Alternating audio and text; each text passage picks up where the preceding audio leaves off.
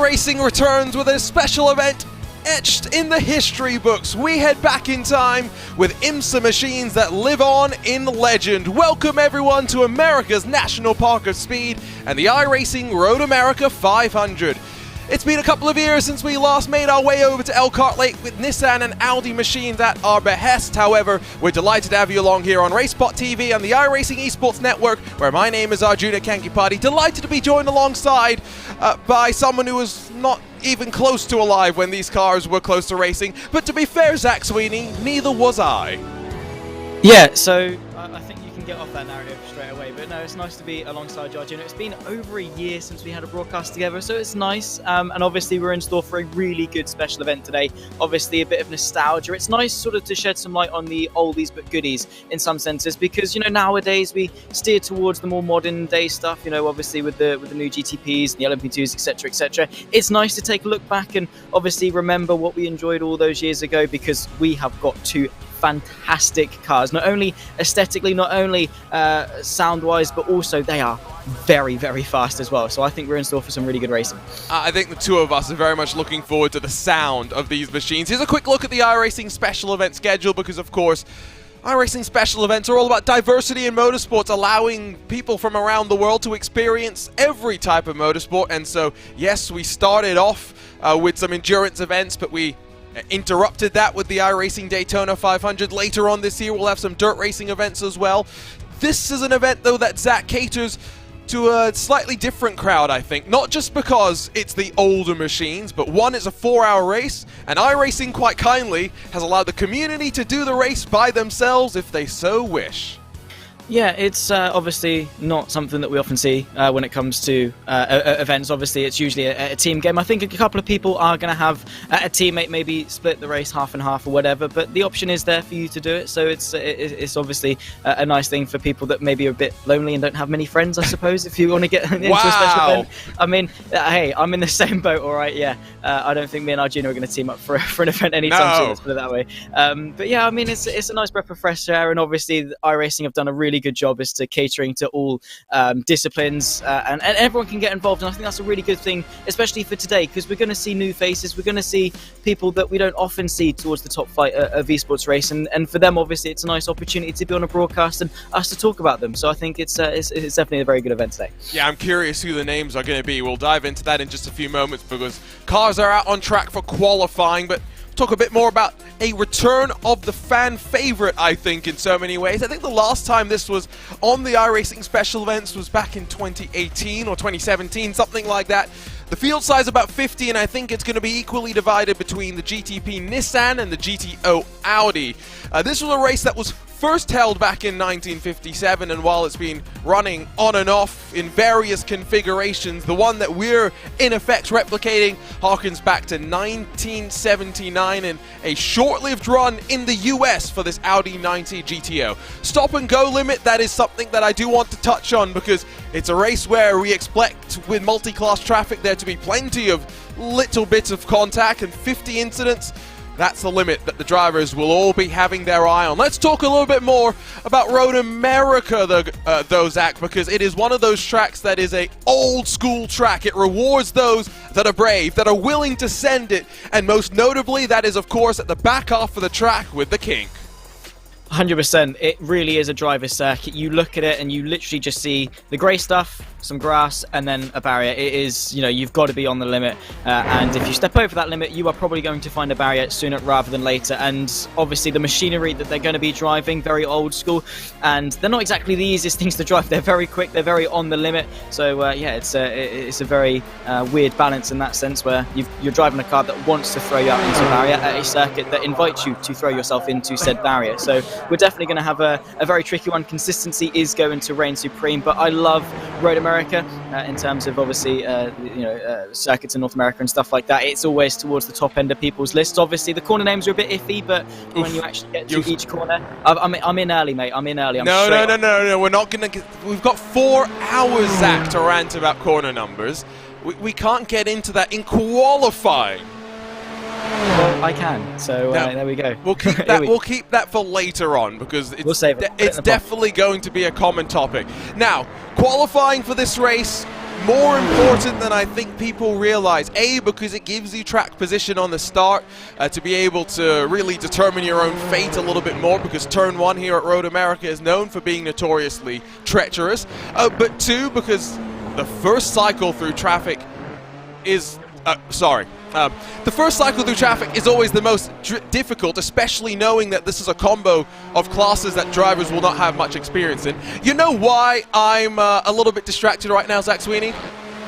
Why is that? The noise? No, that is a wonderful noise, but have you just seen the team name for our current provisional pole position winner in that GTO class? Oh yeah, why is there arbitrary character limits on iRacing team names? I love it. I think it's fantastic. Michael Polishek's about to get an iRacing DM from a certain RaceSpotTV commentator asking, why are you making his life so difficult at 5:36 in the morning? Now, Team PGZ and Marcos Nunez have just gone up to pole in the GTPs.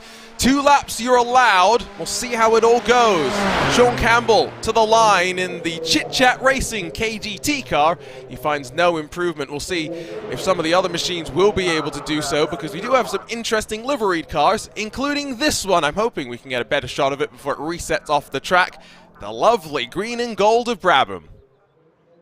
I know you love a bit of Brabham, and obviously that's zero bias for you, but yeah, I love the Brabham Esports livery. It's awesome. I know Mike Yao likes to blab on about it as well, but yeah, I think liveries are always a nice thing, and you know, not oftentimes do liveries work on every car. I mean, I see some people, you know, try and whack a Red Bull livery onto like the Red Bull F1 livery onto like a Ferrari or something like that. It doesn't really work. The way the livery wraps around some of the bodywork doesn't really work. But some of the liveries we've got here today, going back to some old school cars, you know, obviously very different in shape, especially the Audi, very wide, and obviously the Nissan, you know, very sleek and quite boxy around the sides as well. I think there's some liveries that really do work quite well, and Brabham's one of them.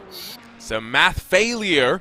No failure out on track, that's for sure, in that 444 as they jump in front of Polishek by, what's that, 15 thousandths of a second. Margin in qualifying, pretty tight, but I think with 50 seconds left to go, we're basically done and dusted. Every driver has either completed their 2 laps or is not going out again. And so our grid is set, Team PGZ on pole in GTP, and math failure on pole in GTO. I'm very curious how this race is going to go, mainly because I've tried driving these cars over the years quite frequently, Zach. I say try driving. That's the operative word right there. I think I'm going to quote you for a second. Those that can't do teach and those that can't teach commentate. And I think that is a very good mantra to adopt when it comes to driving cars like these. I haven't tried them, but obviously when I have dabbled in old school cars before, they're just full of power. They're full of energy. They just want to be thrown around a circuit, and I can't keep up. I physically can't keep up. I know I'm young and I'm meant to have good reflexes, but honestly my arms feel like they're about to snap when you go around some of these circuits with older cars. They're a lot of fun to drive. Some of my favourites are sort of the old DTM cars sort of thing. They're fantastic to drive, but my God, are they scary. Well, these are scary machines, and it's going to be a scary 3 hours and 40 or so minutes for these drivers in this iRacing Road America 500. Let's run you down through the starting grids as we get underway with the old school special event. It's Marcos Nunez that leads us to the green with a 145.213. Sean Campbell will be alongside. He's raced in every basically car that you can think of. Was part of our IMSA Esports Michelin Global Championship. What will he be able to do from the outside of the front row? Fernando Borda, Nick Thiessen, 3rd and 4th position. Nick is part of the wonderful team at ATVO that makes all of these broadcasts possible. We're wishing him the best of luck. Brian Lockwood, former Porsche Esports Super Cup driver, inside of Mark Costers in the Samsoid Kanan Esports car. That one looks very, very good. That's your front 3 rows with Michael Bell and Marjo Tallard. Then on row 7 and 8 in the Team Booster Motorsports and boosted VDS by Undercut Black machines. Pablo Castro will have plenty of people watching on his Twitch channel, so go and watch him if you want to as well.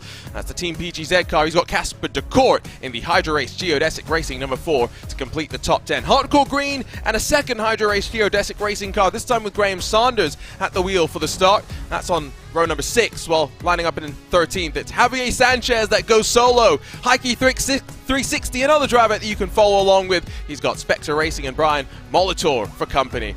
I have no 8-shifter. You don't need an 8-shifter here on iRacing, fortunately, but you do want to avoid the hidden clown on your outside, while Team Greedy and then Not In Vain Racing Lime through your front 9 rows. Behind them, it's Try Hard Batteries, and then ART Sim Racing 4, and then you got the Brabham Esports Gold, Team Jinx Shifter, and then Team Audrius Valentigius and Axiom Motorsports Black through the 24 GTP cars that almost all had times on the board. Christian Macarelli in the North Sim Racing, number 17, and Brewster Carvalho in the Eclipse Racing Team, number 24, complete the large field of GTP machines.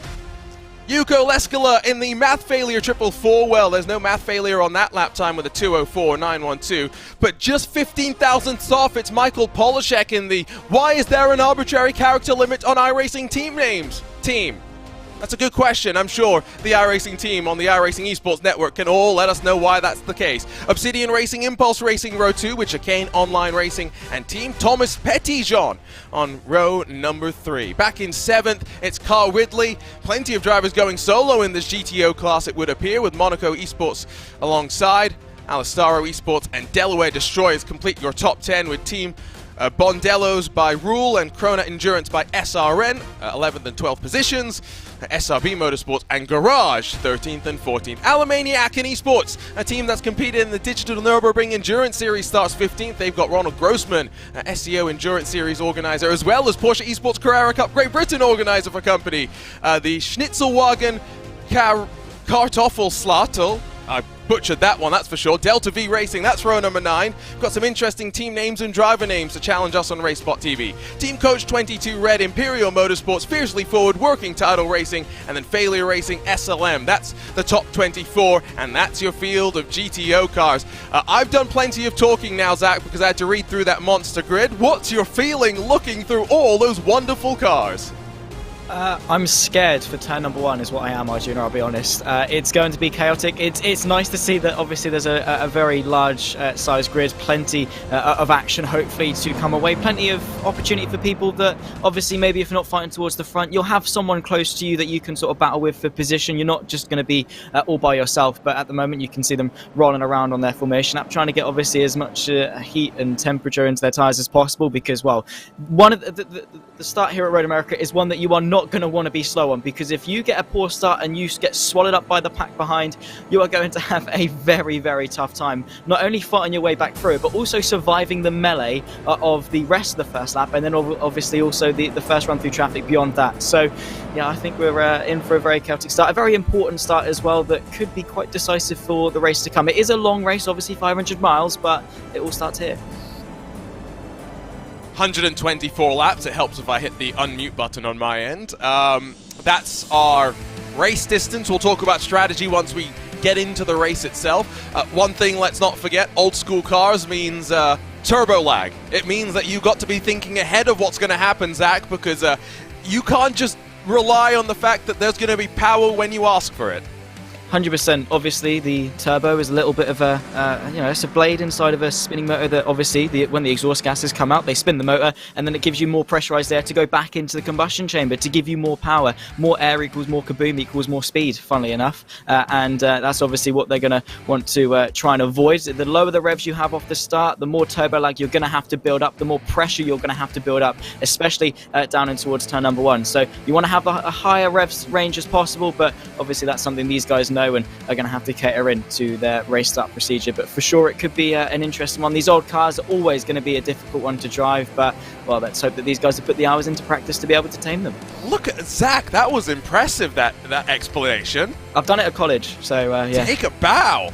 Take a bow. Well, we go back in time for the iRacing Road America 500. It's an event that many drivers have been waiting to see return, and as they head their way up the hill, it's time to get underway for the 2023 iRacing Road America 500.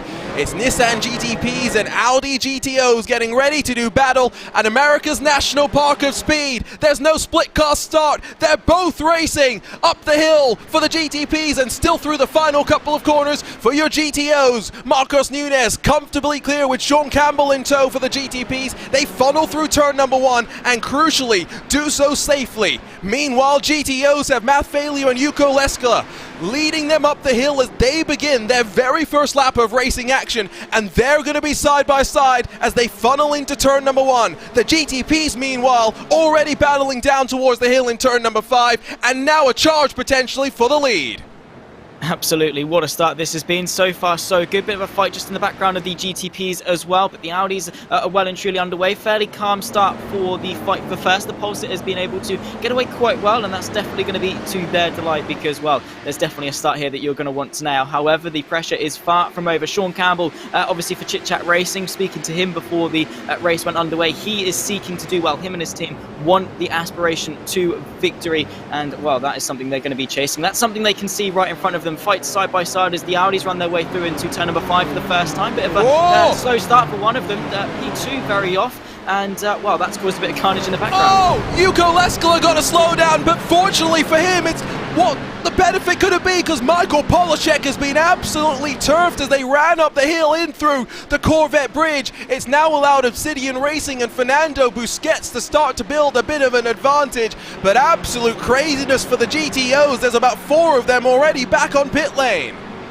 Well, that is not the way that you wanted to get this race underway. Turn number 5, downhill braking zone, of course, is always going to be a bit of a tricky one, but when the fields are this big, as soon as one person messes it all up, pretty much everyone in behind that concertina effect is bound to happen. Weaving, ducking and diving down the pitch straight for Team PGZ, wanting to break the hole in the air that they're making for Chit Chat Racing. They've already been able to break away about a second. A few car links visually you can see to the number 3 machine of Team Fernando Borda, and, well, how interested are these guys going to be in fighting at the moment? Does Sean Campbell want to take the reins up in front? Or does he want to work with Marcus Nunez to build the gap up behind? Either way, you can definitely tell that Nunez is going to fight tooth and nail for that race lead. And really, they're just waiting for the first time that they'll get into the traffic, already starting to break away. And for the second time, Campbell with a half-hearted look down the inside, in through turn 5. You can see there's a couple of GTPs that have had to come down onto pit lane.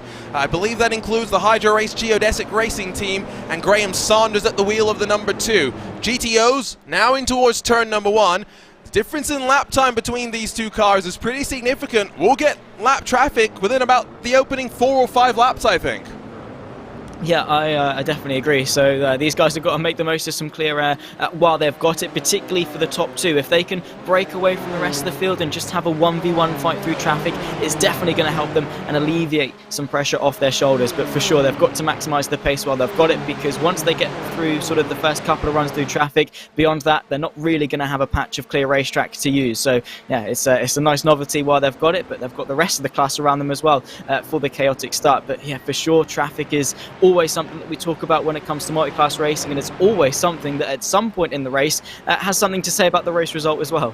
So I think what we should probably do is, knowing how wild the first cycle of traffic is going to be, let's quickly go and hopefully dive through some of the start replays before Sean Campbell gets a little bit too impatient to try and get moves done. This is what happens initially for Florian Boucher in the Schnitzelwagen car with the extra addendum to the team name that I absolutely butchered while reading the grid. Then down the hill into turn number 5. This is where we really expected the major danger to be, and Leandro Andaruti just outbreaks himself, to be fair.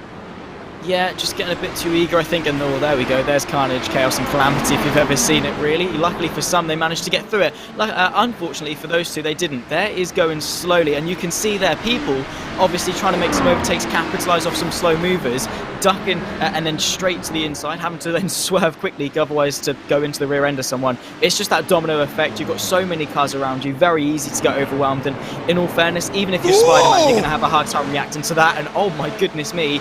Well, that's one way to start things off. That's another way to start things off. Looking like a bit of a washing machine is that Nissan GTP. But, well, yeah, that's... well, I don't really know how to say that, Arjun. It's a race start. I think my sounds tell you the story there for poor Graham Saunders. I'm not sure what more you can do through the kink. It's about as monumental as they come. Catherine Ledge, of course, had her horrific shunt through there all those years ago. But it is an old-school track. There's no tarmac for you to run off into.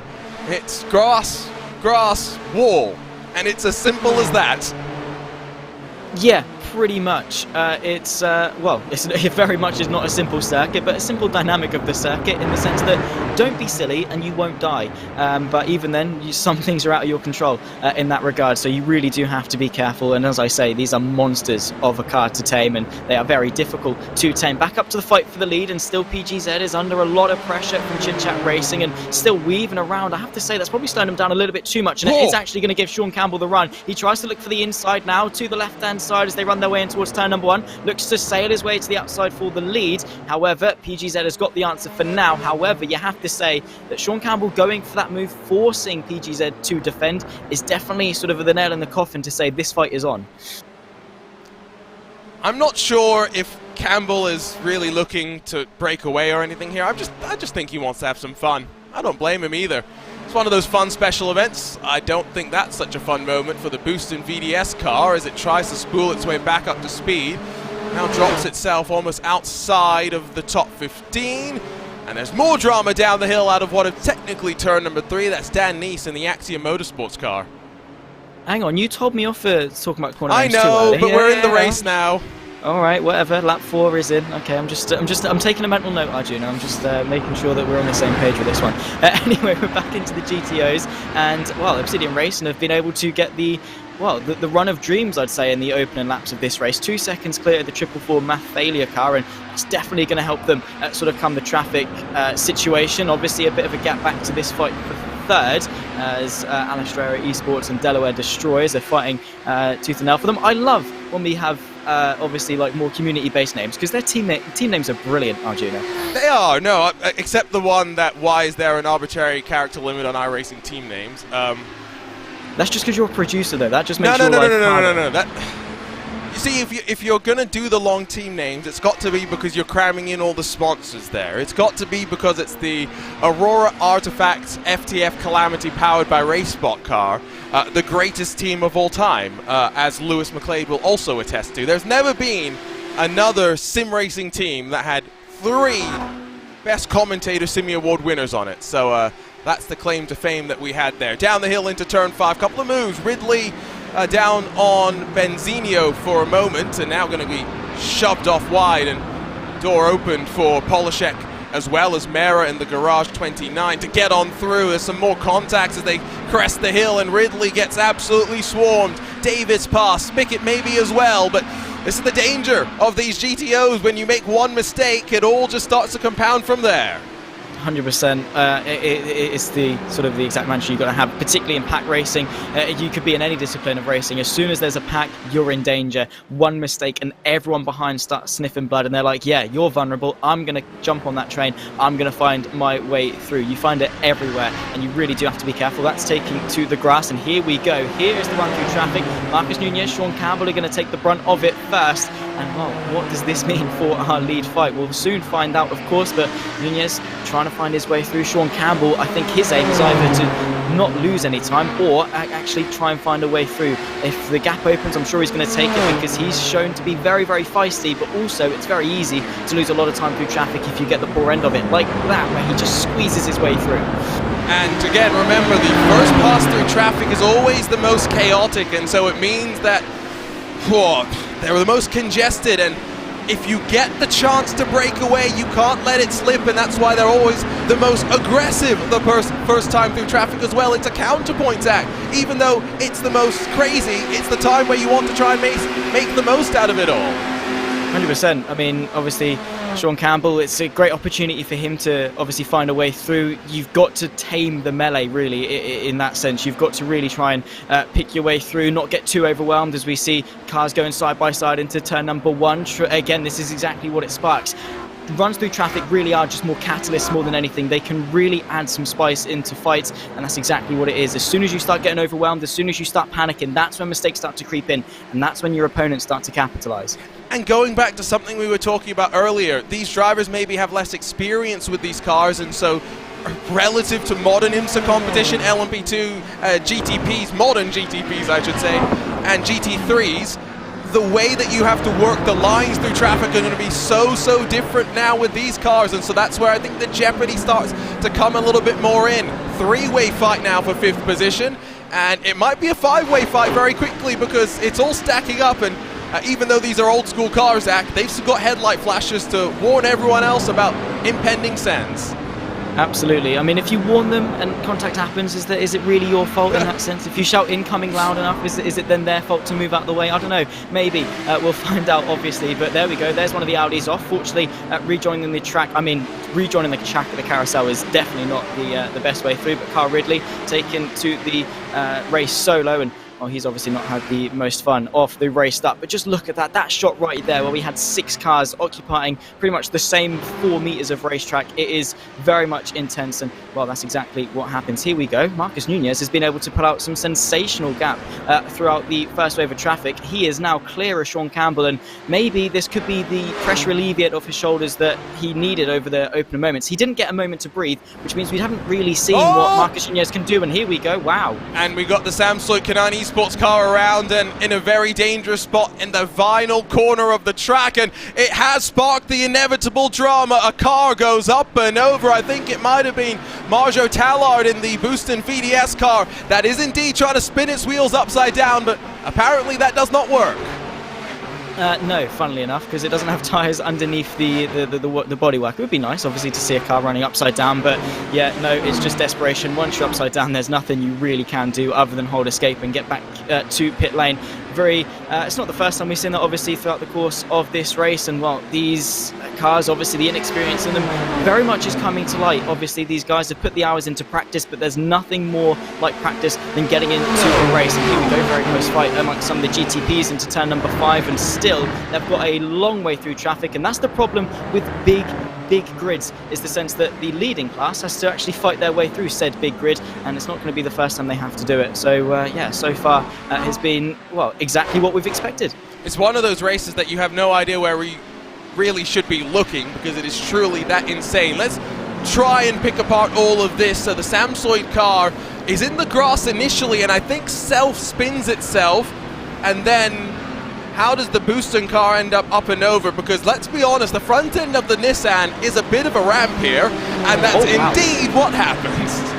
Beautiful. I mean, in the most sadistic way possible. That was gorgeous.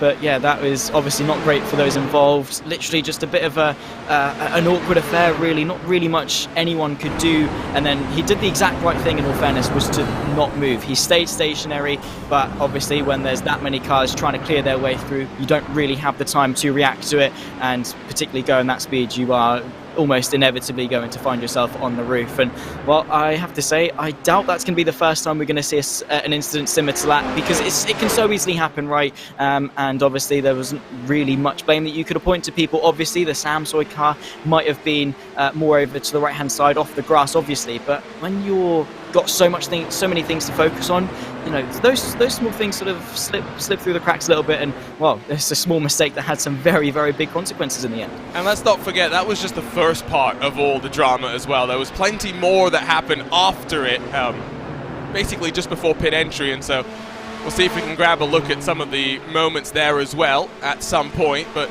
at least for the time being, this is the fight for 7th position. Hardcore Green, Alexander Jachaco and Javier Sanchez. Again, one of the great things about this race is you can do it solo, and so I'm really looking forward to seeing how many drivers are going to take the challenge on of doing all 124 laps solo in the GTP class, about 108 or so for the GTOs, and that's Jake Ward in the Fiercely Forward car. Another one just being caught out with nowhere to go, although I will just point out something that we do tend to say on RaceSpot: the pedals both work in both directions. Yeah, they do. Oftentimes we see it with drivers. As soon as they see a yellow flag, they think floor it and to try and work their way through. If you go slow, you've got more time to react, and well, that's exactly what can happen if you don't slow down enough to accommodate for said yellow flag, because there's something on circuit. As here we go, a bit of a fight for the GTOs through the carousel. Not really any way through, as the GTPs try to work their way all the way around the outside. They've got the aerodynamic capability to do so. This is the fight, the three-way fight, Delaware versus the very long name, and then obviously Monaco Esports just in behind as well. This is a spicy fight, obviously, for a podium place. It means a lot more when you're fighting for some champagne, obviously virtual champagne in this case. I think I need to go find Michael Polishek in the iRacing Nürburgring Endurance Series Discord and give him a very long timeout for this flagrant abuse of team names shenanigans. I'm just going to enjoy tearing into him for 3 and a bit odd hours, if you couldn't tell here.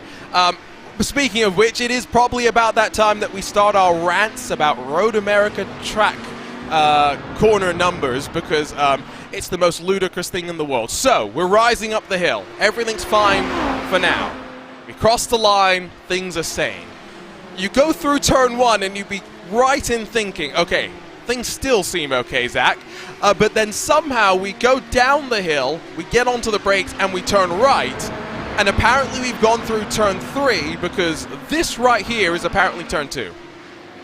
Yeah, it's bizarre. I mean, it's not the worst in terms of North American circuits with the whole like 10A, 10B, 10C malarkey. It is a little bit more tame in that regard, but the way they're classing some of these corners is ridiculous. It's obviously not the first time we've spoken about it. This is the 3rd time already, and we're only on lap 9 of the race, but I don't know what goes through some of these track people's head as the inside. They go into turn number 5, obviously trying to negotiate some lap traffic as people are obviously stricken on the opening laps have come into the pit lane and come back out. They're not looking too good in terms of their shape. But corner names, you know, people have sat around a meeting and gone, yeah, you know what, that's turn number 2. But who in their right mind does that? Insane people. Well, the argument is always made that, oh, it's done by the Marshall Hut numbers, to which I'd say, as a driver, as an engineer, I don't really care about your Marshall numbers. I just care about corner numbers. And when you're turning the steering wheel. Yes, no, exactly. Anyway, it is what it is. We'll leave it aside because we will talk about it more. There's plenty more examples at Road America that make absolutely no sense. Meanwhile, as this fight for 3rd in the GTO class continues to work its way in towards Canada corner, fight for the lead in GTP is starting to come back down. There are 10 laps into the run for Sean Campbell and Marcos Nunez, and in the case of Nunez, I know for sure that he is doing this race solo. In the case of Sean Campbell, I believe he is doing the race solo. So these are 2 drivers that have got to keep their focus for 3 and a bit odd hours. But these are probably 2 of the drivers I'm the least concerned about keeping their focus for that amount of time. One driver I am quite concerned about, I'm going to throw him under the bus, Pablo Castro, mainly just because I'm worried about what his Twitch chat is going to do in distracting him. Oh, 100%. It's so dangerous. You literally glance away for just 1 second. You think you're safe on a straight. You glance away. Suddenly, your right hand down into the barrier. It can very easily happen. We've obviously seen it with a lot of Twitch chat streamers where they're like, oh yeah, I'll glance over, see what chat's saying. They respond to it, and bam, and they're in the barrier. It's a very quick way to throw away your race, and hopefully Castro can keep his concentration. And while it's nice that he's showing his perspective, it's obviously a good thing for sim racing to have that perspective and to make the drivers feel more human, because right now for some people he's just a name on the screen and a virtual driver turning a wheel. Obviously he's not really got much personality to him, so to have a Twitch stream, it's nice as a way to him to engage with people. However, it might not be too good for his racing career. I mean, we say that he's up 3 places, he's in 6th place, and there's still a long way to go. However, there's still a long way to go, in which case the Twitch chat can try and distract him. We see it sometimes with like donation sounds and things like that as well, where you can really throw people off their game. But hopefully Castro's to the wise of that, and he's got the experience to not throw away his special event chances by glancing over to read some Twitch chat. Well, let's see if there have been a couple more cars that have had their chances thrown away, maybe through no fault of their own. Now, I wasn't sure if there was a GTP down the inside. It did distinctly look like a lack of turn-in. And no, there was a GTP car, but I think that incident was going to occur regardless. Yeah, I think...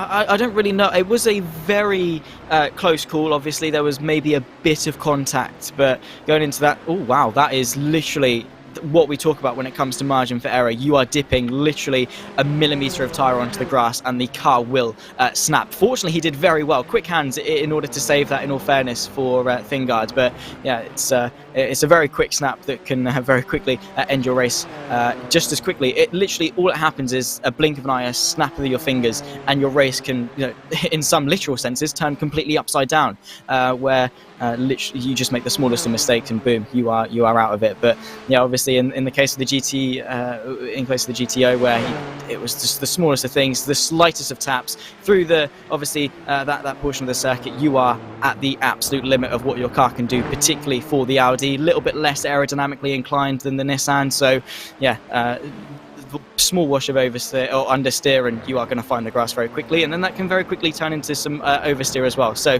there's a lot to battle when it comes to Road America, but well, everyone knows that. interesting seeing some of the classic colors and touches that drivers have added to their liveries. I'm pretty sure that's a swash of British racing green. It's hard to tell, but it looks more green than black. Like it's an interesting. Don't ask me. Do not ask me, Arjuna. You know full well what I'm like. We know you struggle with many things, including knowing what track we're at. I'm surprised you know what Road America is, to be honest. Honestly, I thought we were going to Sebring. I'll be honest. Yeah, honestly. At least you're steering into the joke now. What other interesting paint schemes do we have? Well, I think have already thrown my bias out there. Not just because I got a very comfortable hoodie. Very, very comfortable hoodie from the wonderful guys at Brabham Esports, but I do love myself a bit of the green and the gold. To be fair, I don't know what it is, Zach, but my affinity for British racing green in the last 3 years has gone up dramatically. It's a nice colour, you know. We Brits, we do it right. We know what we're talking about, and obviously Brabham know exactly what they're talking about. It's a simple livery with just the gold racing stripe going down the middle. Classic. Less is best, right? In that sense, Brabham, it just looks great. I know Mike Yow's in the YouTube chat. He's going to be loving the publicity that they're getting, particularly with their clothing branch with you. Obviously, very happy with your Brabham Esports hoodie, which is fair enough. Any teams, you know, shout out. I'd love to also spoil you in some broadcasts as well, but that's probably not going to happen because my name is not Arjuna Kankapati and I don't have a simi. Yeah, I was going to say you need the simi award. Although now I need a second because clearly that's why Lewis is getting all the goodies from some of the different teams at this point. Brabham Esports as well. Zach, this is why we commentators do our research. Did you know, knowing full well that I know, that Jeff Brabham won here at Road America three different times, twice in a Nissan GTP in the Road America 500? Yes, I did know that, actually, very much. Thank you. Because I was looking at the stats for the Nissan. I was like, oh, Brabham. We've got a Brabham Esports in sim racing. So, yeah, nice. So, yes, I did know that. That's why it was so nice to have Brabham be part of our IMSA Esports Michelin Global Championship as well. Now, this fight for third has the Monaco Esports car trying to look past Delaware Destroyers, but that's all the while with Pablo Castro working on through. I was talking with my friends about Brabham Esports yesterday, and just some of them didn't realize Brabham was even had an esports team, which clearly means that we've got to get more hoodies into the hands of commentators so that everyone can be more aware. However, while that's all been going on, and we've been trying to shill for more merchandise, Fernando Borda in the wonderfully liveried Argentina car has had a bit of a spill and is now dropped outside of the top 3 spots, I think. Yeah, he's now obviously down to 5th place. He's got a bit of a gap back to Pablo Castro for 6th, about 1.3 seconds, which is not the biggest gap in the world, but obviously the number 3 machine is going to want more. Here we go, this happened to him a little bit earlier on. This is how it happened. Love obviously the flag colours from Argentina. Going through all fine now. Oh, wow. Not even onto the grass or anything, just too much curb, and the car was just way too unsettled. That is, I have to say, that's a bizarre incident. Let's take one more look at it. Wow. Is it the way that the car bottoms out as well? I'm not sure. For those that are wondering where this livery comes from, it's from our VCO Cup of Nations that, of course, Williams Esports put on for a couple of years, and the wonderful team at iLiveries gave us a smashing swath of liveries for all the different countries that competed. Now, side by side, cresting over the hill, it's Pablo Castro on the outside. Fernando Borda down low as they try and sweep their way in towards turn 1. Still trying to get back up to speed after that mistake. Let's not forget the tires maybe still screaming out a little bit. Borda just slots back into line. Yeah, obviously doesn't really want to fight too much at this stage. You're not really going to be doing yourself any favours from fighting tooth and nail. He knows he's a little bit shaken. There's a car very shaken on the back straight. Oh, wow. That is the Trek Esports car of Nick Thiessen, and that now means that Pablo Castro gets a podium, because I'm not sure exactly what happens, has happened, but it seems like 3rd is the spot that no one wants to be in now. Yeah, it's slightly cursed, whether that you believe in those conspiracies or not. But, well, here we go, Castro. Let's hope he is very much focused on his driving as opposed to his Twitch chat now, because the stakes have just ramped up even more. And it does mean that Fernando Borda is probably going to be kicking himself in the sense that he gave that position up so easily. And you can see he's very eager to get past that Audi and stay on the back of Pablo Castro as well in this fight for 3rd. But, yeah, very peculiar incident. And, well, I guess it's just adding to the tally. You are probably going to run out of paper if you try and keep a note of every single incident that happens over the course of the next just shy of just over 100 laps of racing action. It's going to be action-packed, it's going to be chaotic, and wow, that is a big shame so early on for Nick Thisson, who I have to say he's done quite a good few performances here at Road America. I remember in Friday Night Prime Time where he put on a very good show in some touring cars, but today doesn't quite seem his day, at least for now. So let's go back and take a look at the replay machine and pick up what happened. It's out of that turn 3 complex, and it's Michael Bell in front that tries to get on through. There's a big old swap of netcode between the two of them, and to be fair, can't put the blame on either of them for trying to just get past some traffic. Yeah, it's again just one of those small things that exaggerate themselves into even bigger things, and yeah, it's easily done. Here we go. There's some side-by-side moments trying to fight their way through some traffic. This is between I Have No Hate Shifter and obviously Try Hard Batteries, as putting their way into the pit lane, understandably so, to repair some damage. The fight for 11th rages on then, and once again the second run through traffic at this point, and well, it's already sparking some more carnage and chaos. You got Stefan Warkup in the Brabham Esports car that's just gone past Christian Macarelli's North Sim racing machine as well behind. There's plenty of action, but I wonder how much attrition we've already seen in this opening 15 laps or so. We had 50 take the green flag, and we're down to 43 out there and running, but in terms of GTOs, that's where the majority of the cars seem to have been taken out of. We're down to 17 left running on the lead lap. One thing to note as well, our next iRacing special event is our trip over to the Green Hell, and it was just announced this past week that we're adding another class to the mix. We're going to have not just the GT3s, 911 Cup cars, GT4s and TCRs, Zach, but we're also going to have the GR86 join the fun for 5 different classes.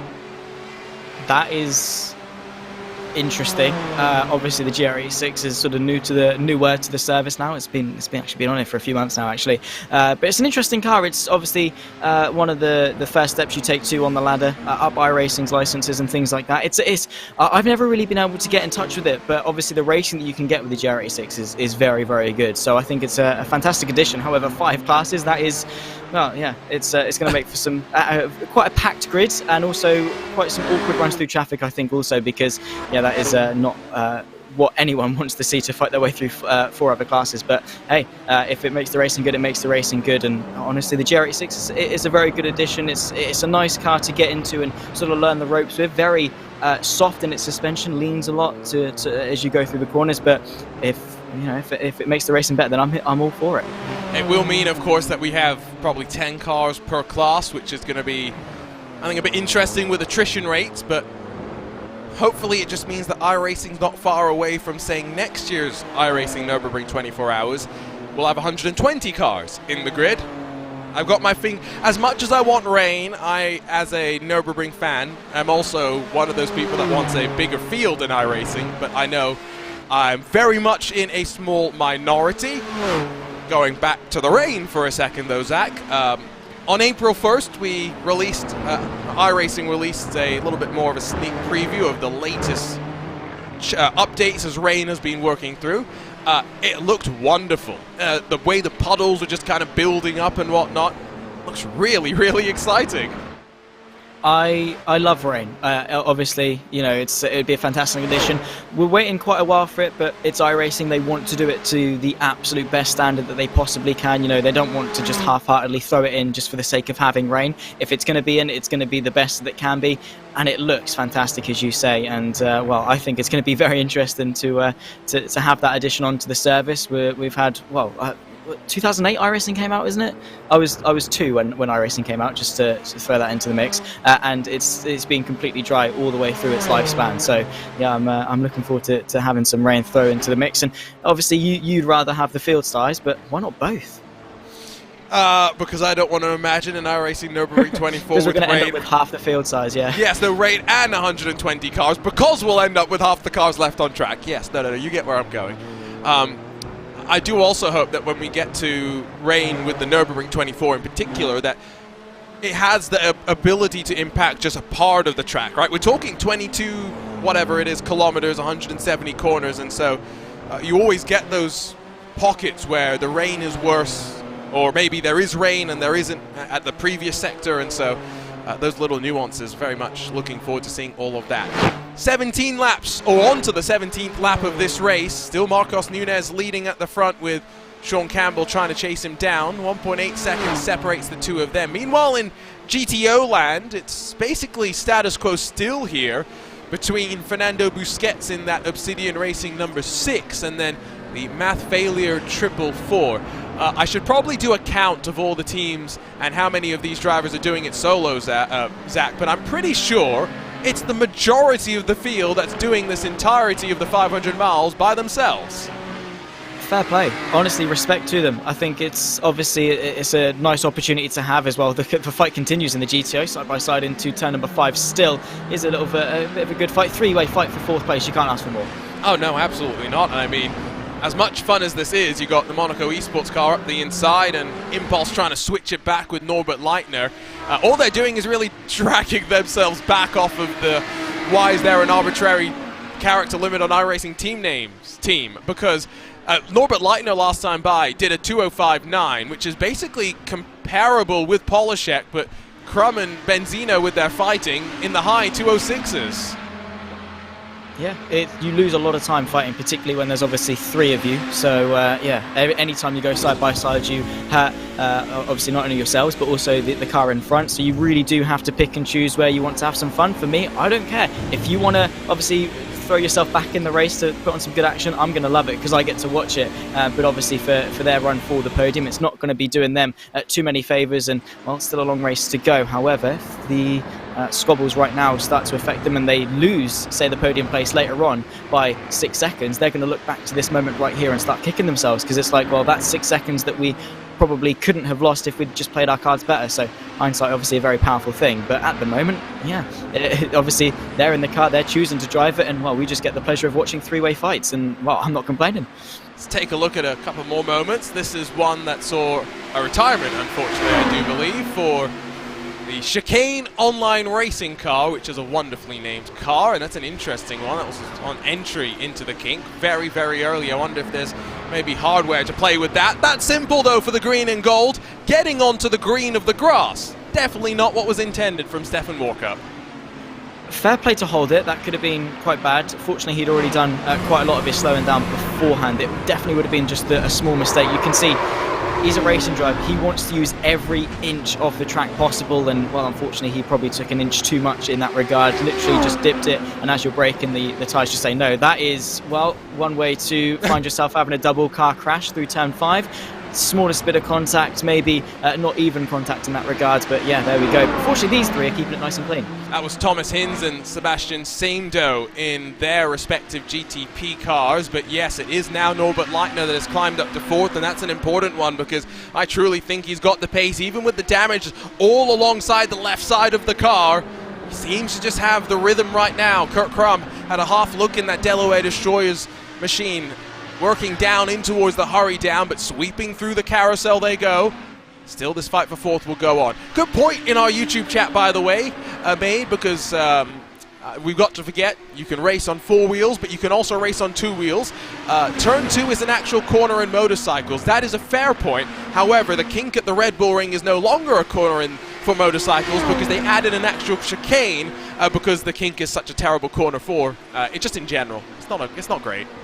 Was it Rossi that went flying a couple of years ago or last year into turn 3 at the Red Bull Ring because of the kink, and he just had so much speed and he just went flying off into people? It can't have been Rossi last year.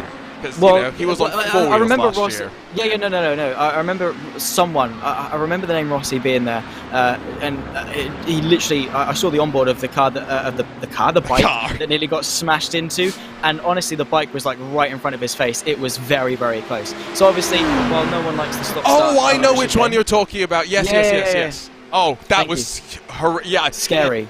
It wasn't Rossi, but horrifically terrifying. Oh, now you've just reminded me how scary that one was. Impulse passed back by Delaware Destroyers. They're just going back and forth, and continuing to bleed time. Now 5 and a bit seconds off of the back of Polishek. Yeah, now that you've reminded me of that incident, I remember just how bad it is. There's been some drama for Javier Sanchez, whose solo attempt fortunately does not seem to be over. Yeah, well, he's obviously having that determination. Oh my word. Rejoining the circuit is always a sketchy one, but you've got to make use of your 3 black box and obviously see the relatives to cars behind. Fortunately, people were able to react. This is how it happened. Wow. Yeah, that is similar to what we saw quite towards the start of the race, just a little bit faster, and it just took way too much of the grass trying to get through on some GTO traffic. There we go. He just got a bit too greedy, I think. I love that look from up above because it just shows you how much he was trying to push as well. Sanchez is always a wheeler no matter what car you throw him. And you've had the pleasure of being part of our Friday night primetime. We've seen Javier be part of plenty of that. The driver, though, that most impressed us on Friday night primetime, let's be perfectly honest, though, is Ade Coba Lopez. Because no matter what we decide to broadcast, he's there and he's at the front. Yeah, I think there are a lot of people that sort of have that. Also, remember with Valentin Boni as well, where, you know, he jumps into, obviously we did the IMSA iRacing series last season. He was there, he was fighting towards the front and was always there, narrowly missing out on a couple of wins. Is into the pit lane, kick-starting what is, I expected to be quite an early pit stop sequence. Obviously lap 20, I was expecting people to go in sort of lap 23, 24 sort of region. One more Team VGC car coming in just at the end of lap 20. Be interesting to see what knock-on effect this has, particularly with Sean Campbell going the lap later, or potentially even laps later as well. So yeah, division in strategies between the top 2. So let's watch as Marcos Nunes finds his way into the box and instantly throws himself up on the jack to get 4 fresh, I guess, Goodyear tires back in the day. Yeah, Goodyear, I think that's the case. Nunes followed in by Fernando Borda as well, but not sure who else we're really going to see. That's relatively quick to change all 4 tires, about 16 seconds or so before the PGZ car drops, and now just taking on fuel, it would seem, as he waits to roll. Yeah, pretty much. You do a full tank, you come in as soon as the tank's empty, you can change tyres at every stop. But again, as I said, that's quite early. Sean Campbell was saying he could sort of do 23, 24, you know, fairly comfortably if you save a little bit here and there. So yeah, that is a very interesting one for obviously the division and the difference in pit strategies, which even in the old school cars we're sort of getting. And I think it goes back to what we were saying about inexperience, in all fairness. You know, these guys, they've not done an extensive amount of races where they can perfect the strategy. Nowadays, with sort of what we're having with the BMW, the LMP2s and the GT cars, obviously you know sort of roughly whereabouts you're going to come into the pit lane. You know what to do. You've got that experience. I'll put a counterpoint to you. Maybe this is more about realizing that, especially knowing how much power these cars have, could Marcos Nunes just feel that after 20 laps he's had enough of how the rear feels, and then it's pretty safe for him to come on in? If Sean Campbell, did he say 22 or 23 laps? 24. He said 24. Okay, so 4 laps difference across of, what's it going to be, 6 pit stops? That works out to be a full pit stop, doesn't it? So maybe Sean Campbell is thinking about doing a fuel save, and Marcos Nunes was not. If in doubt, flat out maybe. Just drive fast. Well, I'm trying to justify why you'd come in potentially 4 laps earlier, because that does seem a bit early, especially if it bears out to be that many laps in terms of pit stops. Maybe Campbell's lying, trying to throw us off our game and be like, oh yeah, no, Sean Campbell's usually pretty good about feeding accurate information. There are definitely sim racers out there that would love to feed you a bill of fake goods, but Campbell's not one of them. Garage is 29, back up in front of the 22 Krona Endurance by SRN, piloted right now by Corey Davis. So continued fighting up and down through the field. But this is why we love endurance racing, Zach, is that we get strategy battles like this. Yeah, we get to be very, very confused, which it's great. Obviously, we like to be as accurate as we can with our predictions, but these guys, they've done the hours of practice. They've obviously might just be winging it. They might just be going, you know what, we'll see what happens. It causes that division. It causes that rifts between some of the top contending teams. And I love it because most of the time there's more than one way to get to the right answer, whether you sort of come in earlier, later, on sequence. Chances are at some point it might actually funnel in to be quite close towards the end. And yeah, honestly, I like to see the division in endurance racing, because all the time, you know, you can't outdrive a bad strategy. Right. I think we've got to answer a question, and it is the most important question that we will answer today in the world. which car sounds better, okay? We're going to go on board with both cars for a moment. Let's just listen. So that's Lolo Benzino out of the kink. What do you feel just hearing the Audi here, Zach? Well, I don't think it's broadcast friendly to describe what I feel when I hear the Audi. I love it. It's obviously the inline 5, 2.2 litre, 709 brake horsepower going through all four wheels. I love it. Honestly, the Nissan sounds great, but the Audi, obviously hearing the boost build up, and then obviously as you lift the turbo flutter, it's a car guy's dream. Right. So that's the Audi. I just love the way it sounds on shifts as well. Let's not forget that in the real world, this is the days where your right foot not just on throttle, on brake as well. Let's check in with Sean Campbell. Let's just listen for a sec.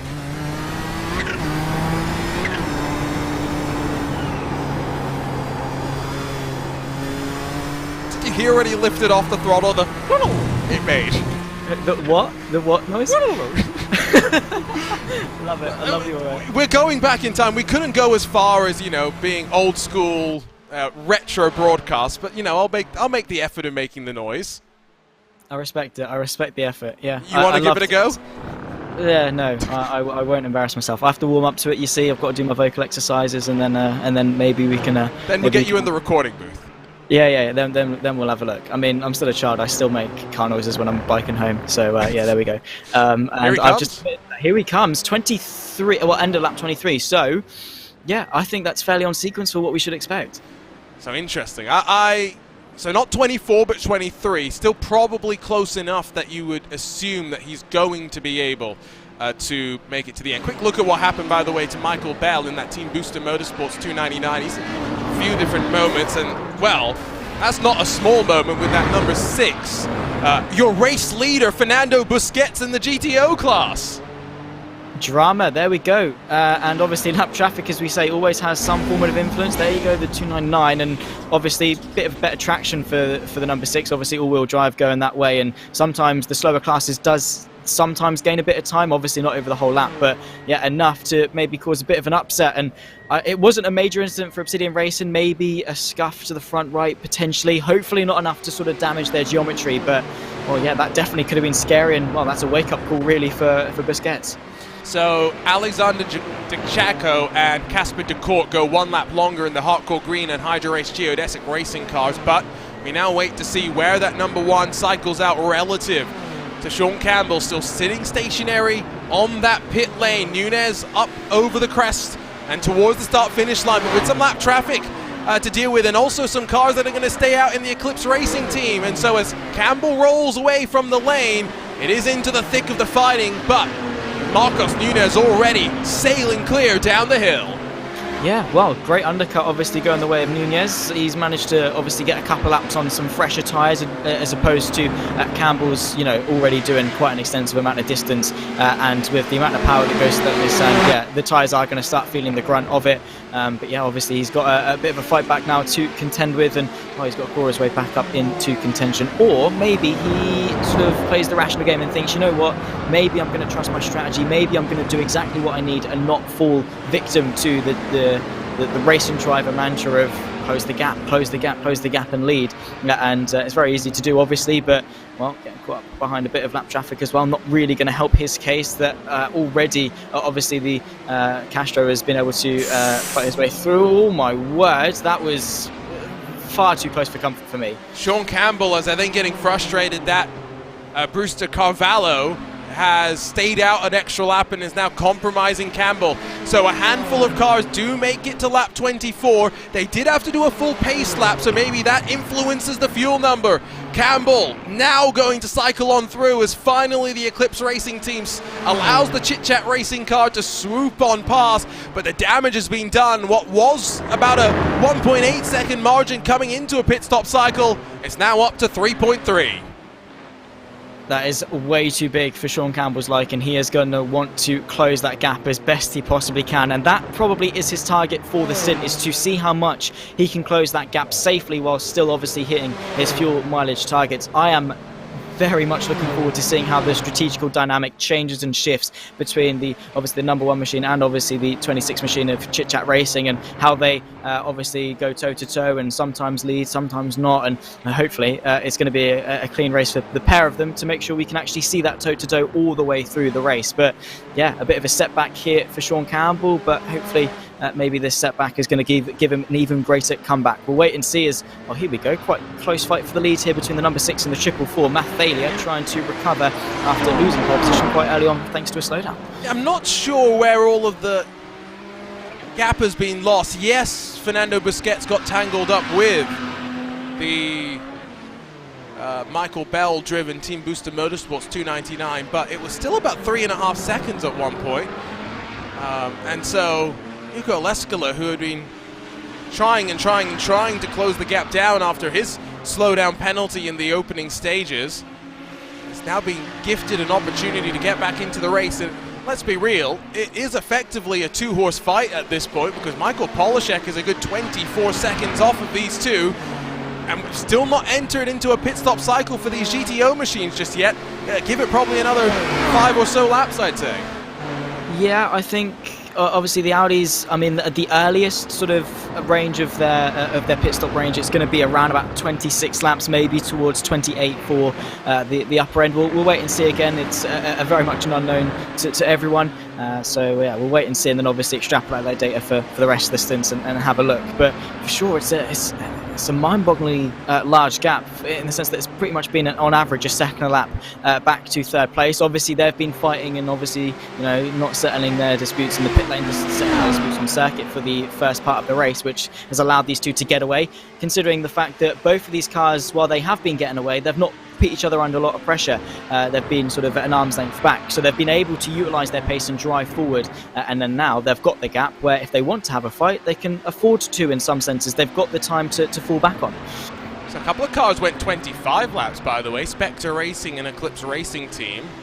So that is a very long stint. Marcos Nunez, again, remember, 5 laps into his run already.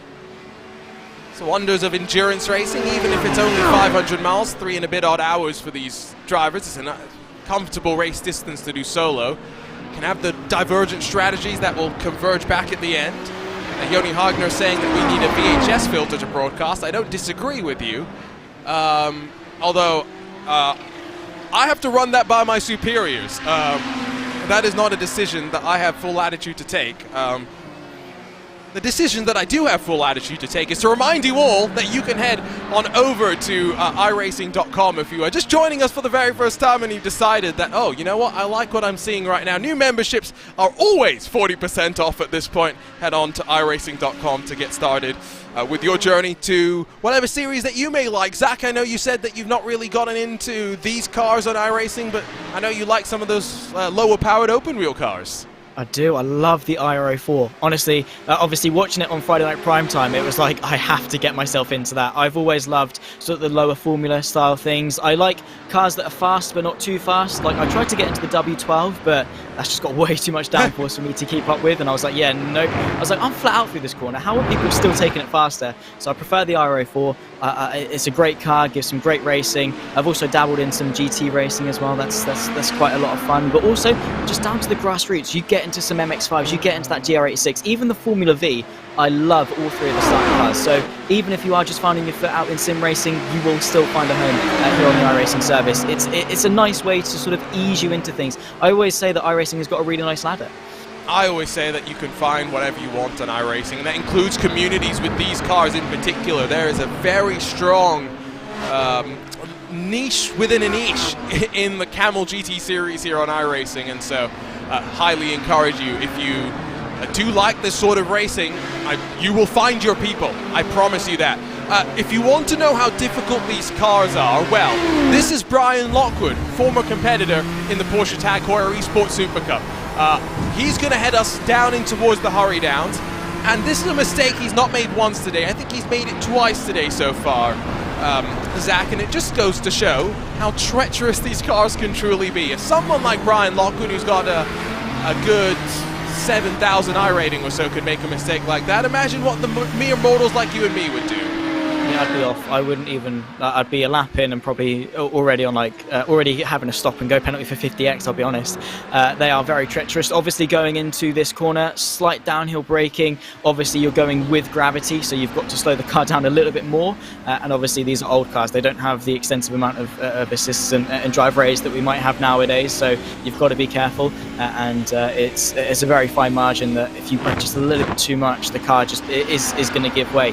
A lot of power, a lot of speed, and well, yeah, it's very easily done. And unfortunately, you know, you're only human, right? It doesn't matter who you are, whatever your iRating is. Your mistakes are going to start to creep in, and well, hopefully it's not going to be a similar case for the rest of the race, because it really is going to be a race of attrition. Not only the physical wear of the cars and the track getting to you, but also that mental fatigue. A lot of these guys going at it alone, as we've said. That mental fatigue, as you sort of start to wander, you start to get tired, you start to maybe doubt yourself or whatever, that is really going to start taking a toll as well. So today it's a battle on all fronts, both physical and mental. There's a lot of conflict going on. Still no pit stop entry for your leaders, but Kurt Crumman, that Delaware Destroyer's car, has already come to pit lane, and so as we end the first hour or so of racing action, these GTO machines get ready to come on down. Mental fatigue and focus is so under-talked about, I think, at some level in sim racing. That's why so many professional esports teams are not just focused on driver development in terms of getting them quicker on track, but how they can improve physical fitness, mental fitness as well. Brendan Lee is someone that has talked a lot about how his physical fitness plays a big part in transforming his esports journey, and so I definitely encourage you to go learn a little bit more about that. Of course, so many of these professional teams using so many tools as well. I think Jukka Leskila is going to play this one smart. I don't think he's going to force the issue heading into this first pit stop cycle of the race.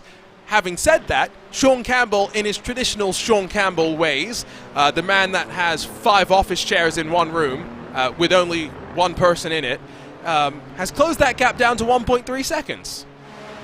Fair play to him. It was, what, about 3.5 when he left the pit lane? Sort of, wow, already he's closing the gap, and that is very, very impressive. It just shows that... Jukka Leskila has gone around, and the math failure car has had more drama. Huge moment. That is not somewhere I'd want to reverse back onto the circuit with. He's on the infield section. Obviously, the racing line takes you right around that place, so he's got to be very careful. Here's how it happened. He did try to force the issue, and they did come to blows. Unfortunately, it's the worst end for the 444. Yeah, there's not a lot of margin through the carousel, and, well, you're going side by side there. How do you really call that? I don't really know how to. I don't think Leskila does anything wrong in this situation. I mean, we'll get a look on board with Fernando Busquets, as he's the one that gets escorted wide initially, but I mean, Leskila's clear. It's desperate. Yeah, it's desperate from the Obsidian Racing car. It's desperation where he didn't really need to be desperate. Obviously, the Nissan was on the inside, which sort of manufactured this gap on the inside that he could maybe fill, and fair play as sort of a racing driver, you're going to want to go for that. But in obviously Jukka Leskila's mind, it's a case of, well, I'm in front, I'm going to take the racing line and through one of the fastest corners on the circuit, and now into the pit lane. Maybe he's cutting his losses, maybe this is scheduled. Oh yeah, I totally forgot we're in the pit stop cycle. I was so worried about the damage on his car. Good point, and I think this is actually a great position for him to come in and assess what he wants to do for the rest of the race. Back up front, because it's within half a second. As all of that was going on, Sean Campbell continues to hunt, and Marcos Nunez starts to feel the heat. Absolutely, the pressure is starting to rise. The tensions also with that, pretty much hand in hand, the pair of them. Marcos Nunez, he sort of had that margin to breathe with, and well, now maybe he's got to get back into the sort of open the laps of this race. That mindset that he was in is a case of, I have Sean Campbell behind me. This is not going to be easy. They battle their way down the pit straight, of course, getting through the traffic fairly cleanly, and now the gap is closing. He is, well, locked on to that rear wing of the Team PGZ car, and Sean Campbell, you give him that motivation, you give him that drive, and he is going to take that with both hands and say, you know what, I've got a gap to close, and it's going to be closed. Let's check in with the wonderfully liveried Argentina car. It's a shame we don't get more of this. We have it with the Calcia team sometimes in their Spanish liveried car, but what happens to Fernando Borda? There's a braking zone somewhere there. And how does he not get clipped in that right front as 2 GTOs went side by side past him? Yeah, it's always sketchy when you're trying to lap some people that are fighting, and there we go, just too late on the brakes. Obviously trying to lap them before he went onto the braking zone. That was scary for that orange car on the left-hand side. He would have been, well, he had to thread the needle. He had a stricken Nissan to his left and, well, his competitor to the right. So, yeah, scary moment, one that racing drivers don't often like to be in, but fortunately no harm, no foul went on. Well, and it got worse, sorry. I was just trying to grab a look at what happened later on the lap, and it's the same. It's the same cars, unfortunately, that get tangled here. And I mean, I'm not going to try and place the blame on anyone. The lights are flashing, but Fernando, that doesn't mean that you can just blast on through. He doesn't do anything wrong. Sean Campbell just makes a mistake in live pictures. Marcos Nunez goes off as well. The race leaders tangle with one another. Yeah, they tried to go side by side into Canada corner, and obviously one of them drifted out to the left-hand side. Sean Campbell got tagged, and then obviously they both went in sideways, and well, that's one way for what could have been a very, very good fight to come to a very, very swift conclusion. 1.1 seconds still is the gap, so they've both managed to carry on as they were, which is obviously fortunate for them, but now they've got a bit of lap traffic in between them, and well, this is a little bit different in the sense that the lap traffic isn't significantly slower. Fortunately, he's just going to let him through with quite some ease, and well, this is how it happened. So on to the, and Nunez is just coming across the line all the time. I mean, what does Fernando Alonso say? All the time, you must leave the space. I don't think there was a space left there. Yeah, I think maybe in Nunez's head he had the margin to be able to pull back to the left-hand side and take the racing line, but it's always better to be on the safer end. Better to be safe than sorry. You're better off just staying more to the right-hand side and giving your competitor the space. But let's be honest, these two are going toe-to-toe. They're realistically, at least at this stage, the only two cars that are in contention for the race lead. They both want it dearly. They're both hungry, and well, they're not going to throw away their shot in that regard. And going slowly, I think that's a nice gesture from Nunez to say, you know what, yeah, I'm sorry, mate. You can take the lead, and we'll continue this fight later on. I have no doubt that this is the fight that will continue. Sean may have the pace advantage for now, but how long was that going to last? Yodi Hagler says you can drive side by side the whole lap here with the Audi. There is a YouTube video. I believe that, especially knowing how the Camel, again, Camel GT, one of the best communities that we have on iRacing, is that, I believe, is Rebecca Light in the working title racing Audi that's just trying to limp it back to the pit lane. Meanwhile, GTO pit cycle well and truly working its way through, and Fernando Busquets has emerged from pit lane a full 7 seconds clear of math failure. However, that gap is being cut in half, and so once again the 444 Yuka Lescalo will try and get to work on closing to the net race leader. Similar to what Sean Campbell did after a slower stop, you get that. You know, there's two ways you can take that. You can take it as I feel sorry for myself. I could be leading the race, and you know, start having those doubts and drive slow for the rest of the race and let it affect you. Or you can say, you can take that, you can grab it by the throat and say, you know what, no, I'm not going to let this ruin my race. I'm going to use this as my fuel to charge the comeback. And that's exactly what Yuka Lescalo is going to have to do in that 444 car, is to take it and say, no, this is my race, this is my moment, and I'm going to fight back. Yes, things haven't gone my way so far, but I am on a charge and I'm going to get back into it. It goes back to the mental game and things like that. How do you let incidents affect you? The great will say, yeah, no, I'm doing this and I'm going to claw it back, and that is exactly what Lescalo is so far doing and has to do in order to capitalise and get back in front. So I think it is that fight, while we did see them come to blows, it's far from over, and I think they're going to come back even more feisty. I'm very curious how that affects your mentality as well the next time you go and fight with that same driver, because I know from personal experience, I used to be quite hot under the collar. I was pretty poor at controlling my emotions behind the wheel of the car, and so that tended to affect me, as that's Butch Burning in the Spectre racing car trying to get back up to speed after a bit of a spill of his own. There are some drivers that deal with that, deal with difficult moments better than others. I'm trying to say I was pretty poor at it. I wonder what Sean Campbell and Marcos Nunez are like in terms of that regard. Quick look at what happened to the Spectre racing machine. It's in towards Canada corner, and it looks like it might be by himself, just getting off into the gravel. Yeah, I think that was the case. Yeah, it exactly is the case. There's no two ways about it.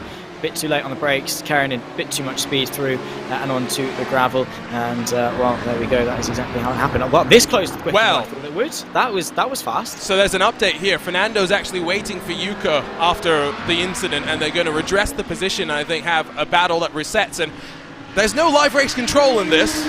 Great sportsmanship. I mean, take a bow. This is what the iRacing special events are meant to be about.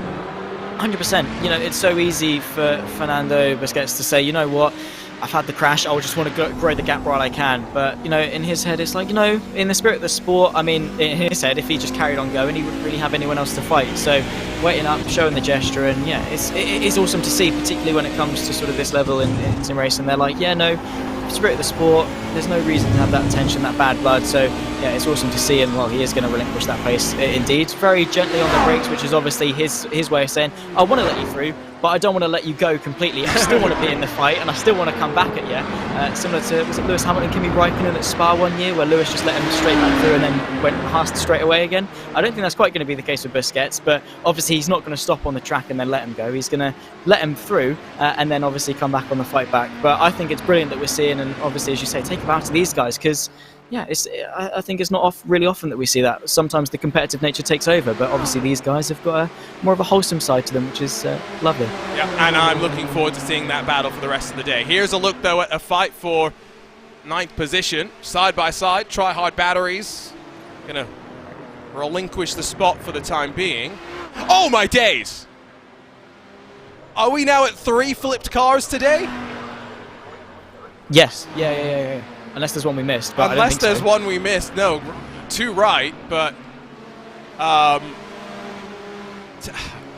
it's never pretty seeing a car upside down. And I get the sense that this is going to be involving maybe some pit lane shenanigery, if that's a word. As Busquets back to the lead, but again, that's a fight that I don't think is done and dusted by any means. It is not, because he's gone in wide through turn number 5. That's Lescala straight back up the inside, now climbing the hill. He retakes the race lead, so Busquets was eager to get his way back through. Very quickly, the up and under worked away the 444, who retakes the race lead once more. So, yeah, great fight going back and forth, which is, well, you can't complain ever when you get 2 cars like this, very close together. This is how it happened, and, well, I'm intrigued. So remember, the ramp's on the front of the car. Oh, interesting. So it's the back that latches onto the wall and effectively just tips him over. Now, who was the car that hits him from behind? That, I'm not 100% sure. Remember, new liveries for both Zach and myself to try and pick our way through. But poor drivers. I mean, you can't get out of the car until they're flipped right side up. Yeah, it's a shame. Obviously, the ramp nature of the front end, lifting the rear end up a little bit, and then boom, you're gone. iRacing should simulate that as well. 100%. Like the ramp car in GTA, you should have one of them that just barges people straight out of the way. It's a lot of fun. But or you know the Fast and Furious thing with who is it? Not Jason Statham. Was it Jason Statham? He was in there at some point. I stopped watching after the 5th one. There was the one that was in... Okay, so you don't remember that they actually had a ramp car. It had like a Formula 1 engine in it. Beautiful. I want to see that now. Okay, yeah, fair enough. That's got me back into the Fast and Furious series. See, now that I'm trying to remember if it was Jason Statham's character or Jason Statham's character's brother. Because there's so many Fast and Furious movies that they all blur together at some points, you know? For me, it stops getting good after sort of number 5. They become very different, you know. Yeah, they're not the same. I prefer the street racing. I want it to be, you know, Nissan R34s and turbochargers and massive engines and all this stuff, and you know, exhaust flames and stuff, as opposed to, you know, a lot of action and stuff. I don't know. I just think it's not Fast and Furious. Would have been good movies by themselves, but not Fast and Furious. No, absolutely not. I agree. Obsidian again, and Busquets trying to look to the inside, but not overcommitting, and Lescala's going to be given room to use the wide curbing to sweep back up onto track, and as they round themselves around turn 6 with traffic getting ready to split them potentially 3 wide, Obsidian decides, let's let the GTPs get on through and then we'll decide our own battle. GTP leaders, GTO leaders, all in the same shot. Lovely stuff to see, very picturesque, and well, it's nice that they've converged in such a way that, well, we've got the top two in the GTPs fight and the top two in the GTOs fight, and it's speaking volumes about how good this race is going to be, and hopefully continue to be for the remainder of it. It's been fantastic so far, and it will continue to be just as fantastic. The 444 and the number 6, great respect between the pair of them. Similar situation actually in terms of the GTPs. They've been very similar narratives so far. Yeah, to be honest, both of them have tackled with each other. We've both seen gaps being closed. It's been pretty similar. Again, Busquets on the inside, but this time through Canada corner, where, being honest, I think with these turbo cars, outside is always going to give you the ramp off, and then through Bill Mitchell bend, you're lifting off and trying to balance the momentum. It's an interesting body shape for the time as well, and that's what made the car, I think, so successful at times, was the fact it was more of a touring car than a saloon, and it really enjoyed plenty of success, even though its run in America was short-lived. We're 3 wide for the moment, but up and over the line in the battle for first position in the GTOs, it's neck and neck with no one giving an inch. Absolutely not. Eventually the 444 just tucks into tow, and well, they go single file through turn number 1. So Obsidian Racing taking the helm at the top of the GTO timing tower, but this fight is far from over. They are going back and forth, and it is awesome to see. A little bit wide off the exit of turn number 3, however, for the number 6 machine. Could see Matt Failure maybe creeping back into contention, and now to the left hand side, it'll be the inside for turn number 5 if he's brave enough on the brakes, which I have to say in a fight like this he's going to be. But we've already seen overcommitment so many times.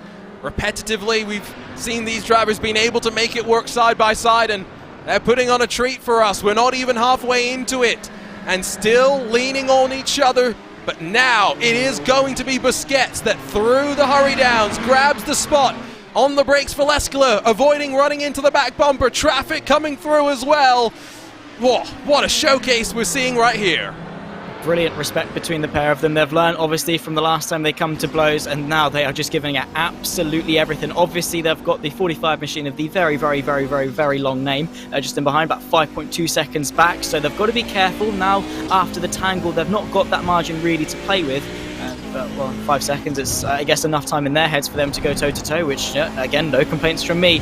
It's been brilliant to see, and honestly, what moves have we got in store? Because when these guys have got that much respect for each other, they can afford to sort of play the risky moves, because they can trust the car on the inside, obviously, not to do anything silly, and obviously, when you've got two drivers that have just got so much respect for each other, it just invites the best racing that you can possibly see. People giving each other room, people not being, numpties in that regard. Sort of just, it's my corner, I'm going to run you off to the outside of the circuit, which is sort of the narrative that we're getting to in racing, where you claim the corner and then you don't really give a sod about the car on the outside. But when you've got two cars like this, they're going to give each other that room, that respect, and yeah, it's just crafting what is a very titanic battle for now, and now it's continuing once more with the slipstream. Who's going to be braver this time? Surely at some point they are going to decide that Polishek is closing, as well as Norbert Leitner. Remember that Busquets giving up all that time has allowed those behind to close on. And fighting is great, but in lap time terms, almost a second and a half slower than Polishek at the line last time by for these two that continue to treat us to this showcase. Obsidian and Busquets will again shape to the inside, once again with traffic lurking behind on that run down into turn 5. Busquets is going to try and cover off the move, and now Lescala finally escorted off into the grass. He runs himself over the exit curb. Definitively Obsidian leading once again. Yeah, Audi very successful in rally championships, and he's got to harness that energy right now into that GTO machine as he went over the grass just a little bit, but managing to keep the car under tabs, and well, now still the gap hovering around half a second. So while yes, there was a bit of a mistake, and while yes, Lescala went off the road, the fight is still on, and as soon as those tyres get clean, as soon as he scrubs off the dirt, he is going to be back onto the case of Fernando Busquets. It was a great way to defend, moving slightly over to the left. It was borderline on the limit, but still just underneath it to make it acceptable, and through the kink once again, and you can see how menacing Lescala looks in the rearview mirror, and that is all Fernando Busquets can think about right now. He is eyeing up, where is Lescala in my rearview mirror, and when do I have to defend? Great shot through the car, through the bodywork effectively as well. He's I think we're going to spend a lot more time focused on GTOs now, because then GTPs, I think they're driving against the car a little bit more. Maybe it's the four-wheel drive nature of these Audis that's helping them out and it's making it a bit more driver-friendly. I saw some comments in chat that some said the clutch in the Audi was a bit of a dog at times and hard to work through, but it's just... even though there's been more attrition in the Audis, it's tended to be because of incidents with other cars more than anything. Confirmation, to go back to our thesis on Fast and Furious, there was not one but two ramp cars, and it was Jason's brother, played by Luke Evans, if I remember correctly now. Again, Formula One engine, very, very cool. But there is a good question that was posed in the YouTube chat, which was that Fast and Furious has gone to space. I know, Zach, you stopped watching, so I'm sure you missed that. We sent a couple of guys up to space. When is iRacing going to space? Well, I mean, yeah, priorities, rain or space. What do you pick? I mean, race on the moon, like Rainbow Road or something like that. Let's have it. Well, when you say race on the moon, I'm just saying the idea of racing, you know, the buggies around with limited gravity. That actually sounds really, really fun. Trucks on the moon, yeah. Let's do it. Let's do it. Take Crandon to the moon or something like that. Oh, that is even better. I was thinking that the NASA buggies, because those go like 15 miles an hour and just look ridiculous. And let's be honest, when you've got zero gravity, you don't need to be going fast for it to feel pretty intense. Yeah, well, I just want to make sure that they're not taking open wheels, because if you tag the rear end of an open wheel and you go upside down, yeah, you're not coming back down, mate. You are going mission. You're going back to Earth if that happens. Yeah, I mean... Physics. Yeah, physics happen at some point. Yeah, iRacing, make it happen. April Fools or something like that. Just turn off gravity. But this is the problem. April Fools is a serious day for iRacing. Yes, we had iRacing 2, which was iRacing Mobile. That was an April Fool's joke back in the day. But Dirt, when iRacing first stepped into the Dirt world, that was announced on April 1st. The most recent picture of Rain that was released from iRacing, that was also released on April 1st. This is the problem.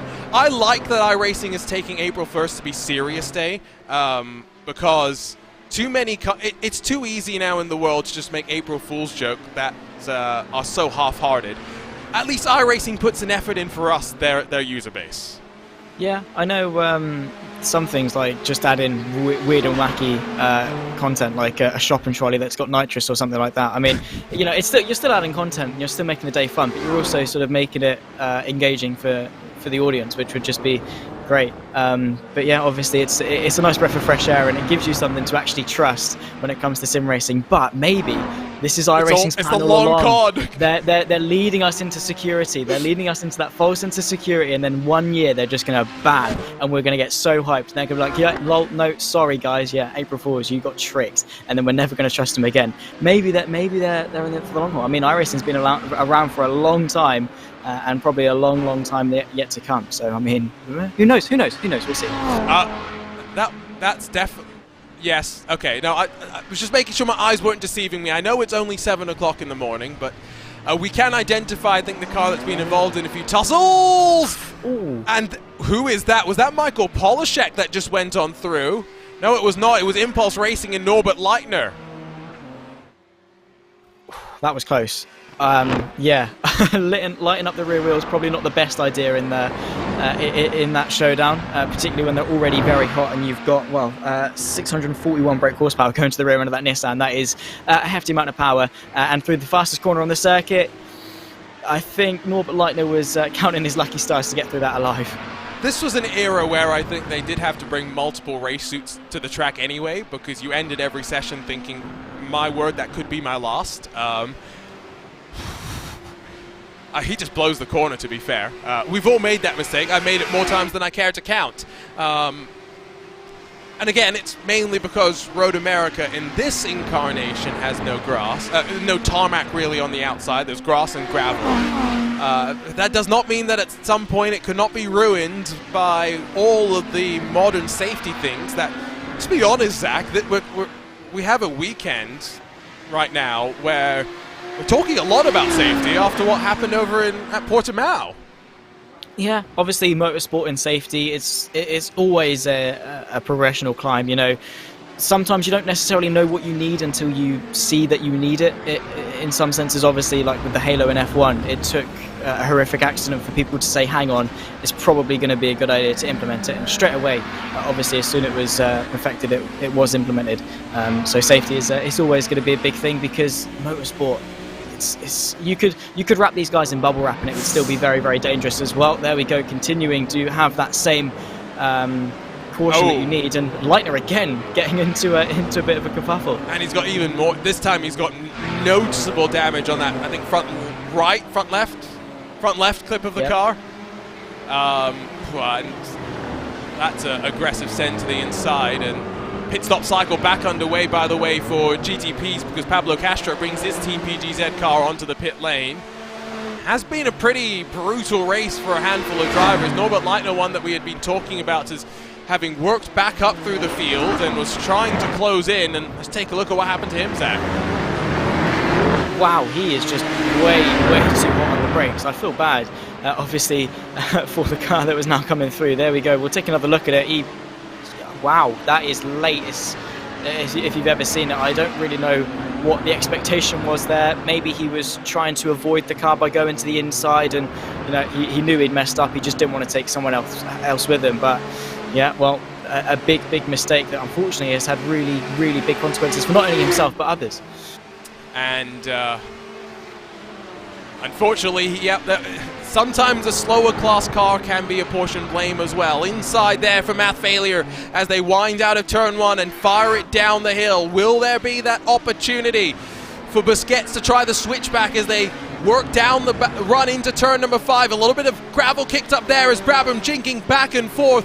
Not too pleased with the direction they're going, but Busquets focus on one thing and one thing only, getting in the draft and finding his way to the inside on that run down into turn 5. Lot more contact than we've seen before. Busquets will fire it a bit too deep and sliding the rear end out. Lescala with great car control still holds on to the point.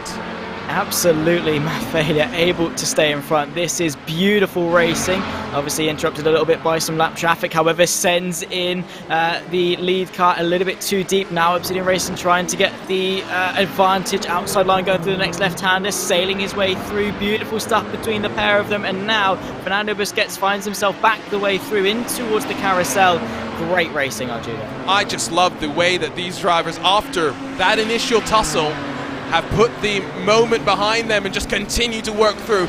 Look at the way that these cars change directions, those GTPs through traffic as well. Just the way they pivot is frightening from the viewpoint of the drivers, and I love this view that we get from basically right over the driver's left shoulder here of just how much they're working, trying to work through all of this chaos. Yeah, these are monsters. It's hard to tame them, and you are constantly working at the wheel. I hope that these guys' force feedback isn't too high up, because otherwise it is going to start to kill their forearms and their shoulders. And obviously sim racing is not a substitute for the gym, but you start to feel it after a while. And we're only just about a third of the way through the race so far. They still have 66% left to go. It's a long road ahead of them, and the fighting that they're putting on, the display of racing they're putting on, and it is not over just yet. Back into the pit lane comes Team PGZ though, and once again kickstarting the pit lane sequences. Still they're fighting over tooth and nail for the GTO lead. I've been told that Pablo Castro has been toasted, but I thought that was his default state, so we'll try and get a look at what happened to the PGZ number 5. Meanwhile, big dose there of oversteer for Busquets as they again run themselves down into turn 5. I mean,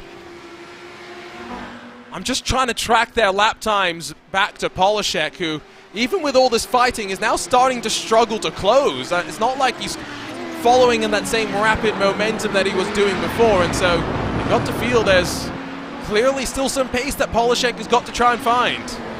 Yeah, he's got to dig deep. You know, it's never great as a racing driver to see the top two fighting so hard. as a racing driver, you sit in third and you're like, well, yeah, I'm a bit far back right now. I don't quite have the pace to close, but I'm going to wait for that fight. And as soon as they start fighting, that's when I'm going to close. And in Polisec's mind, that's what he was hoping for, but still unable to really close the gap. It might just be a case of these guys maintaining still a higher minimum speed and still you're getting the most lap time out of the circuit as possible, despite going side by side, or it's speaking about how Polisek hasn't quite got the pace to keep up, because over the course of the last half lap or so, the gap has actually grown. It's not just a case of it's stayed the same or it's gone down a little bit, and you can give that down to Polisek. It has grown very marginally. So yeah, it's a shame obviously to see the 45 machine struggle, because this is great as a 2-car race. Just imagine what it could be as a 3. Got to be concerned about traffic that's closing in behind as well, especially when they're slip and sliding like the Hydra Race Geodesic racing car is through the final corner. That's Casper de Court, someone that we have worked with plenty here at RaceSpotTV. He is part of the organizing committee for the Ivra suite of competitions. He is also part of the 24-hour Creventic team that runs not only the Creventic Endurance Series iRacing official series here on iRacing, but the 24-hour series private championship that pays out, I think it's close to 10,000 euros every single winter, and they've just wrapped up their most recent season, so it's great to see Casper getting a bit of a break from being behind the wheel, being behind the steward's room, I should say, and getting behind the wheel instead. Here's what happened to poor Pablo.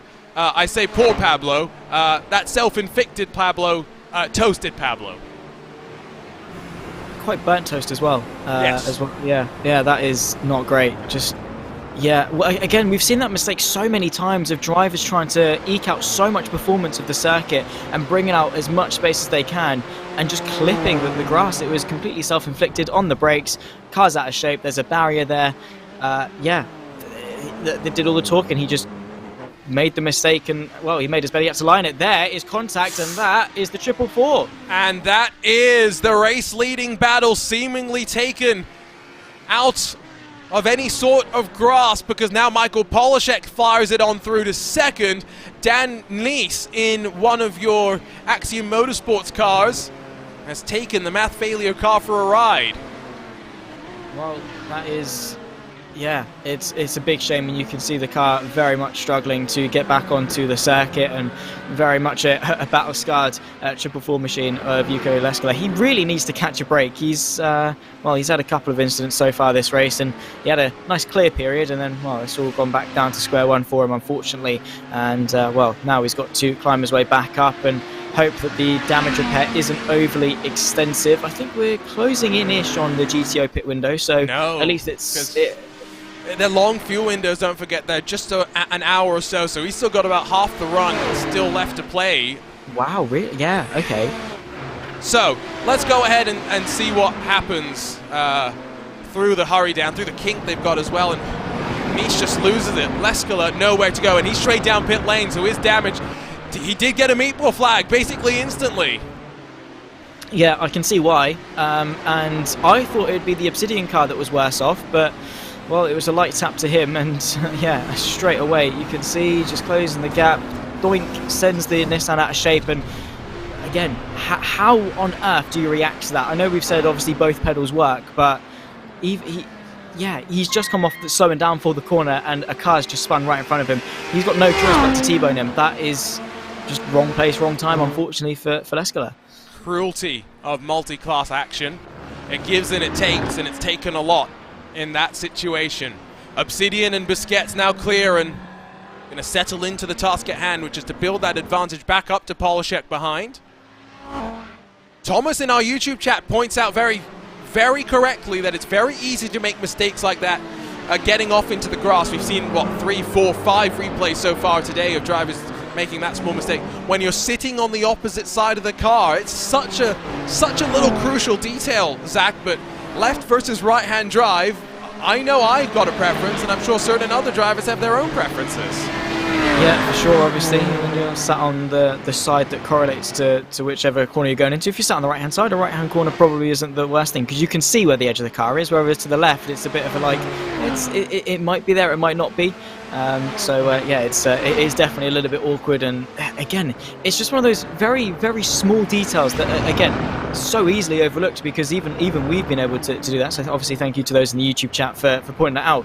It's so easily overlooked. It's the smallest of details, and looking at it at face value, you wouldn't give it a second thought at all. But when it actually plays into a factor and you dissect each and every variable that goes into an incident, and you think, yeah, that actually played quite a decent part into it. So yeah, obviously it just it's one more thing added onto a very, very large mountain of variables that come with motor racing. But isn't that why we love it? There are a lot of variables, yes, at the end of the day. I don't know if it's why we always love it, especially here in the commentary booth when we're trying to figure stuff out. It can be very, very confusing. So yeah, depends on which side of the swings and roundabouts you're on, I guess. Battle for fourth now has Delaware Destroyers leading from Monaco and Failure Racing, who have joined the equation. Impulse have built up a 7-second margin over all of these cars, and so they sit in a very comfortable spot. You do have Jack Spickett looking past Alex Morichon in the Monaco number 41, and as easy as you like into turn number 1. It should not be fought too hard. You'd have to think the Falcon liveried car is able to get the move done, and getting on through is now GTP leader Sean Campbell will finally come on in on lap 46, which does mean, I believe, another 23-lap run for the number 26.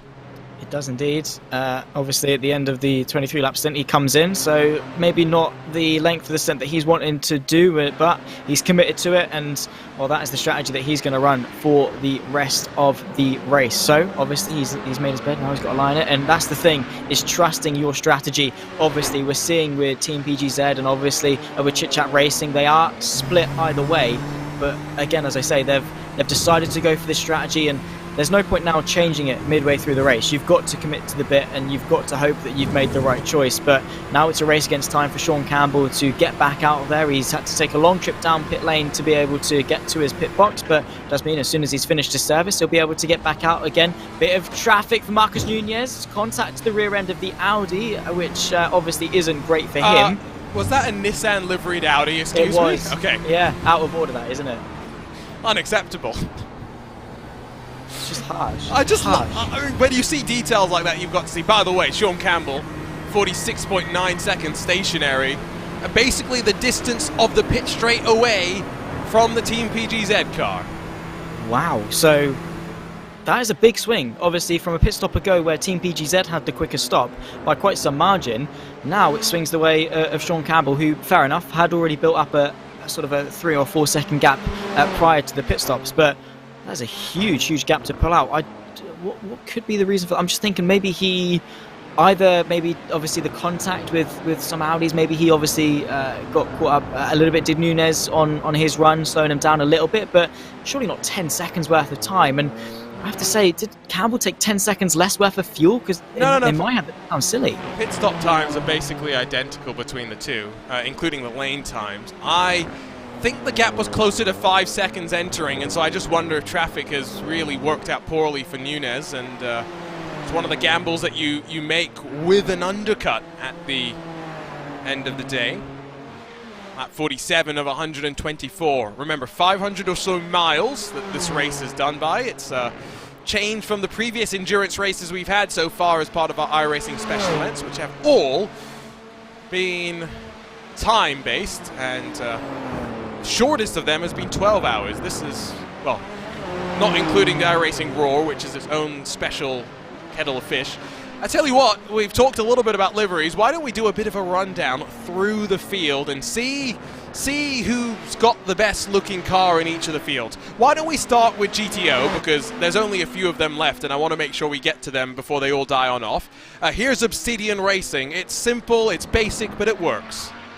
Yeah, I agree. Again, simple is best, like we see with Brad, and we'll get to them a little bit later, but it works, it's nice, it does the job. Obviously, nice accents, obviously, between the two colours. I like it, yeah. Then you've got the, why is there an arbitrary character limit on iRacing team names? Yes, Michael, thank you very much for your endeavours and efforts. I think this is the same livery as Norbert Leitner, or at least it's a very similar one. I also like this. It seems old school in nature, and I can't tell where they've got their reference from, but it looks good. It looks good. Obviously, more old school with like sort of the blocky stuff, like the squares and things, rather than like the streaks and lines and stuff like that. So I like it. Obviously, the sponsor placement, the car itself lends itself more to tone to a classic livery, which is funny enough because it is a classic car. But I like it. Yeah, it does the job. See, now I've always wondered: does it lend itself to classic liveries because it's a classic car, or because of the car itself? That is the question, isn't it? Delaware Destroyer as well. It's certainly less colourful than the car that was at the front of the shot. I believe this is an iRacing default paint. I don't know. I believe it is. So for an iRacing default paint, again, works quite nicely. It does, yeah. Oh, wow. Straight off as well in the background. So, yeah, that was an awkward affair. Who's this? This is the Racecraft Collective. That's Evan Gobdill. Well, yeah, we were talking about some person's livery, and he wanted to be the star of the show with a bit of a spin. I think that's the car that Brian Lockwood has gotten out of, by the way. So we'll get back to that. Now, this is a classic livery. Love it. Love it. You're not allowed to not like this livery. Obviously, you see it in like Formula Drift and things like that, and it's such a nice. You know where? That's not where. You're not wrong, but my mind instantly goes to the Nürburgring and Porsches. Oh, fair enough. Yeah, either or. I obviously dabbled in a bit of drift. It sort of became like my hyperfixation for a couple of weeks, watching like James Dean and things like that. I love the Falcon livery, the green, the blue. It works so nicely, and yeah, it's the Falcon livery, full stop. Exactly. I think that's all you can say about it. The Chrono Endurance by SRN. Now, again, I'm not sure if this is an iRacing default livery or not, but there's not much to say about it. It just works. Behind is the Monaco Esports car, which I'm impressed that Monaco Esports have gone to the effort of putting a livery together. Yeah, I mean, red and white, smack it on, you're done, really. Red. We don't need any more red cars. That's true. Red it's quite basic, but I don't know. I grew up with Lightning McQueen, so I've kind of got a love for red. But red and white, again, as basic as it is, there's a reason it's basic, is because it works nicely. That is also, when you see these stripes, you know exactly what you're looking at. And they did the correct thing, which was not include the logos on the side of the car that are traditionally associated with this livery, which are not part of the iRacing paint policy. So 10 out of 10. These guys get maximum applause for all their effort. Yeah, fair play. Although it's a Porsche livery on an Audi, that does seem weird. German is fine. It works somewhere. I guess they're the same company now anyway. Most car companies are, innit? Yeah. That's true. They all fall under the same umbrella at some point. There's some linkage, whatever. That isn't that. I like that one. That might be the best of them all so far. I love it. Yeah, awesome. I mean, it's got red on it, which is basic, but the grey. Just the way the sponsors, the way the lines on the car, and I don't really. I'm not like a designer of liveries. I like looking at them, and they are very pretty. Ooh. I like split liveries. They don't often work, but when they do, they look really nice. Okay, I'm telling you what, I don't know who's going to win this. I thought I had some strong opinions, but I'm running out of strong opinions. This is also, okay, it's very beaten up on that left-hand side. Maybe the right side will give us a better showcase of the livery, but, I mean, I'm struggling to find some poor liveries. I'm being reliably informed, hopefully, by multiple different sources that the Norbert Leitner and Michael Polishek liveries are Opel Calibra from the 1990, says one driver. Another one says Opel Manta rally car livery. So we can just say Opel livery for them. But, I mean, fair play across the board, I think. Yeah, I like sim racing liveries because obviously your imagination goes wild. Obviously, you know, sometimes these guys on sim racing do it better than some in the real world. And that, again, that's nice. It's very in your face and very sort of like, I don't know, it looks like it'd be sponsored by an energy drink company or something like that. That it gives me that sort of vibe, but again, it's nice. It just works, the colours and things like that. I don't think we're going to see necessarily a bad livery by standards. I mean, again, it works. It's old school. It's not like obviously my favourite, but it's not necessarily a bad livery. Oh, I like that one. And to update everyone, by the way, I did note this earlier. We saw Chicane Online Racing pulling off at the side of the kink. They were involved in contact on lap number 1, and the reason they pulled off was because their engine blew, Zach. Wow, okay. I mean, it's easily done. Again, with these cars and obviously H-pattern and things like that, if you change down gears too quickly, the rev speeds and things like that, the engine just... Don't forget we have a team that is literally called I Have No 8-shifter, and iRacing does allow you to not use a 8-shifter if you don't have one, which is cheating and should be against the rules. Well, just, no, just because I have an 8-shifter. No, it adds a pay barrier to sim racing, which is what sim racing's not all about. No. Yes, so if you don't have an 8-shifter, instead you should be half a second slower per lap.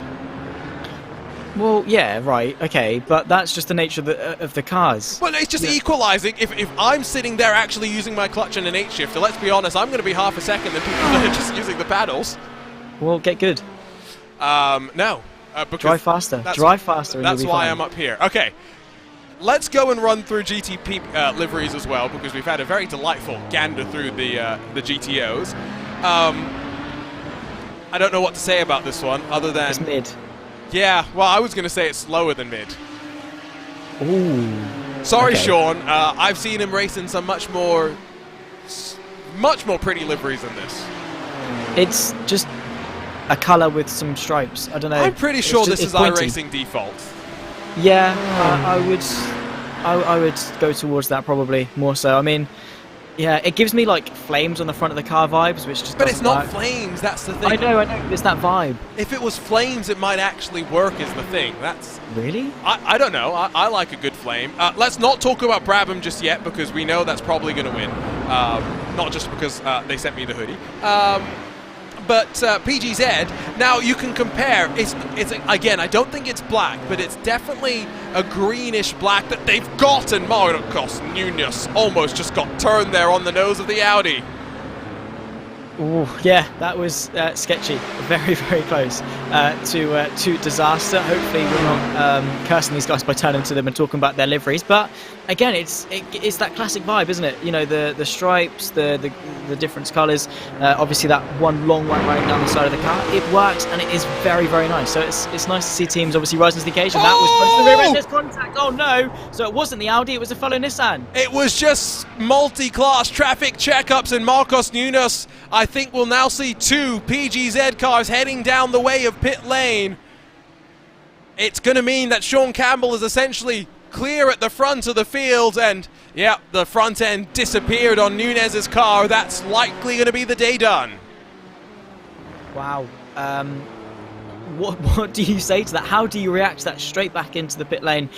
Yeah, wow. Okay, so this is Sean Campbell's race to lose, and it's a shame because obviously when you've got two cars going toe-to-toe for the lead, you're sort of relying on them for the lead action. They broke away so clear of everyone else behind them, so much so that if anything happened to one of them, it was, well, the other person's race to take control of. So now Sean Campbell, some pressure alleviated off his shoulders potentially. He's now got an easier ride. Obviously, it's not an easy ride because the same misfortune that went the way of Nunes can still strike Campbell. There's still a long, long way to go. We're not even quite at the halfway mark. We're approaching it, but we're not quite there yet. But it's a long, long way to go. But so, now, at least Sean Campbell has not got to worry about anyone else. Let's go take a look at the replay and try and pick up what happened here. And I think the best way to start is just going to look over the shoulder. The Audi does throw a block, to be fair, the Monaco Esports car. Oh, I think it's the Monaco Esports car at the very least, but it all just kind of kerfuffles from there. It was Alexis Morichon, I can confirm, but not really sure what Marcos Nunes could have done differently initially. He was then committed. The thing that I'm going to call him out for is, we're just going to wait for a moment here. I think Nim Cross is going to have a case to look at on Monday morning when he gets into the office.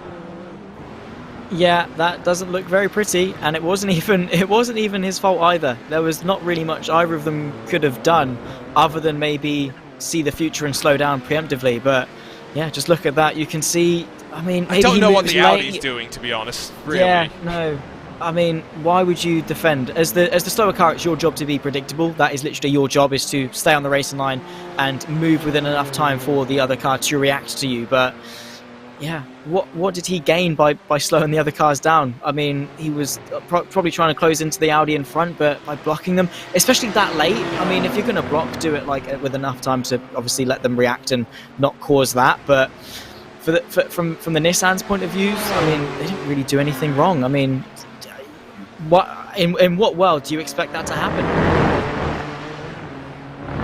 I will also say, I don't condone intentional wrecking. I want to be perfectly clear, and in my view, it's if you intent wreck someone in a private league, expect never to race in that league ever again.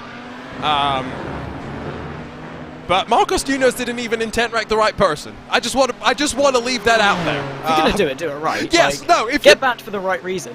If you're going to do the NASCAR thing, you've got to make sure you do it right. Although having said that, even NASCAR apparently has decided that intent wrecking is not allowed. Apparently, They have standards. I think they just don't like Denny Hamlin. That might be part of it. But that's beside the point. Anyway. Speaking of Denny Hamlin, let's talk about something positive, because I need to talk about something positive after that. Let's talk about Keegan Leahy, Zach. News breaking over the last couple of weeks that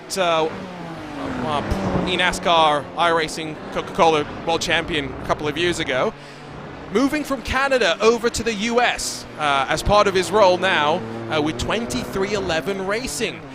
It's a continued crossover from the sim to the real world, and when Tyler Reddick won at the Circuit of the Americas, if I remember off the top of my head correctly, one of the first people he shouted out was Keegan Leahy, because all the sim work that Keegan's been doing apparently has been very beneficial in the real world, and that sim to real world crossover apparently just continues to get even closer. Keegan's down at the factory in Charlotte and basically defining his own role, which is the coolest thing I can imagine. Absolutely. It's a sim racer's dream to be able to have that opportunity and to have your efforts in the virtual world, be appreciated in the real one. And it's tightening that relationship between the sim and the real world. And it's not really anything you get with any other sport. With football and FIFA, you just got a controller and you're playing with it. You don't ever really see the World Championship on FIFA, actually go play in the Champions League or whatever. But with sim racing, you're at home, you're doing the same fundamental movements, turning a wheel, pressing some pedals, and you're learning the same sort of mental game as well, knowing when to overtake, when not to overtake, how to play out a race, how to win a championship. All of that you still very much learn as a sim racer, and that very much does transfer into the real world. And that's just from the driving point of view. That's not even mentioning the technology that has been advancing, all the way back in sort of 2008, 2009, that era where the majority of sim racing was just someone with a Wii controller doing Mario Kart, and then now it's, you've got full blown. Well, maybe not 2008. But how old were you in 2008, Zach? I was 2. Yes. Okay. So I just want to make sure everyone should take that information with a pinch of salt. I'm trying to think who is actively sim racing that was around back in 2008. And I mean, when I say actively sim racing, I mean competitively, because there's plenty of people that have been around and enjoying their sim racing, but competitively sim racing is a grind that not many people enjoy. I feel like Niels Naujoks is one of the few. I'm sure there's a couple of others that you can find from back in the day of when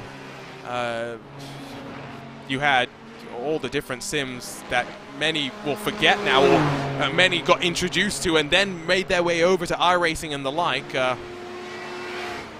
Niels Naujoks is what, 37? Zach, how old are you again, sorry? I'm 16, but I'm 17 in 4 days. I'm 17 on Wednesday, so yeah. So he's more than double your age, though. It just goes to show.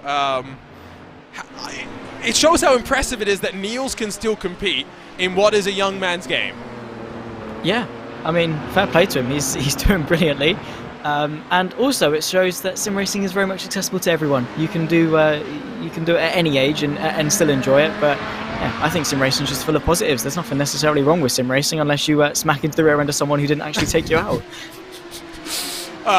The great thing about sim racing is that we've proved as well that you can go side by side through Cop's Corner at Silverstone without killing each other. True. It just takes the right drivers. We've got a battle for fourth in the GTO, by the way, so we'll say hello to Failure Racing and to Delaware Destroyers once again as they try and get closer and closer to Impulse's number 19 of Norbert Leitner, that of course is nursing more and more damage to the front of his car. This is we're not yet to the halfway mark of the race as Kurt Crum finds himself going through a bit of rally crossing action, but four-wheel drive here, not a major drama. You said again accessibility in sim racing. I'll tell the story of one of the drivers I've been commentating on so far this year.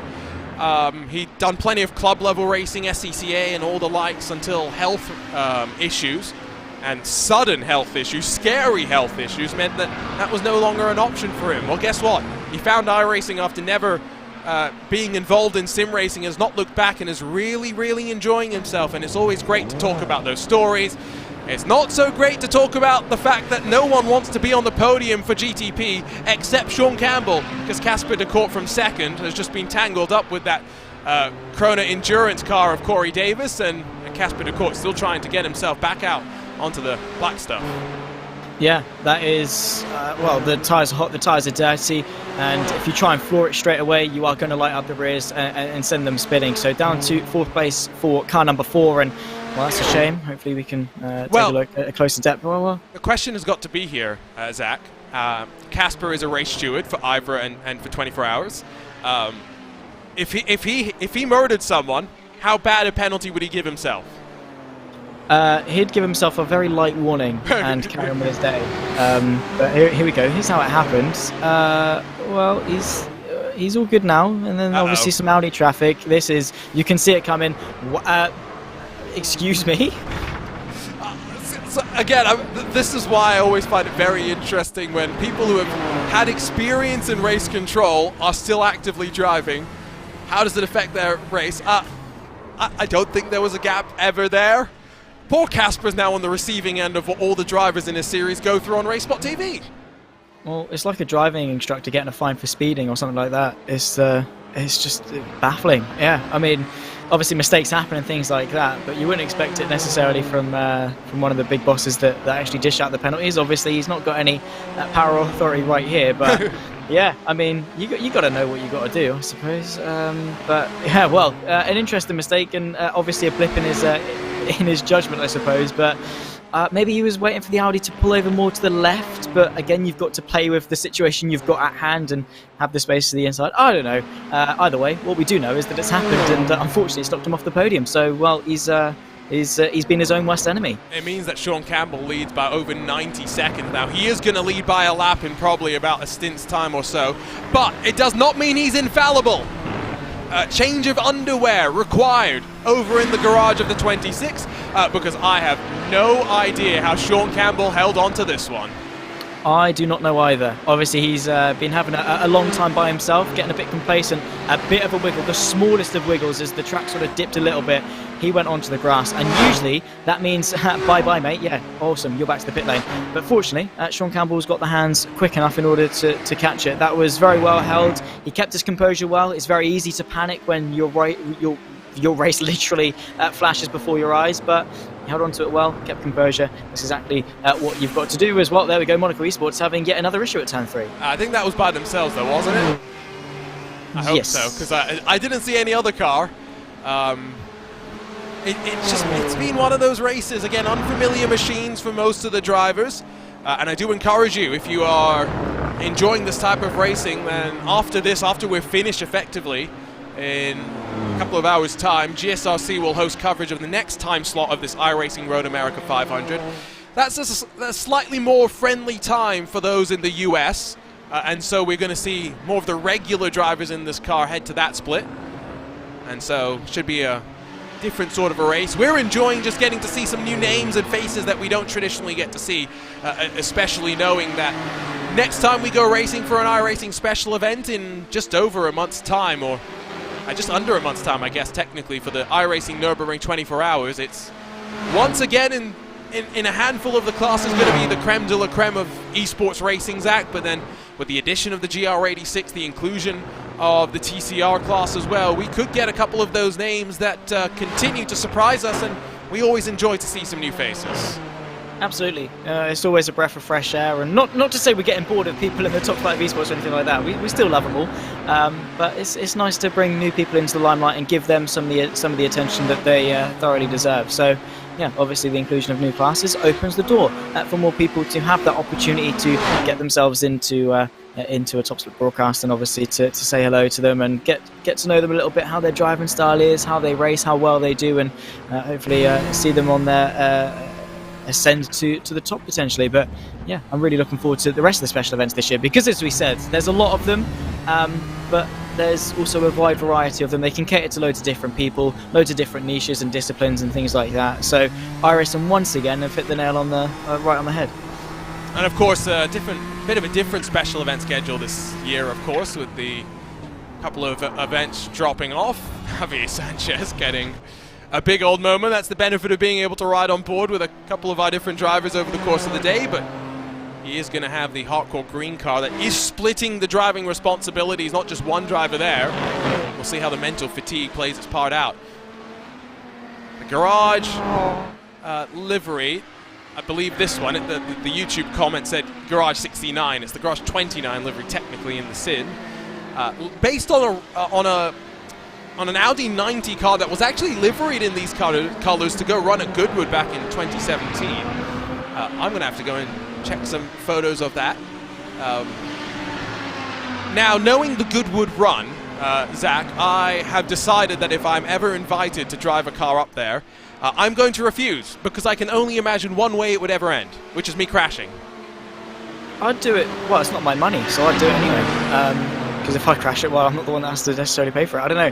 Hopefully I've got that insurance If you're driving policy. up through Goodwood, imagine the car that you're probably driving, though. Oh yeah, a Renault Twizy, 100%. You're okay. To be fair, that's probably the only thing that will trust you with the keys to. Yeah, 100%, exactly. I mean, to be fair, I've got my Golf that I'm eagerly waiting to drive. That's a 1.9, so you know, I'm getting into some hefty machinery soon, Arjuna. All right, I'm going to be trusted. Get into that 1.9 driving. Hey, it's a bigger engine than an F1 car. Thank you very much. That's true. Yeah. Although, how much power? Like 120, maybe. I don't know. So about a tenth of the power. Yeah. That's not the point. We've got Rethink Racing and Garage going a hammer and tongs for 5th position, by the way. Easy as you'd like it for the very interestingly liveried car. I think that 103 Rethink Racing car, definitely one of our favorites. Yeah, bit of a surprise. Fernando Borda, by the way, has just come back out of pit lane. I'm not sure if we had shown the replay of what befell him, but in that wonderfully liveried Argentina car, he decided he wanted to find the road to Argentina. It was not on the outside of the carousel, it turns out. Yeah, I think he needs to either turn his map upside down or find a new one in that regard, because yeah, he has found himself, well, he's already trying to go to the long way round, and while these GTP cars have got a lot of aerodynamic capability, you know, when the tyres start to slip a little bit, you're on the dirtier side of the track, you are going to naturally get that slip outwards.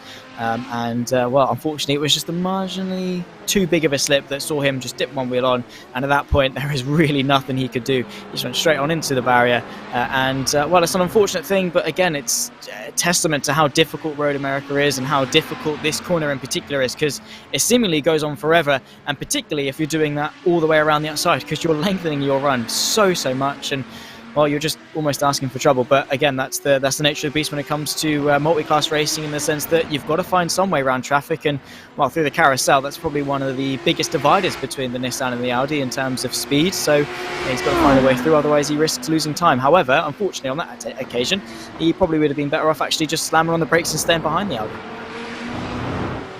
Fight for 6th position in GTP is relatively closest battle in class.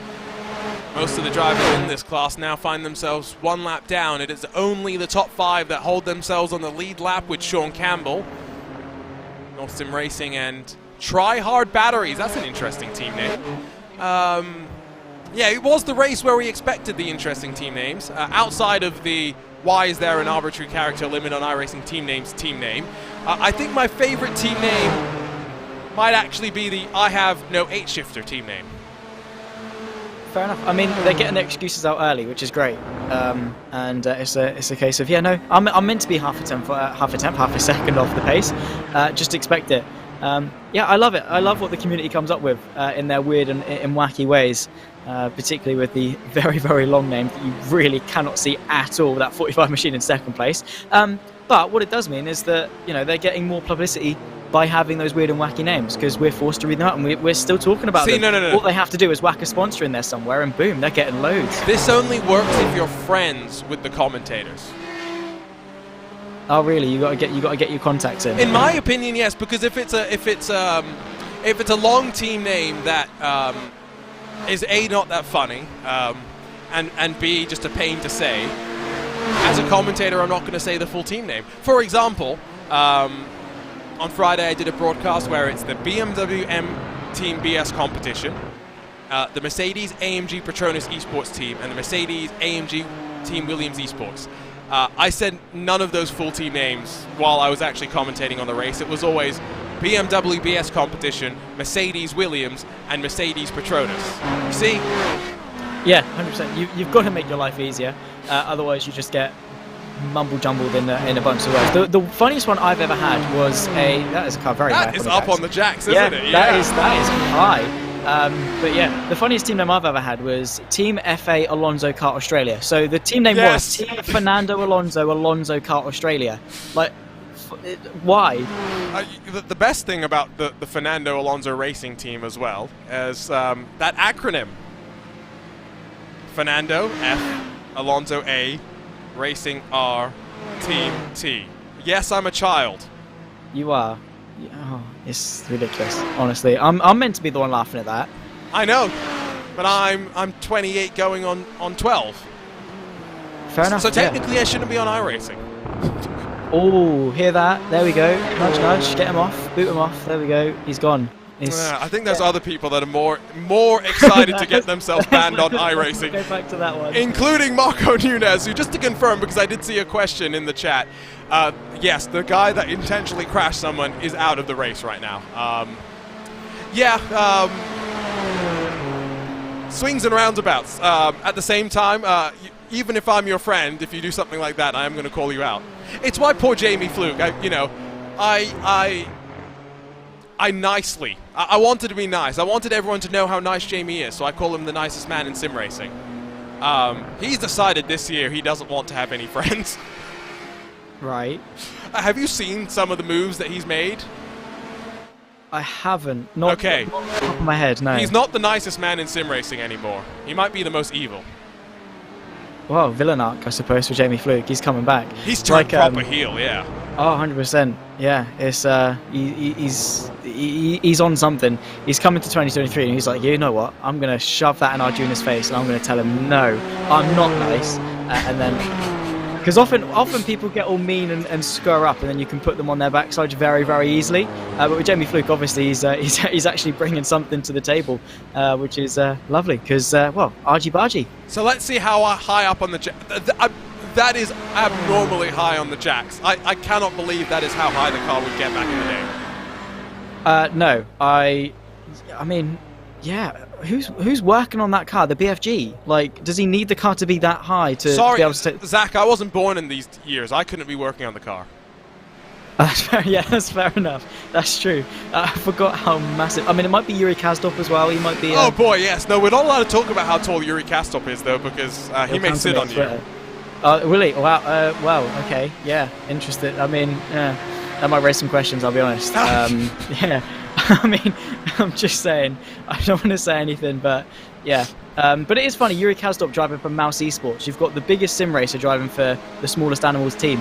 It's, I didn't even realize. Oh, Zach, you've got to. Boom. You know Lewis is going to steal that now. You know. He probably won't, because I'm very low down on his respect list. So he'll probably. Norbert Leitner in the Impulse car is off once again, and well, you couldn't tell the difference because he's already had enough contact with the left side, but that's come through the kink, so this one's going to be a big one. Absolutely. I mean, I'm surprised that car is still running, because yeah, I mean the Audi's front engine in itself, and then that car, yeah. I'll be honest, I would not want to be in that car.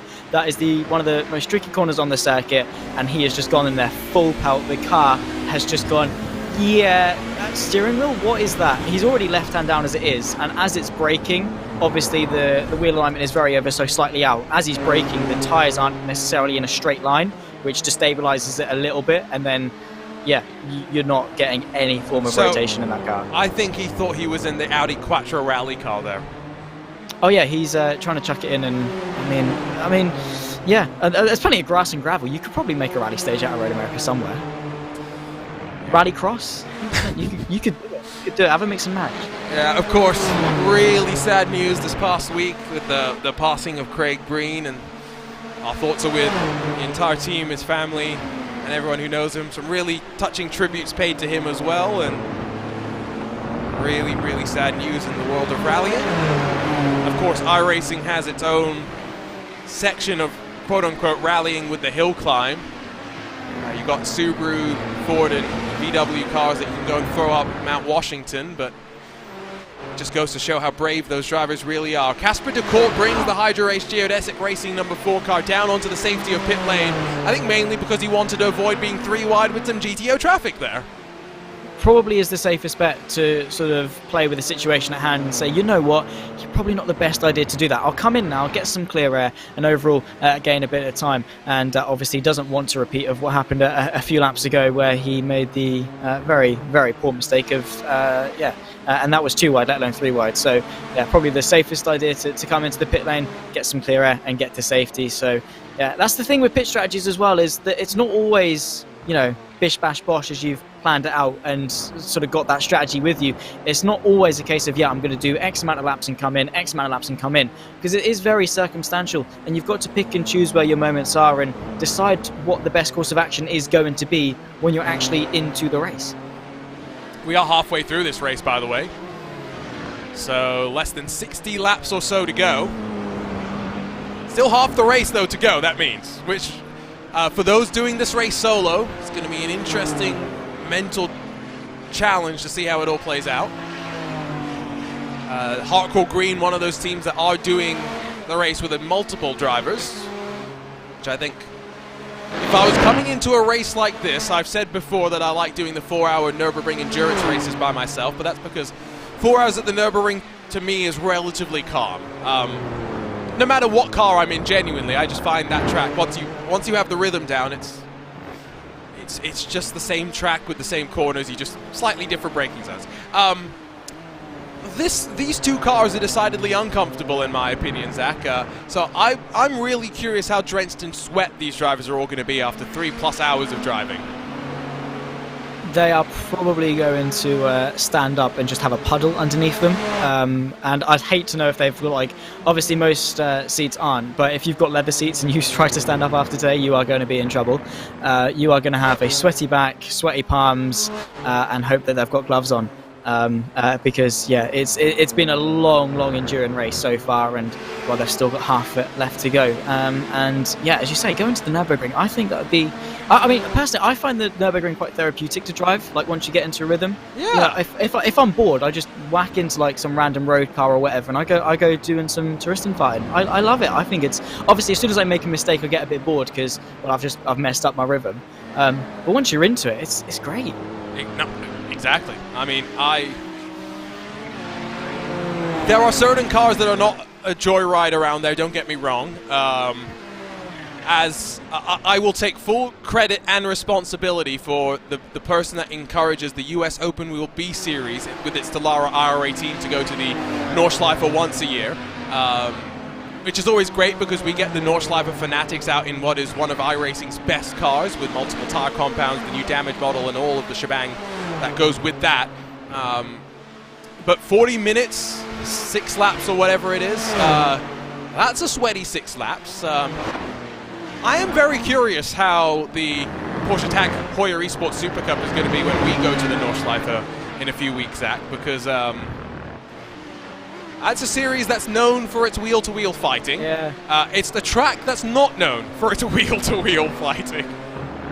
It's the whole unstoppable force versus the unmovable object. Yeah, it's going to be a fun one. I'm sure you and Paul are going to have a fun time trying to dissect that, because I don't really think you're going to take your finger off the replay button. In all fairness, you're just going to be straight on it, and it's not my problem. Yeah. That's the iRacing production team's problem. I just sit there and talk over stuff. It's great. A breath of fresh air for you, isn't it? It's, yeah. I hope they're not listening to this because I still owe them donuts. Wow, you can't be doing that. Yeah. So what happened was there was something where I wanted a very specific angle for the replay, and so I made the comment, if I get this, I'll give you donuts. And I've not forgotten. I've just been, you know, I've been doing 30 broadcasts a month since the start of the year. It's like I have, yeah. So donuts coming. I will send a message to Kevin Bobbitt or someone to organize that. Big shout out to everyone at iRacing as well, because it's not just the small core team working on the simulator anymore that continue to wow us, but the fact is iRacing, an ever-expanding enterprise, probably the best way to put it. The release of the World of Outlaws console game through the acquisition of Monster Games was very well received, and just this past week as well, I'm not sure if you caught the news, Zach, but iRacing announcing that they've got a brand new game that's going to be coming out. It's not going to be your traditional sort of a simulator, but that does not mean that an off-road futuristic arcadey sim arcade game is not going to be a lot of fun. Well, if it's not on the moon, I don't want it. True. Oh, we've now got to make sure they put it on the moon. And it's arcadey, yeah, you got to do it. Offer them more donuts. I'm running tight on my donut budget now, unfortunately. I'll go halves. It's fine. We'll make it happen. It's called Exocross. That's what it's called, by the way. I completely You can't forgot. have like Exocross. You can't say Exo and not be in space. I know, obviously, it's a different prefix for other things, but it just sounds futuristic. It sounds like you're going to space. Just make it happen. It's going to be available on Steam, PlayStation, and the Xbox stores as well later this year. So, Orentez Games, I believe I said that correctly, who have joined the iRacing family. Looking forward to seeing how the work that they do to build that title feeds back into iRacing and vice versa. Of course, World of Outlaws, there were a handful of the Dirt engineers that went to help the console game, and now they're working on making those same improvements on the sim as well. And I know the Dirt Oval fans will be very much thrilled with that, especially looking forward to a couple of seasons of the World of Outlaws Sprint Car and Late Models Championship coming up. And we've got the iRacing Off-Road Championship Series starting in just under 2 months' time, if I have my dates correct. Of course, qualifying for that continuing to go on right now in the official series, so jump onto that. I think you've commentated on some jumpy trucks before, Zach. You know how much fun they are. I had to do it for... I say had to do it. I got to do it for Friday Night Prime Time. It was awesome. We had some trucks at Crandon going jumping.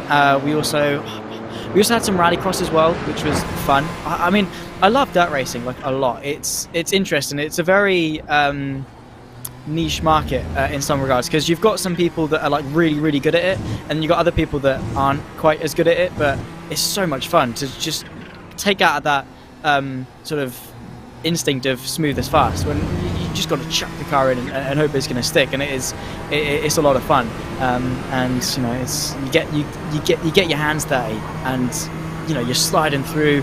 You know, it's just what's not to love about taking a car like 10 feet in the air because you've just floored it over a jump. Like, why wouldn't you like that? I do miss the days of the iRacing Rallycross World Championship, not just because I love myself a bit of...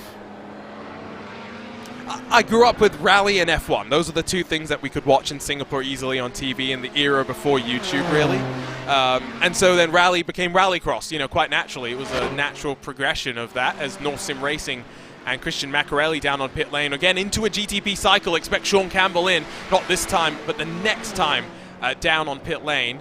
And so, yeah, I love myself a bit of Rallycross. The problem does tend to be that... Rallycross is a contact sport. I'll give the drivers that, Zach. It does not mean that it's a blood sport. Yeah, no, it's not a war zone. You can get your elbows out, but you're not going down each other's throats. Let's put it that way. But the difficulty that you have when you're obviously having that is the car's blipping quite a lot. That's going to be to the very scary moments of Sean Campbell, who's like, I'm overtaking a car that I can't see. So how do you do that? But he's managed to do it just fine. But yeah, with Rallycross, it's just so difficult, and the margins are so slim that if you mess up, you're going to make a big mistake. It's you know, it's like when you take go-karting in the wet on slicks. You know, if you get it right, it's a lot of fun. But you press that brake pedal too hard, you're going sliding, and you're going into the rear end of the car in front. So yeah, it's that similar thing. But yeah, people go at it a lot in Rallycross, and it's great to see that drivers just always on the limit. And look at that, perfect timing for you, RJ. And Sean Campbell in on this lap. No, he's 1 lap early. Is he? He's completed 22 laps on the stint. Also, no, it's the end of 69. Oh yeah, no, it would be going on to... No, this is right. Oh, okay, so it's a quirk of the live timing potentially then, and how it's tracking the pit stop numbers. Because yes, it has gone over to lap 60. Yeah, I think he's on cue. The next time we see Sean Campbell, though, we need to look at him from the front. We need to see him. We don't need to have him hidden behind the wall, Mr. Cameraman. Here, maybe this. Okay, let me break out the very handy yellow pen tool because it has the advantage of, what is that monstrosity? Wait, is that a face-painted helmet? I'm pretty sure that is a face-painted helmet. That is beautiful. I love the tool as well. Very analytical of you. It's great. Awesome. I mean, ESPN has got their telestrator. We have the yellow pen tool. I can do other pretty things with it if you like. I can draw smiley faces. I'll make it a face. Oh, mate, just put a smiley face on the front of every car. It'd be great. Yeah. You can also see, I love the way that you can see the battle scars, effectively, the rubber marks and debris and dirt on the front of the car. Sean Campbell with another 47.5-second pit stop. Turbo flutter there as he spools himself off of the lane. And still clear in the race lead. I mean, he's a pit stop clear of everyone else right now. Let's be clear. Well, clear is exactly what Sean Campbell is. He is out in front. He is loving life. What's that helmet? Wait, I can't actually see it properly. What is it? It's another face helmet, I'm pretty sure. Love it. Awesome. Fantastic. Beautiful. Yeah. If you want to sue for mental disturbance, you can direct your complaints to Heike360 on Twitch and to Sean Campbell on Twitter. I don't know what his Twitter is, unfortunately. Sorry. I've got my Discord. It's fine. I'll let them know my intents are clear, and that you will be hearing from my attorneys. Not that I have one, because I am a child, but he will be hearing from them. I will hire them, and I will get my claim for, well, emotional distress. Emotional distress. I'm just a child. I've got so much stress on my plate right now anyway with college and things, and he's just not making it any better for me, is he? No. Apparently that is a Nicolas Cage helmet for Sean Campbell, by the way. Even better. We're trying to get the closest camera angles we can to the inside of the car. The problem is there's this thing called glass/plastic that reflects the sun, and so it's not giving us the best view right now. But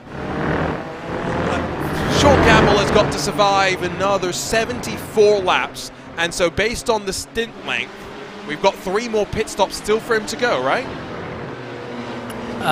No, 54 left. Yes, because I can math. Yeah. You can math.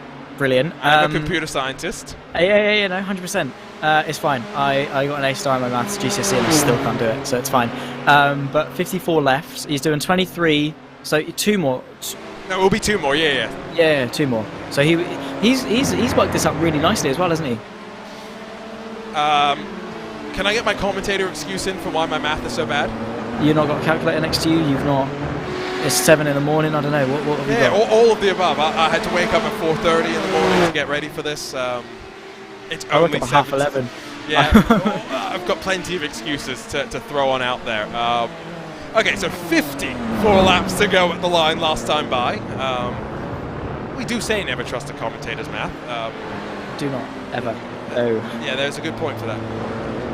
This is also, okay, so looking through the special events that we've had so far, iRacing Raw Daytona 24, Bathurst 12, Daytona 500, Sebring 12. Those are all tentpole events now in the real world in that they are major global races. The next time that we have a special event that, I don't want to say it's not important, I feel it's very hard to call the Knoxville Nationals not important, but it's not a global kind of an event. But it still allows drivers from around the world to experience what Knoxville Nationals are all about, and I really enjoy being part of the broadcast team for that here on RaceSpotTV at the midway point of 2022. Wing sprint cars are never something I had grown up seeing, Zach, before, but now that I've grown up in America, I'm kicking myself saying, why haven't I gone and seen more of it? Yeah, it's not really a discipline I've dabbled in too much either, but they look like a lot of fun. So, yeah, to each their own. Obviously, I'm very basic. I'm only now branching out my disciplines because, well, it's my job, funny enough. So I kind of have to. There is a car stopped going into the carousel, or at least going very slowly as the race leader of Busquets works his way through. So that's now getting himself back going again. But yeah, unfortunately, it's not really a discipline I've gotten into too much. But I guess I've got to have to now because you've hyped up a lot, and while looking at them, they just look like quirky cars that are going to be fun to drive. I didn't realize how much, how difficult that was as well. They make it look so easy. Busquets with a bit of contact as he works past the 78, I think that was, of the Alistaro Esports Junior car. But yeah, the wing sprints are interesting. Dirt midgets, we always close off our iRacing special event schedule now with a trip over to the iRacing Chili Bowl Nationals, indoor quarter-mile midgets. Basically, you spend more time on one wheel than you do on four wheels because of how much torque you send through the right rear. I've enjoyed, both as a driver and now as a commentator broadcaster, being able to explore all the different things that we get to do. I think the most interesting thing about events like Knoxville, Crandon, the Winter Derby and the Chili Bowl, these are a week-long events. You spend Monday through Friday getting your opportunity to run in a couple of different time slots. And then based on the points out of those 5 days of competition, Zach, we set the grid for one super session on Saturday. That really is intriguing because you've got the best of the drivers out of that week of competition just going at it to be crowned the champion.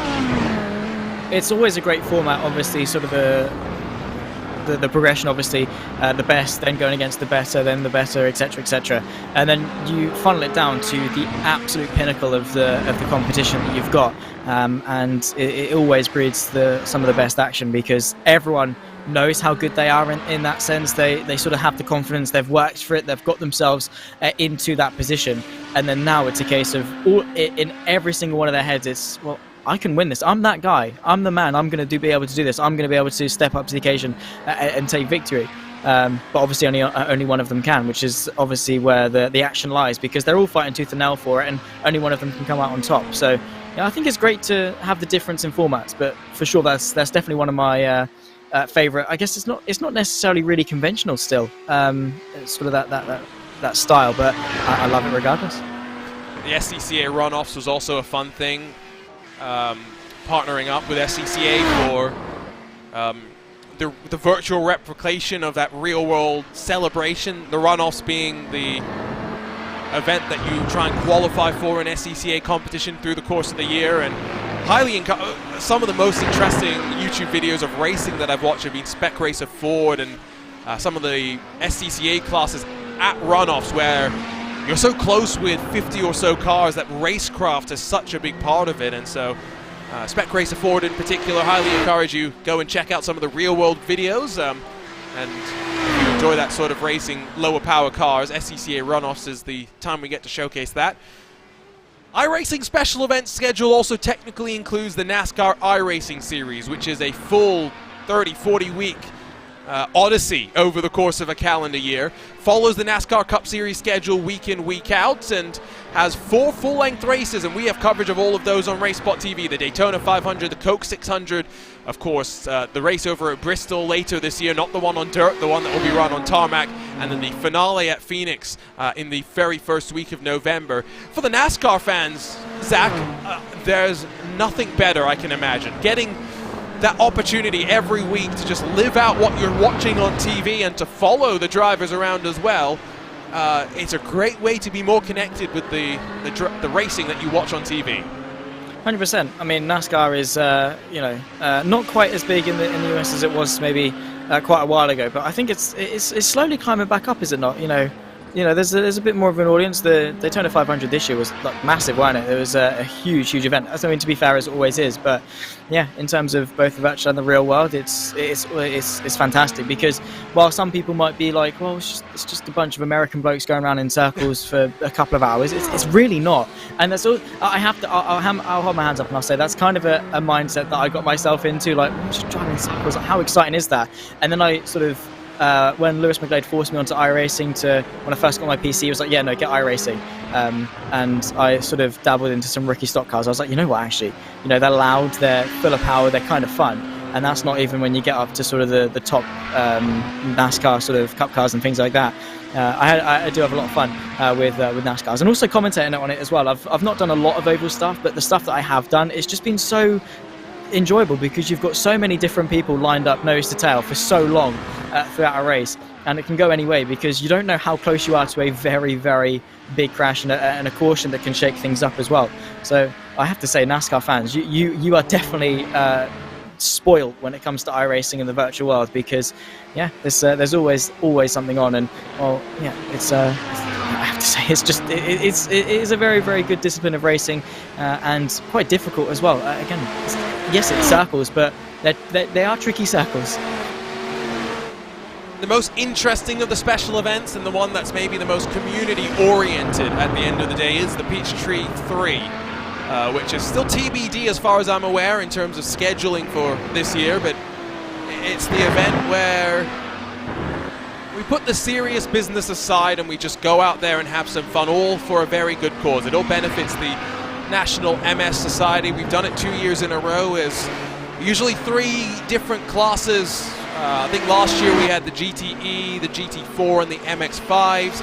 We had Chad Knaus teaming up with, who is of course a NASCAR Cup Series crew chief champion, teaming up with eNASCAR's champion in 2020, Nick Ottinger, as well as iRacing executive producer Steve Myers. And of course, because this was a community charity donation-driven event, there were things as though donate $500 to get a caution, donate $1,000 to get a caution with a wave around. We raised $57,000 back in 2021, which is a remarkable achievement for our little niche community to have been able to do that all amongst ourselves. I forget how much it was in 2022. I think it was again close to $40,000 to $50,000. But the reason why, even if you're not driving in that event, Zach, that you want to care about it, is that's where we tend to get sneak peeks of various different things. It's where we got, I think, the first inclinations that the Mercedes Formula One cars may be coming, and that was during the time that they were talking all about rain and what it was going to look like on iRacing. Yeah, they always like to drop hints and, giving you little inklings to sort of plant the seeds in people's heads and get them thinking and drop some surprises. It's great how they obviously approach things, and also like the community effort, and how when you've got so many different like-minded people all together, I say different, they're all over the world, and they're coming for the common goal, and well, you raise quite a substantial amount of funds for doing it. So obviously fair play to everyone for that. But yeah, I think it's awesome what as a community sim racing can achieve, and also like how involved developers and things like that are with said community, and obviously listening and wanting people to go out there and have some fun. If you're wondering why we're not talking much about the racing, it's because right now it's stagnated out a little bit. We've got about 90 minutes left to go for this distance-based race, at least based on the times that we've been seeing so far. We started with 50. We have got 29 still out there and running. We've got 15 of the GTPs, and we've got just over 12 of your GTOs that are still in strong contention, you'd say, but it's definitely been one of those tough races where everyone's just been trying to hold on. This is Monaco Esports and the Kronos Endurance by SRN. Audis that are battling for 6th and 7th positions in class. Also started to see Hardcore Green and the team Borgias Valentius, number 23, battling, but it seems like the GTP class is the one that's got the widest pit stop windows of them all now, because there are some drivers that have been doing 20-lap stints, some that have been going as far as 25, 26. And so that's made things quite considerably swung around. Hydra Race, Geodesic Racing, and Casper de Court running third. They're 12 laps into the run. By comparison, we have cars in the form of Eclipse Racing Team and Spectre Racing Team that are going to be coming in this lap or the next lap to make what will be their third stops of the race. Yeah, very dispersed is the pit strategy, which obviously is attribute to a many different factor, in the sense that, well, you've got some people that have had incidents and had to come off in off sequence. You've got different people doing different things in terms of their stint lengths and obviously how much fuel they can save, and it has sort of manufactured itself into this very, very interesting display in the GTPs. Obviously, it's not really going to matter a whole lot in the fight for the lead, because it doesn't really matter what Sean Campbell does, as long as he doesn't throw the car into the barrier. He will keep it clean, and he's pretty much got free reins to do whatever he likes in terms of the strategy. But in terms of a fight like this, you've got differences, and those differences can definitely sort of exaggerate themselves into winning or losing your respective battles. And it's again, we'll come back to it, about, you know, it's one of the beautiful things about racing and endurance racing. And oftentimes, yeah, there's not always plentiful amounts of action going side by side for the lead or whatever, like you'd see in sort of sprint races. But, you know, you've got that race-long narrative of where different teams are, where they've come from, how they've battled through the race. Because for a lot of teams that, you know, sometimes do finish quite high up, it's not always the easiest of runs all the way through the event. So that's what the appeal to endurance racing is the sense that you're watching a storyline all the way through. And, well, pit strategy is just one setting in said storyline that really spices things up, because, well, it's it's a long race. You can't necessarily drive faster than what your bad pit strategy would allow. You've got to have a balance of both. Again, our apologies for any mental distress caused by the choice of helmet that Sean Campbell has picked. He has passed now 4th and 5th in class to have lapped all but 2nd and 3rd, and surely he's only about 3 or 4 laps away from being able to do that to the entirety of the field. Just goes to show what a quality driver he is, no matter what car he is in.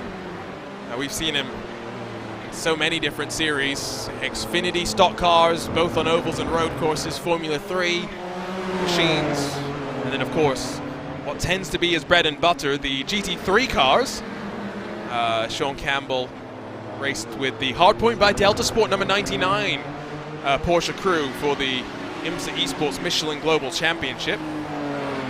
And someone that does look as though right now he's on course to try and win the Lionheart Sports Car Series, with 2 wins on the bounce to start that off. And 2 wins in 90-minute races where he has very legitimately won by 30 plus seconds each time, Zach. It's a good margin to have, yeah. I mean, it's obviously attributed to how good they are as a driver to be able to do that. But I mean, it's impressive stuff to do it not only, you know, on one occasion, but also multiple occasions. Shows the consistency and the grit that he's got. I don't know. It's obviously not necessarily from a spectator point of view, necessarily unless you're a fan of said winning driver, but you would, you know, you'd be like, oh, well, yeah, it's a bit boring, he's dominating the race. But from, like, an impressive standpoint, it's like, wow, he's won by 30 seconds. He's really good. Sorry, that noise was me looking on social media and finding out that Pablo Castro, in that crash that he had at Canada Corner, apparently destroyed the cable of his steering wheel. Now, the problem is that because Twitter has been twittering over the last 6 months or whatever it's been, we no longer can show you tweets directly on our broadcast. So instead, I encourage you to go to @PabloGZ. It's just a reminder that modern sim racing hardware, Zach, it's tough. It's hardcore now. It is. I think sort of towards the top end, there's like sort of 28, 30 newton meters of torque. Yep. Yeah, that's a lot going through, obviously, through your wrist for a long time. Obviously, you're not running towards the peak of said force feedback capability, but you're running fairly high to be able to get the responsiveness in the wheel. And I remember seeing Lando Norris obviously get out of the pit lanes at Bathurst, and he turned his force feedback all the way up. He put his foot down, and the wheel just went completely all over the place. It was like it had a mind of its own. It was like it was possessed or something like that. And it gets to the point now where you see drivers obviously with their cameras and things like that on Twitch streams or wherever. As soon as they crash, they're just like, yeah, no, let go of the steering wheel, because if not, they've got a good chance of breaking their wrists. I'm trying to think who probably runs their force feedback the strongest. Sebastian Job, at least at the World Championship level, I'm pretty sure runs it the strongest. The man looks like he's riding a bucking bronco during the Porsche Esports Super Cup. Which, to be fair, probably helps him out quite well when he does have to switch his responsibilities from Oracle Red Bull Racing esports driver to Oracle Red Bull Racing simulator driver in the Formula One team. He did tell me, I asked him how his neck was. Ooh, as that's the Alexander DiGiaco, a hardcore car that ran a little bit wide out of turn one. Did say after his first session in the simulator, apparently his neck, what's that word that you kids use nowadays, was toast. Probably was. And I remember my first taste in sort of like some top-level simulators when I went to Bolton for a sim racing competition. They're hardcore. Like, that's obviously not the top range that you can get, but you know, when you're having to get strapped in with overhead harnesses, and then obviously the one that comes up over your groin, you're strapped in tight. The brake pedal is very, very stiff. The force feedback through the wheel is intense. And then you go into what's the corner? Is it Hawthorne's at Brands Hatch, where you just chuck it to the right, and you feel like, you know, the sim itself is turning, and then you get sucked in by the seatbelts. It's very, very physical when you get some really good simulators. Obviously, maybe entry-level ones not so much, but when you start investing and putting the dollars into said hobby or whatever it is, or you know, get an opportunity to go and do on some high-level rigs, you get out the sim and you are absolutely gone. You are, as you said, you are toast, because it's so physical. And obviously braking for turn 2 of Brands Hatch as well, when we were doing that, and you have to slam on the anchors, you get in it and you literally have to, like, you grunt, because you don't expect the compression onto your lungs, but it's very, very fierce. And it just goes to show, like, what actual drivers have to go through. I say actual drivers because sim racing drivers are drivers as well, but the real life drivers, what they have to go through to endure said G-forces. Because yeah, I got knocked out by a Racing Unleashed simulator at some sim racing event, as opposed to chucking it around in one of these things for real life. That's unimaginable. There is Cam Peterson, part of Jim Beaver Esports, and I think the Nitro Circus sim racing team. Races in the iRacing Off-Road Championship Series, not just with VR, but with motion rig as well. Now, traditionally at World Championship level, you don't tend to see too many motion rigs, and I think I can tell you that in the Porsche Tag Heuer Esports Super Cup this season, out of the 30 drivers, there's 0 people in VR. Out of the, I think, 40 in eNASCAR, I'm pretty sure I could probably also tell you there are 0 in VR. VR is one of those weird things to add to a simulator, outside of all the motion stuff that really adds to the physicality, you know, hardcore brakes, hardcore wheelbase and stuff like that. I'm assuming you tried virtual reality, right, Zach? Never had the opportunity to do it. I've never been able to, and it's unfortunate. I'd love to do it. I think it looked like a lot of fun, but I've not been able to. So, money to invest. So I think that the problem is there's a few different problems here. As someone who pre-ordered the Oculus Rift and initially raced on it on iRacing for 2 years before I went over to an ultra-wide monitor, mainly because I was competing at a somewhat, I don't want to say high level, somewhat decent level, and so I wanted a few things. One, VR is great for the immersion, right? You being able to look where you want. It's not so great always in terms of comfort, especially the longer you run. You know, I mentioned running 4-hour races and stints by myself in the past before. It's nice being able to have your head breathe and not sweating so much. 2 is clarity. Especially back in 2016 or so, or 2017, whenever the Rift came out, screens were not great. I'd argue 5+ years on, we're still not at a point where we've had a true next-gen VR headset. But the reason why that's so important, Zach, is we know at the top level of sim racing how much the teams have third-party programs all the time building their own tools to help them out, whether it's with fuel mileages, figuring out what their competitors are doing in terms of lap times. That's stuff that you can't then look at in VR because you can't overlay it as easily on top of iRacing. And so when you add all of these little things together, a lot of World Championship competitors just say, can I stick with my monitors for now, please? That's why a lot of them don't necessarily use motion rigs as well, because while they're a lot of fun to use and obviously add to the immersion, overall you're not necessarily going to be running as quick throughout the race, and obviously it's going to sort of increase the attrition rates as well. You're going to feel knackered out a lot sooner and not run at your best for as long. So it's that sort of thing, because you have to think, with a VR headset, you are literally hanging a computer off your eyelids for a long stint, and you're staring at a screen. You know, I remember my mum used to say when I was like 4 or 5, so yesterday, where she was like, yeah, don't sit that close to the telly because your eyes will go square, or don't play Minecraft for 3 hours straight because your eyes will go square. And I was like, well, yeah, whatever. But you are literally having to stare at a screen for that long. Your eyes will start to hurt, yeah, it's not necessarily that good for long distance running. For, say, if you're doing like a 20-minute sprint race or whatever, great, fantastic, because again, it's a lot of fun to be immersed. But if you want to compete, you sort of have to do the best with what you're given. It's why sometimes in F1 esports as well, we don't often see the drivers using the cockpit cam, because they get more visibility using the T-cam. So I tell you what, we've got, just over 40 laps left to go. We're here for the Road America 500, our latest iRacing special event, and one that harkens back to a time when turbo lag was real and drivers had to very much be thinking ahead. Let's run you down through a bit of a rundown of each of your 2 classes. Then start with the prototypes, where Sean Campbell in the Chit Chat Racing KGT number 26 is dominantly running away. He's about to put a lap on the entirety of the field, and barring any unforeseen circumstances or commentators' curses, a driver that is so adaptable has taken on the challenge of this Nissan GTP and very much conquered it. We've got a close fight brewing for second. Heike 360 doing a solo run, as Sean Campbell and many other drivers are doing. Currently being chased down by a man that's more used to being in race control, but may have to put a penalty on his own driving earlier today. Casper de Court behind the wheel of the Hydra Race Geodesic Racing number 4 on the hunt to try and close on Heike 360 as they work on lap number 83.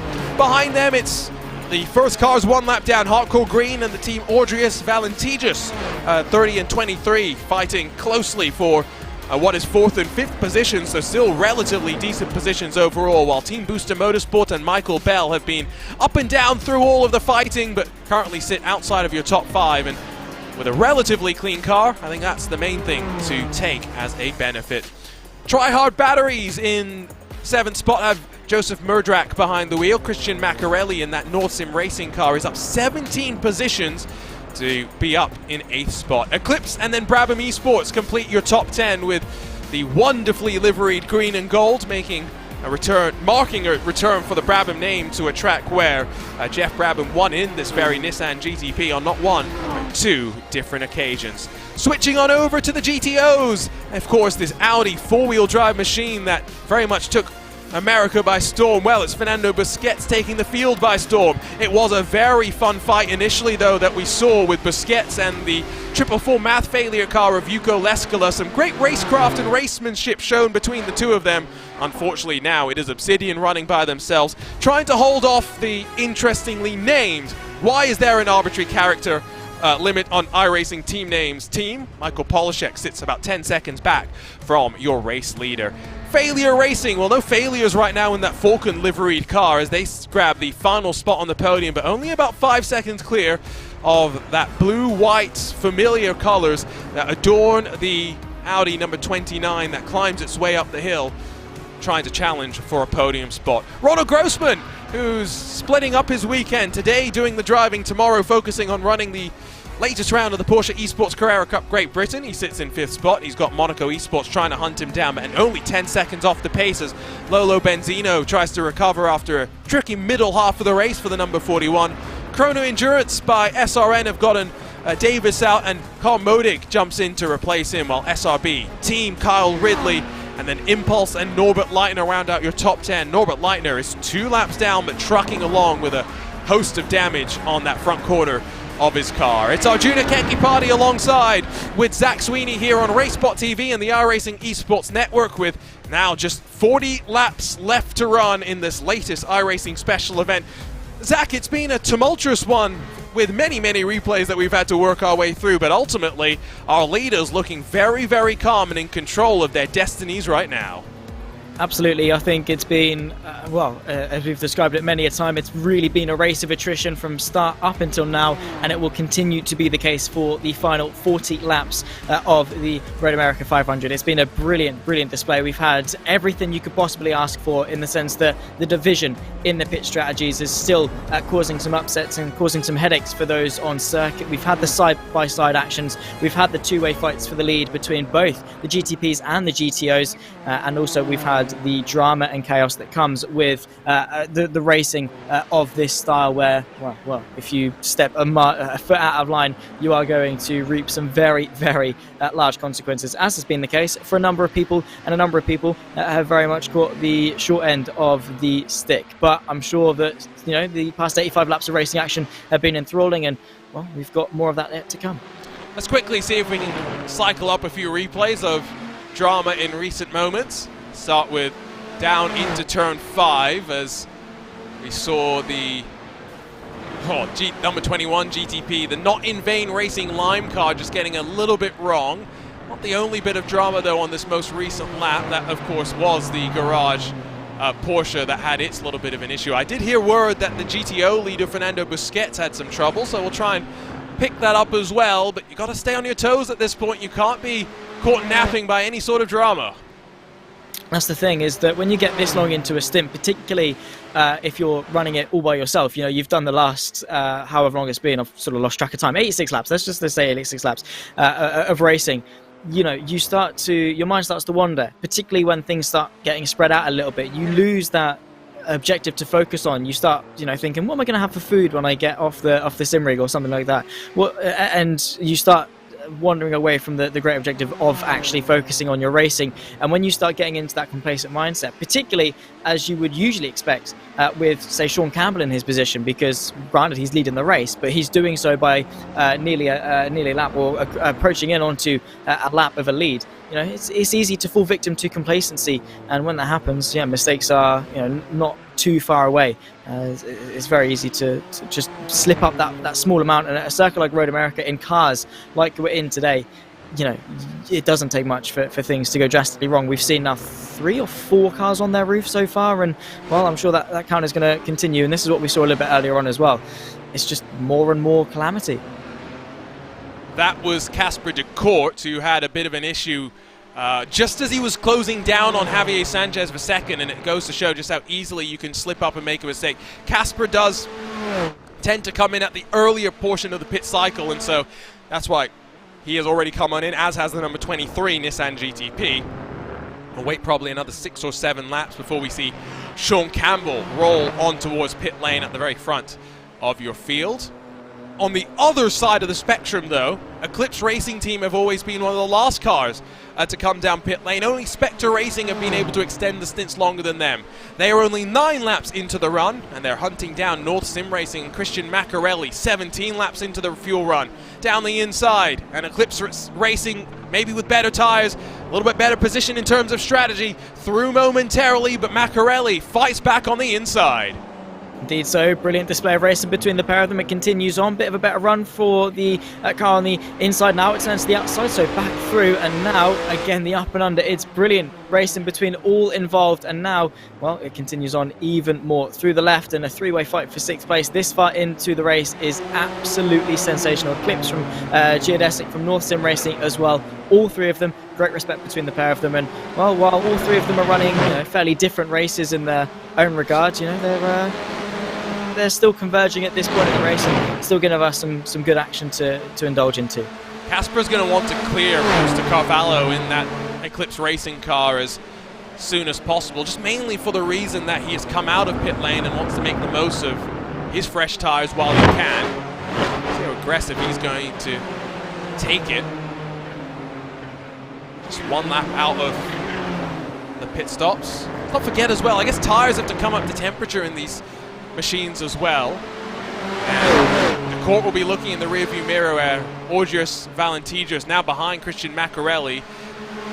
Really, that's the fight that they are still tracking. You can see the movers and shakers so far in this race. plenty of big double-digit gains given how crazy it has been. 11 spots gained for Heike 360 to grab second, at least provisionally. Tryhard plus 14, Eclipser plus 20. That's all inside of GTP, while in GTO we've got plus 20 for that failure racing number 34 with Jack Spickett. So plenty of drivers that have kept calm and kept themselves and their noses out of trouble. Down the hill, it is going to be the North Sim Racing car that gets past. Macarelli sees Valentijus up into the 8th position. Who's the biggest loser in the race? I hate answering that question, unfortunately. Trek Esports look, unfortunately, like they may be the worst of the losers in the GTP class. Meanwhile, your GTO class, Thomas Petitjean lost 18 spots. He's going to be classified as the final finisher regardless of classes as well. So yeah, I did see a comment about wanting more Michael Polishek coverage, but I think we're going to refuse because of the team name. Now mainly when GTO is a little bit more calm right now. Yes, there is Polishek in front of the train that we've been keeping an eye on, but when we had 24 starters and we've only got, I think, 7 left on the lead lap, it does go to show just how tricky it has been. We never answered the question, by the way, Zach, which sounds better, the Audi or the Nissan? We didn't. I don't really think we were able to come to a conclusion, were we? I think I like the Audi, but the Nissan sounds so good. I don't know, maybe we need to have another comparison. Casper DeCourt's going to get past Brewster Carvalho, who lets him through. I feel like there's certain sounds that the Nissan makes that I like. The flutters and things. What did I do earlier? Yeah, that thing. But I think overall I prefer the sound of the Audi. Oh yeah, I think you're very right. I mean, the Nissan does some things better, and obviously the ebb and flow either way is side by side just in the background as well with Valentijus and Eclipse Racing Team. They're continuing their fight, which is awesome to see. And well, we've got 3 fantastically sounding Nissans all fighting for place, or actually, well, closer to 4 now as well. There's we also got the addition of the 23 machine into the mix as well, but. Yeah, I don't know. They both have their strengths. They obviously, I was about to say they both have their weaknesses, but they really don't, do they? I guess the question is, how much does a race car fan, and this is I say this like this because I think it's subjective. Everyone is going to have a different opinion. How important is sound to how much you like a race car? Very. Why do you think the 787B is so loved? So I agree, but the reason I bring this up is. Formula E is a motorsport effectively without sound, let's be honest, right? They make a sound, but we'd prefer they didn't. Does that mean that Formula E isn't good motor racing, though? Okay, motor racing, I realize, is the wrong word to maybe use. Is it good auto racing? Yeah, I mean, it's got a motor, it's just not a combustion. Yes, I know, but I think people will complain if I call it motor racing, so yeah, yes. Fair enough. It's exclusive club. But I mean, I see the sort of the argument, because I know many people that have said, yeah, not watching Formula E, I do not like the sound of Henry Hoover's running around a racetrack. That's just for me, which is fair enough. But Formula E, it's still a good series to watch. It's still good racing. You've still got some really good drivers, and there's always something to watch and enjoy, whether it be contact or battling their way around a street circuit. There's always something to watch. It is still a good series. But if you're looking at the car themselves as opposed to the series as a whole, I don't like Formula E, because I don't think the new gen cars look that great. They definitely don't sound that great. But if you go to like this, they both look great. They sound fantastic, which means the car themselves has gotten itself a good reputation because of the attributing factors that go into liking said car. Whether or not it gives good racing is another thing entirely, but the car in of itself is a separate entity. So I think it depends what you're asking is good, whether it be the racing or the car. iRacing Esports Network, I see the conversation there about the engine noises. Formula E's motor is high-pitched, I agree, but the racing is good. So this is... this is where we have to, I think, you know, especially moving forward, it's the reality of the modern climate, right? And I mean that both to be funny and to be literal. Well, the climate of motorsports is migrating. Doesn't mean that we're going instantly to all electric series. Rallycross, for example, Nitro Rallycross has gone over to electric cars, so has the World Rallycross. I still, as someone in the esports network has just pointed out, I maintain that the main reason why Formula E is boring is because of the tracks at the end of the day. I think once you get those cars on better tracks, once you get a better designed car, looking at that Gen 3 in particular, it will be something.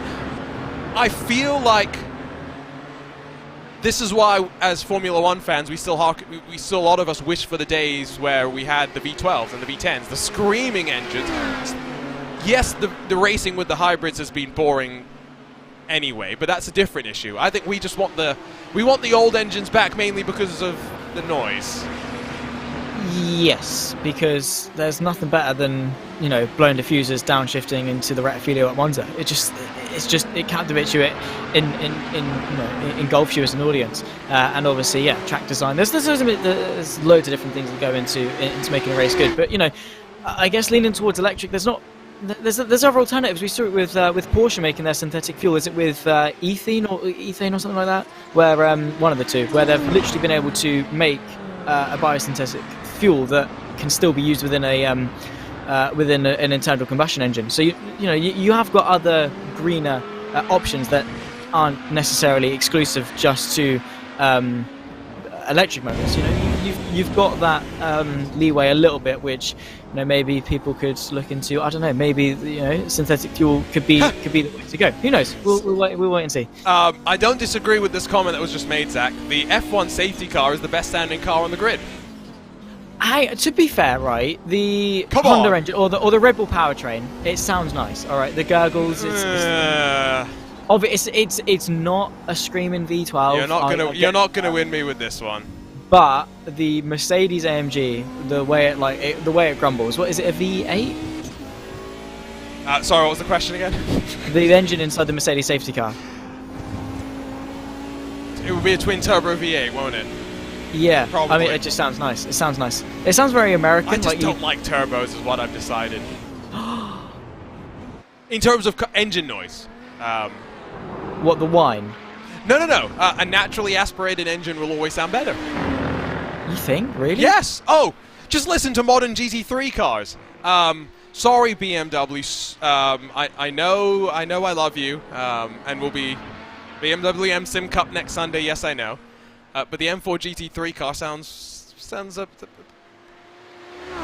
Yeah, it sounds. It sounds. It's an engine. You know the best sounding GT3 car in the world, the Lamborghini. Oh, absolutely. Oh, I love Lamborghinis. I'm getting some stick in the YouTube chat, by the way, from Mike saying the first time he's ever heard someone talk about the current V6 sounding nice. It's not. I'm not going to say it's the best sounding car in the world. That's not what I'm saying. Sorry, no. I'm just saying you could cut it a little bit of slack. It's better than Formula E, right? It's an engine noise. Okay, you're getting something, but it's not the best thing in the world. I'm digging myself deeper. No, you are. You really are. Yeah. At the end of the day, the problem with the V6 is that it doesn't sound better, which is immediately a strike against it. But B, and maybe most importantly, the racing wasn't better. And so, if the racing had been better, but it sounded worse, maybe people could have, you know, been okay with it. And to be fair, the racing being worse wasn't the engine's fault. It was the aerodynamics and everything else that went around that, right? Yes, Mercedes had their dominance, but downforce is not affected by the engine at the end of the day, and dirty air. You know what we mean? Oh yeah, basically have less complex aero and you'll be all right. Because wasn't the ethos for the 2017 like the regs to make the car look more race-like? Yes. To make it look cooler. Because if it looks cooler, it must race really cool, right? As into the pit lane comes Sean Campbell. Not that it really matters look at that helmet. Sorry, I just have to point it out again. It's disgraceful. Look at it. Yellow paint. Look at that. Boom. Only the best on RaceSpotTV, guys. Only for Sean Campbell as well. I mean, again, if you want to sue for mental distress, I direct you over to the team at Delta Sport. In fact, I don't know if Sean Campbell is still actually with Delta Sport. I'll have to go find that out. He's driven for Brabham before. He drives for everyone. It's a mercenary. I'm laughing at a comment from Mike saying it's better than Formula E is like saying I'd rather be at a racetrack than having spikes shoved into my ears. It's a low bar. It's a low bar. All right, fair enough. Okay, I'll give you that one. But Mike also correctly says the V6 turbo from the 80 sounds 100 times better than the modern turbos, which I agree, because yes, I know these are turbo cars. I want to be clear. I know they're turbo cars. They sound fantastic. You can't beat a flutter though. There's not lifting off the throttle. It's modern turbos that sound bad. It's clearly what it is. It's better than a supercharger. I don't like supercharger whines. They are disgusting. We're getting into Fast and Furious territory here, aren't we? We are. We're talking about flutters, wides, supers versus superchargers versus turbochargers. Yeah, we'll get into all of it. Fast and Furious. RaceSpot takes. What are we? Where are we going? What? We're going to space, clearly. It's true. As Javier Sanchez almost gets tangled up with the GTO net race leader, because Fernando Busquets has made a pit stop, and we still wait for Michael Polishek to come on in. But Javier Sanchez is going to show us what a difficult pit entry it is here at Road America. It's up the hill, and remember, no pit limiter in these cars either. We're old school. You limit with your feet. Yeah, you've actually got to slow the car down and not exceed the limit, obviously, so you've got to be careful and not clutch in to save fuel, because then you reduce the engine braking and, well, then you're just going to roll down the pit lane and speed. I think Lewis McGlade has an anecdote of someone doing that, trying to save fuel, putting the clutch down and then end up speeding. But yeah, I saw as well, I was riding on board with someone doing an earlier stint of the Road America 500, and he was like, hang on, I forgot that there's no pit limiter in these cars. I didn't activate it. Am I going to get a speeding penalty? And then he eagerly anticipated leaving the pit lane. Fortunately, he didn't. But it's very close call. You've got to be careful. And obviously, a straight-lined pit lane looks so much simpler than having a corner, but it is not. It is not. It's so deceiving. It's like the one at Daytona, where you have to come into the pit lane off the back of NASCAR 4. It's a straight line, sure. You've got no references, and you've got to slow that car down based off nothing. So Sean Campbell still leads by 50 seconds, even after a pit stop. Hardcore Green will come in the next handful of laps. I don't think we've seen anyone hit that incident limit, which is great to see. Where is Javier Sanchez going to filter out? Is he going to... He's going to emerge one lap down, isn't he? Because I think that's Sean Campbell. And, well, give it a few corners, and Sean Campbell will effectively have lapped the entirety of the field. And now he has.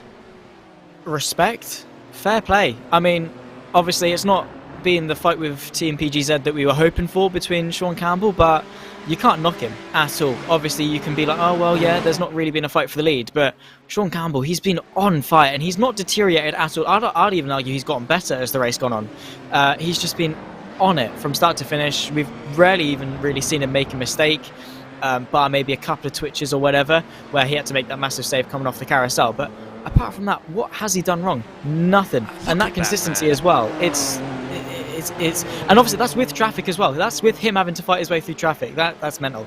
It's incredible.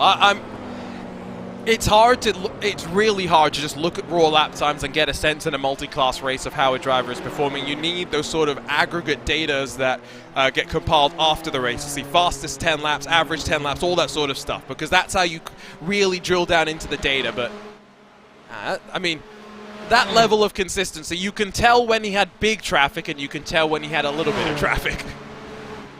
Yeah, pretty much, in the sense that the yellow bit of the time and tower is a little bit larger, and well, it's the nature of the beast when it comes to multi-class racing, endurance racing. You know, you've got to fight your way through some of the more busy spells, but that's not phased him at all. You know, some people, you know, will be like, oh well, yeah, a lot of cars, I'm gonna have to duck and dive my way through. I'm gonna have to find the gaps. I'm gonna have to, you know, not crash, and in some senses, you know, second guess themselves and end up crashing. But well, for Sean Campbell, it's just been second nature to him. The man, as we said, he's very versatile, both his car choice and his team choice. But he's a man of all trades, and he's definitely proven that today in some classic IMSA machinery. Michael Polishek comes out of pit lane and rolls himself down through the hurry downs. We check over the shoulder. I was very intrigued when IMSA announced that the LMDH specification of cars would be entered in under the GTP class when we went racing, bringing back that classic name.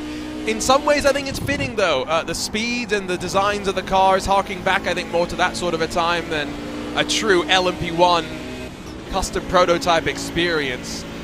But comparing the Nissan that we've got here in iRacing and all of the GTP cars to what we've got today, the one thing that I feel is the same, Zach, is the level of excitement that we have for this era of modern sports car racing, both in GT3, because that's looking very, very tantalizing. Let's not forget with manufacturers taking to that. But the way the manufacturers have taken to hypercar and to LMDH, we're going to get spoiled at this rate. And the rumbling is already, the rumor is already rumbling around saying that iRacing may be adding a handful more GTPs to join the BMW, but might be a golden era in the next few years. 100%. I mean, yeah. I mean, you've got, you know, the likes of Cadillac, Ferrari getting themselves back into hypercars. It's so exciting. Yeah, it's great. All these manufacturers that you wouldn't necessarily always see towards or you haven't seen for a while, towards the top flight of sports car racing and hypercar racing and things. You know, they're now getting back up into that, and it's such a breath of fresh air for some fans. It's a return to the golden days for others to see some of their favorite manufacturers back at the top. You know, there's nothing necessarily bad that can go for the sport by having these new regs and new cars. They look great, they sound great, they are great as well. That's a little bit deep from Polysecond to Turn 5, but you know, they're just fantastic. We already seen them at the 12 Hours of Sebring, where we saw a great fight in qualifying and then a great fight pretty much throughout the race as well.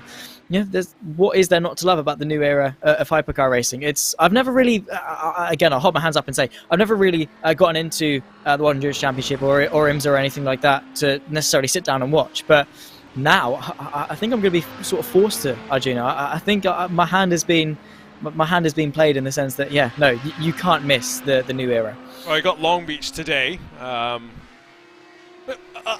I'm a bit scared. I didn't get to watch qualifying yesterday, so I have no sense of what's happening. All I know is the BMWs are not looking too bad, given how Daytona went for them.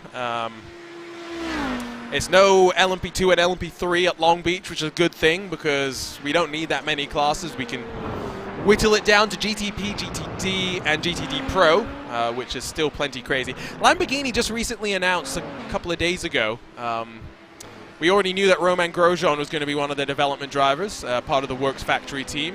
We knew they were going to be partnering up with Iron Lynx as well, a team that they partnered up with in GT3 action for a while. But the second driver in the stable has been announced.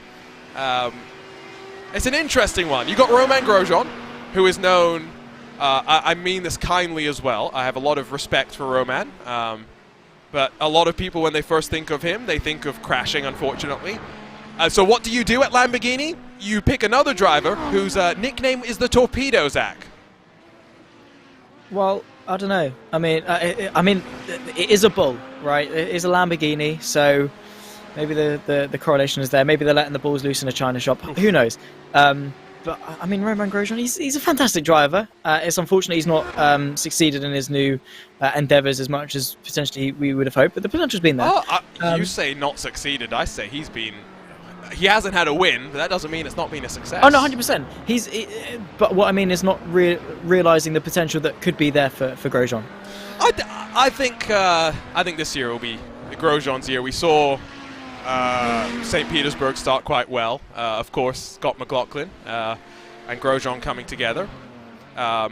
Yes, but what you apparently failed to get there, Zach, I was trying to allude to it rather than spelling it out. It's not Romain Grosjean. Daniel Kvyat is the second driver that's been signed. And again, I mean this with all due respect, and I mean this mostly joking as well. I hope they've got a few different test cars. And some foam padding for the front bumpers. And some wheel covers. And for the drivers too. Yeah, do you know what you get for like corporate go-karts where you've got the wraparounds? Yes. That's what they kind of need for their new hypercar. But no, yeah, in all seriousness, let's hope that they can not have Marcus Ericsson on the same circuit as them. And yeah, we'll see what goes on. Hey, don't forget, you're talking about Indy 500 winner Marcus Ericsson now. I'm just saying, right? Grosjean and his race engineer, they've been quick to poke some blame at the poor guy. Yeah, no, Marcus Attrition, he's brilliant. But let's just hope that him and Romain Grosjean, they're not at Lamborghini together, which is great. However, I'd love to see how Grosjean and Kvyat get to work together as well, because it might just be, yeah, guys, we need like extra padding on the front. I'm going to cut you off, Zach, because I'm enjoying this conversation, but I've just realized that Hardcore Green are leaving pit lane with 27 laps to go. Tryhard Batteries have just come out of pit lane on the previous lap, so they're going to try and go 28 laps, I would guess, on fuel. We are still waiting for Spectre Racing and Brabham Esports and Eclipse Racing to come on in. Those are teams that should be good to make it to the end with just one more pit stop, which means they'll cut a pit stop off relative to the rest of the GTP field. Great job from them. Obviously, it's been a race-long battle in order to put themselves in this position, where they obviously, it's the knock-on effect. It all started from the first stint, the first pit stop, to then bring themselves into this position right now where they could potentially get to the end. 27, it's going to be a stretch, so you've got to be very mindful as to when you come into the pit lane, and you don't really want to have that awkward moment, because while Road America's not necessarily got the longest pit lane in the world, you don't really want to have the drive-through and then the splash and dash at the end, because that's going to be a lot of time lost. Fortunately, we're not at Spa, which is great, but even despite that, splash and dash here at Road America, it's still going to be quite difficult, particularly if the majority of the field are able to get there on one less stop. And you know, the other thing about Road America's pit lane is it's uphill as well, so if you are out of fuel, you could there's no rolling up there. Yeah, you could be in a situation where you just stall out and run out of space. What this will mean, though, is Sean Campbell is going to win this race by an entire lap at this rate, as he comes across the line to make it 26 laps to go. Impressive drive, and it's impressive the way that different drivers are able to jump between cars. I was commentating on Sean Campbell on Monday in a BMW M4 GT3 car. I was commentating on him in Wednesday in a Lotus 79. I'm commentating on him now here in a Nissan GTP. And you know the thing about all three of those races? He was up and towards the front in each of them. Yeah, wow. Fair play, well done, respect. I mean, consistency, there we go. I am trying to put the commentator's curse here, by the way. I see Michael Joseph saying we're saying it too soon, but we're doing our damnedest here to try and make sure Sean Campbell does not come out on top. I see a request to go and check in with P12, but unfortunately for Imperial Motorsports, it's a bit of a lonely day for them, and I'm not sure that car is going to be allowed to leave the track without getting some additional work on it first. That is not how it rolled off the factory floor, to put it in the bluntest way possible. That is, how do you even describe that front end? It's crumpled. It looks like you put Romain Grosjean into the seat of a Lamborghini hypercar is what it looks like. Again, I'm kidding. I'm going to get, I hope... You're never getting any Romain Grosjean esports merch. That's true. No, I like RHE. But yeah, probably not. Hopefully anyone else can hook me up, which probably won't happen because I don't have a Simi. So yeah. You know what T-shirt I'm actually wearing right now, Zach? What are you wearing? It's this wonderful little team called Arnage Competition. You know, they're fantastic. Yeah. The only bit of esports merch that I've got is Rebel Racing Esports, because I got it for Christmas. My mum, I opened it. I was like, oh yeah, Rebel Racing Esports. Cool, nice. See, that's a mum. I like Rebel's merch. Yeah. I like it. Well, everyone knows that your favorite driver is Max Verstappen, so yeah. I know, I was like, Rebel merch, and she goes and gets me some esports stuff. It's great. It's great. But funnily enough, that Max Verstappen isn't part of Rebel Racing Esports. He's part of Team Redline and stuff. Oh, that's true. I didn't even think about that, yes. I know. So, but cheers, Mum, anyway. I like it. It's very comfy. Nice. I wear it to the gym quite often when I go to the gym. Anyway, if I go to the gym. But yeah, it's a nice top. It's quite comfy, and it just looks cool. I've always liked how Red Bull do their marketing designs and things like that, because it just looks cool.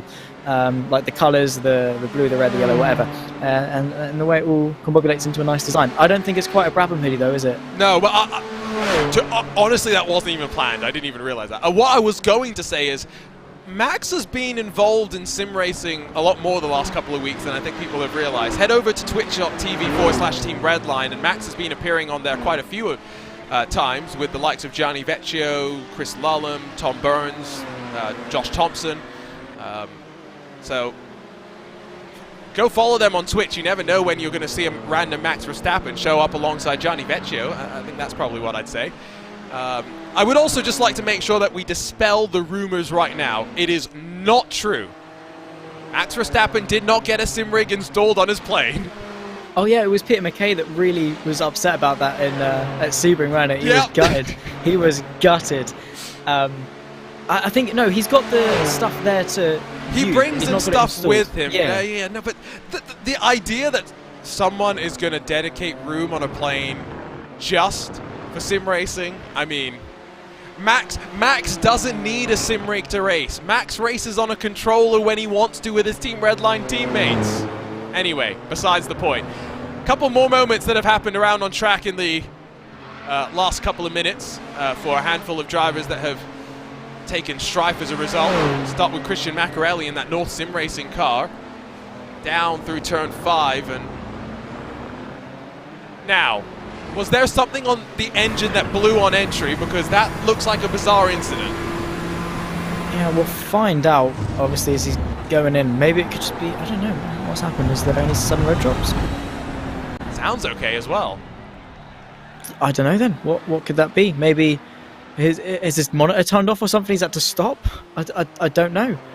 That's a good call. It might be we've seen monitors going off on multiple occasions. That's the 21 of Luca Thungard going off for a bit of a off-track excursion. He'll be invoicing Elkhart Lake for some lawnmower services, and then it's not been an easy day for Fernando Borda, has it? No. Great livery.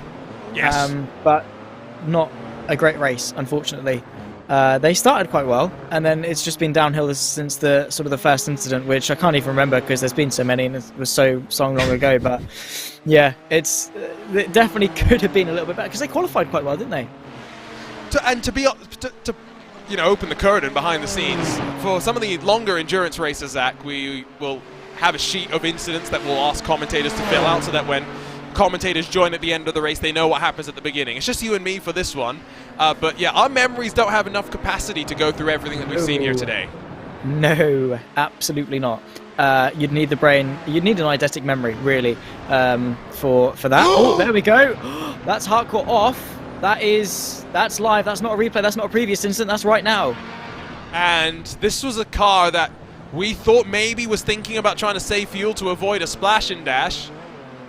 Still holds 5th position. That's a good 15-second time loss. Absolutely. That is a big time loss. And yeah, well, that is a tarnished moment to the hardcore green car. And not what they would have wanted at all. That it just means if they do have to take a splash and dash, they're going to lose even more time. Which, yeah, well, that is big news for them. And yeah, that so close to the end as well. They've got one stint left to go. And, well, it's not necessarily been thrown all away just now because they're still in 5th place and still have the potential to be in 5th place, which top 5 after today. Definitely going to take that. It's a good position. Obviously everyone wants to win. Podium, 5th place, top 10, whatever. 5th place, it's very respectable. But to end it, to not end it, but throw some of it away this close to the end is definitely quite a hard moment to swallow. I think right now as well, both classes have the podium swept by drivers doing this race by themselves. Fair play to them. Brilliant stuff. I mean, maybe it's because with a car like this, it is very rhythm-based. And if you're jumping into the car at a pit stop, you've then got to readjust yourself, get used to it, get into the rhythm. As opposed to Campbell, Sanchez Court, etc., where they've just been able to stay in that rhythmic mindset all the way through the race so far. That has sort of helped them. But maybe fatigue hasn't played as big of a factor as we thought, or maybe the caliber of drivers has been able to suppress said fatigue for this long. I don't know. Either way, it seems to be the correlation that if you drive by yourself, you're going to do quite well. I wish it worked like that for me all the time. Usually if I'm by myself, the worse it tends to go. The pressure of having to not crash for a teammate is a very good incentive, it turns out, at least for Not for me. Really interesting. I've done one endurance race, Arjuna. It was a 6 hours of Le Mans. I was in a Ferrari. First of all, I made contact right. I didn't make contact. I You need to race. You need to do more endurance races. If you've only done one endurance race, you have no idea what an endurance race can really be like. I know. I want to do more. However, into the 40 chicanes at the Circuit de Desart, I got smacked into by BMW. We then went 4 wide into Dunlop on the first lap. And then I got smashed into by a rogue BMW into the first Mulsanne chicane, in which case I smacked into 2 cars in front of me, rolled backwards because for some reason I forgot to brake, and then the onslaught of chaos behind me completely smacked into the side of me.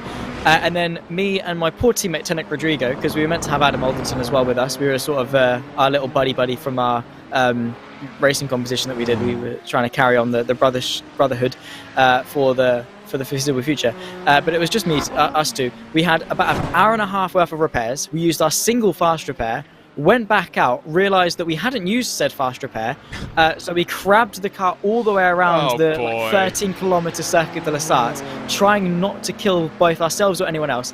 Then come in, then repaired. I drove for about an hour, and then Tenet Rodrigo got in the car, and I was like, yeah, I'm not driving first, the thing. So he drove for 5 hours of the 6, and most of it was in the time. So yeah, what we've decided is you just don't have the mental fortitude. I'm not good. Yes, no. Yeah, it wasn't my fault, per se. Yes, no, but you don't have the mental fortitude is what we've decided. The iRacing Esports Network, I think, will be very scared if they ever see Zach Sweeney in an iRacing special event with them. However, watch out. Watch out, because we've got Nürburgring coming up in a month.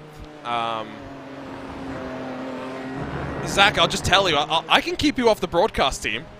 I'll force you to go race. You could, okay, pick one special event this year.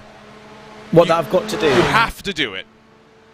I'm trying to think of the calendar off the top of my head, actually. Okay, I will read off some names, and I'll only do endurance ones because they have to be team-based races. Okay, you have to. I don't have friends. You could do it with the RaceSpot team. We'll find you a team of commentators so that everyone can avoid the RaceSpot car because they know that we're all going to crash into them. So you get Nürburgring, Watkins Glen, Spa, Bathurst 1000, Petit Le Mans, and then the Fuji 8 Hours. That's basically it. Oh no.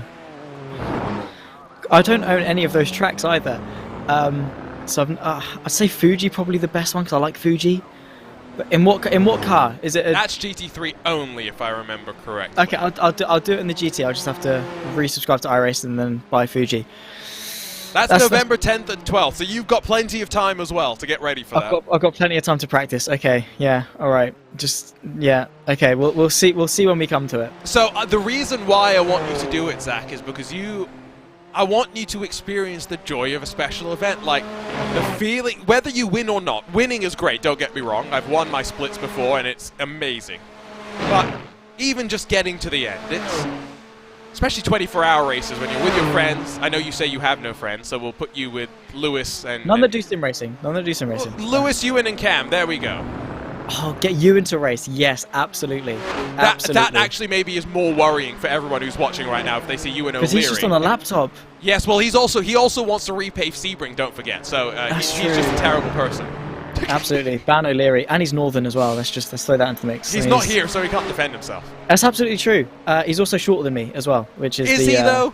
He is. Absolutely, he is. Absolutely, he is. You could also do, to answer the question in our RaceSpot YouTube chat, by the way, the Peachtree 3 for the National MS Society. That's still TBD sometime in the summer.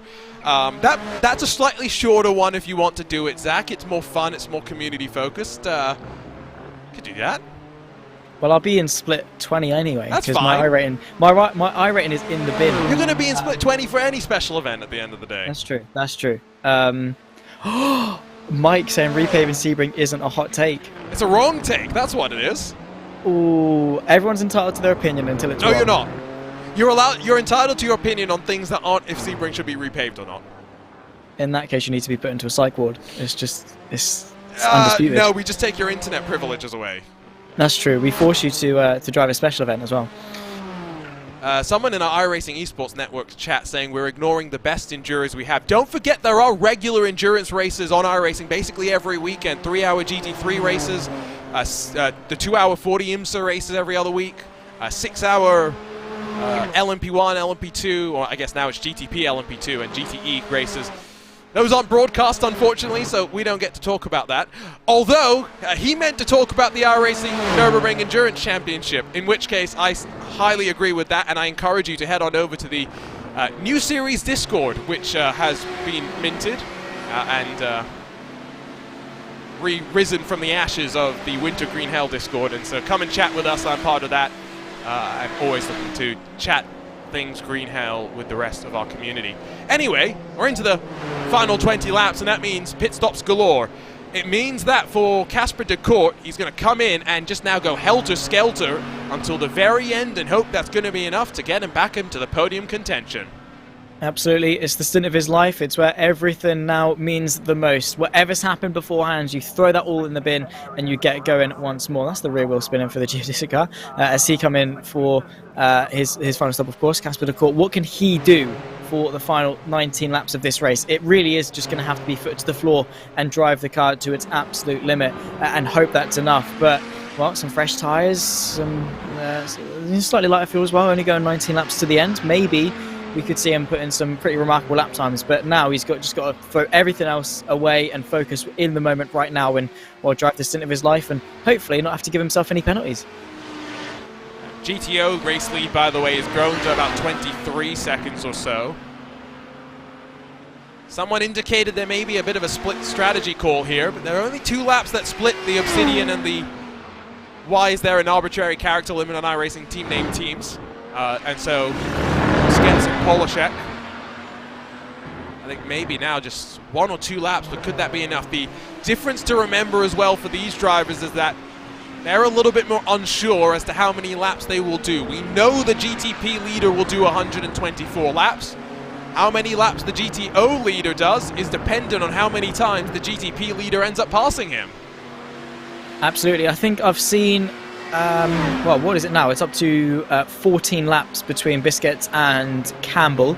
I've seen that be around 15 in other splits. I've seen that, be quite high, but a little bit higher as well. And that's the thing with being in the lower category, particularly with distance racing, is the sense that you don't actually know how long you're going to be driving for, and you've got to plan your stints accordingly. And it just means you've got to react to whatever comes your way. But yeah, I don't know, it's going to be a bit of a headache.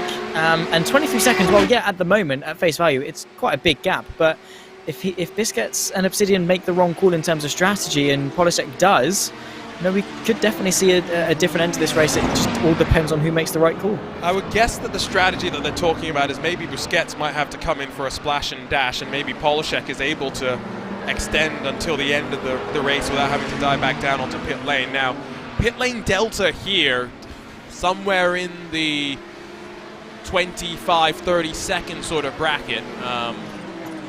Of course, that doesn't factor in how you enter pit lane, which is treacherous in its own regard. And so as Roop Kurkipa in the Alistaro esports car continues to have struggles, very curious as to how it's playing out. Last time at the line was a 206.7, a 207.3 rather for Polishek. It was a 206.2 for Obsidian Racing, so that's a full second delta between the two of them. See if we can ride on board with Polishek and just hear maybe if he is doing any fuel saving or something, because that's about all we can do at this point. Pretty much, yeah. Over the shoulder we'll ride. The one thing that we know for sure is Polishek has kept his car relatively clean, especially compared to that similarly liveried car of the Impulse Racing Norbert Leitner. Traffic management is such a skill, and so both Busquets and Polishek have done a good job, and that's definitely a lot of fuel saving there. Yeah, lift and coast, and well, try and limit the amount of strain on the engine. But well, with the undulating nature of Road America, there's a lot of uphill climbs which demand a little bit more of the engine. So we are going through quite a bit of fuel, and obviously the Audi in of itself is quite a fuel guzzler, very loud. Fortunately, it is only about a 2.2 litre, so not got the most amount of fuel consumption, but there's a lot of power. So maybe it's just going to be a case of lifting and coasting where he can. But also, it's that payoff. How much time do you lose versus how much fuel you save, and is he actually going to be able to stretch the fuel enough to be able to get to the end on without taking that splash and dash? Oh my word, that was scary, and those are the angles that we don't see coming until it's too late when it comes to onboard shots. That might have just been the 45's race flashing before his eyes. and that is the Team Booster Motorsports car that went down the inside there. Polishek is a veteran of the Nürburgring Endurance Championship, so he knows all about those late sends, but let's grab a look on board, riding just over the wing of this car, and I mean, wow. Day late and $1 short. Yes, he gets it stopped in time, but I mean, he's not even close to alongside, and this is, we always talk about the give and take of traffic, right? Sometimes you win, sometimes you lose. Yes, I know Team Booster Motorsports is fighting, but they're 17 laps into the run. They know they've got to come down onto pit lane one more time. I mean, it's not really a necessary send, if we're being honest. I mean, he was in a different postcode to the rear end of the 45 Audi. He was way far back, and obviously, yes, the Nissan is very much more inclined in terms of speed, but there wasn't really any necessary need for that. I mean, yes, at this stage, desperation is going to start to creep in. You want to get through on the traffic and close the gaps to those in front because, well, this is where everything boils down to. This is where it all starts to really matter and come together. But even since closing, getting through, he's been able to close the gap up to try-hard batteries, Joseph Mudrack, by about a couple of attempts or so, and obviously with traffic that can give, that can take. I just don't see the justification for sending the move unless he just outbroke himself and was the only option was to go for the move. Yeah, sometimes you do just say, oh wait, I was meant to brake 50 meters earlier. I'll see what I can do now. And then you look back and it's like, hey, wait. Yep, Well. we've all been there. It doesn't even need to be Twitch chat. It could just be looking over to your fuel number or something. And yeah, getting caught out. Team Augius Valentijus coming down to pit lane for their final stop today.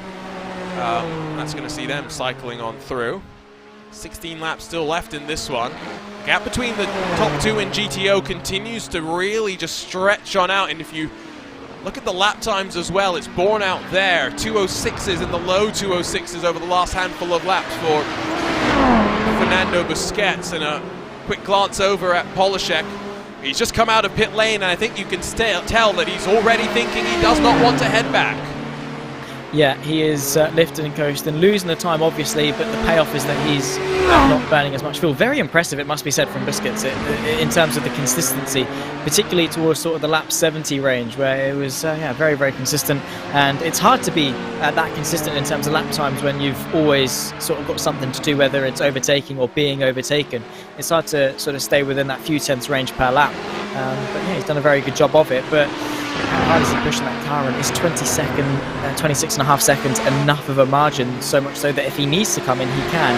Because not only has he got the delta of the pit lane, he's also got to stop, start and fill up as well. Well, granted, it's not a full fuel tank. It's still enough that he's going to have to stay stationary for at least a couple of seconds. So, I don't know. Maybe we're trying to make some worry out of nothing, and he's perfectly fine on fuel and his pace is perfect. But the possibility is there. There is potential, and our job as commentators is to hype up that potential. Just looking at the lap that we saw Busquets come in, I'm pretty sure if we go 108 laps for your GTOs, he should have enough fuel to get there, but only time will tell. Team Booster Motorsports coming on into pit lane with 15 laps to go in this iRacing Road America 500. It's not really close at the front, you'd have to say. Question still remains, at least in GTP, how this pit cycle is going to continue to cycle on out. Casper de Court is behind Augius Valentijus in that number 23 machine, and these, of course, are the first cars that have already come down pit lane for the final time. I did hear that Joseph Mudrack in the try-hard batteries, number 20, has already been out on track for 13 laps. He's trying for the fuel save. He's going to be trying hard. Yeah, like his battery. But yeah, he's already on. That's going to be 20. That's going to be a 28 lap stint. The most we've seen for the GTPs is what, 25, 26 maybe at a stretch. And we've seen some drivers doing 20 laps. Yeah, like it's a tough ask. I don't know if he's going to be able to do it. I'll be completely honest. That is a big ask, and in order to make that, he's going to have to slow down quite a significant amount. So. It's scary times, but they've been able to put themselves into a fourth place, and well, when you've been given this opportunity, you kind of just have to commit to it and, well, say it's this or nothing. Through the carousel, Casper de Court losing some ground to the GTP car up in front of him. So I'm trying to think. 26 is probably... I would be confident that someone can do 26 laps because I'm pretty sure we've seen that on a couple of occasions before. So by that token, I think Stefan Walkup in the Brabham Esports number 83. He is 2 laps down, so it's not like he's really going to gain much from it, but I do believe he is going to be good to the end. Hardcore Green is 13 laps into the run, Mudrax 14 laps in, although that may just be impacted by when they come across the line as well. I don't think there's too many cars that genuinely are going to be able to stretch it, and at the very least, if they can't, they'll be very, very nervy from here until they find their way to the line. Again, we're just going to re-emphasize, it's a long lap here at Road America. It's not as long as Spa, but it's what, 4 and a bit odd miles? Yeah, 4 miles dead. I think like 4.06 or something like that. So pretty much 4 miles dead.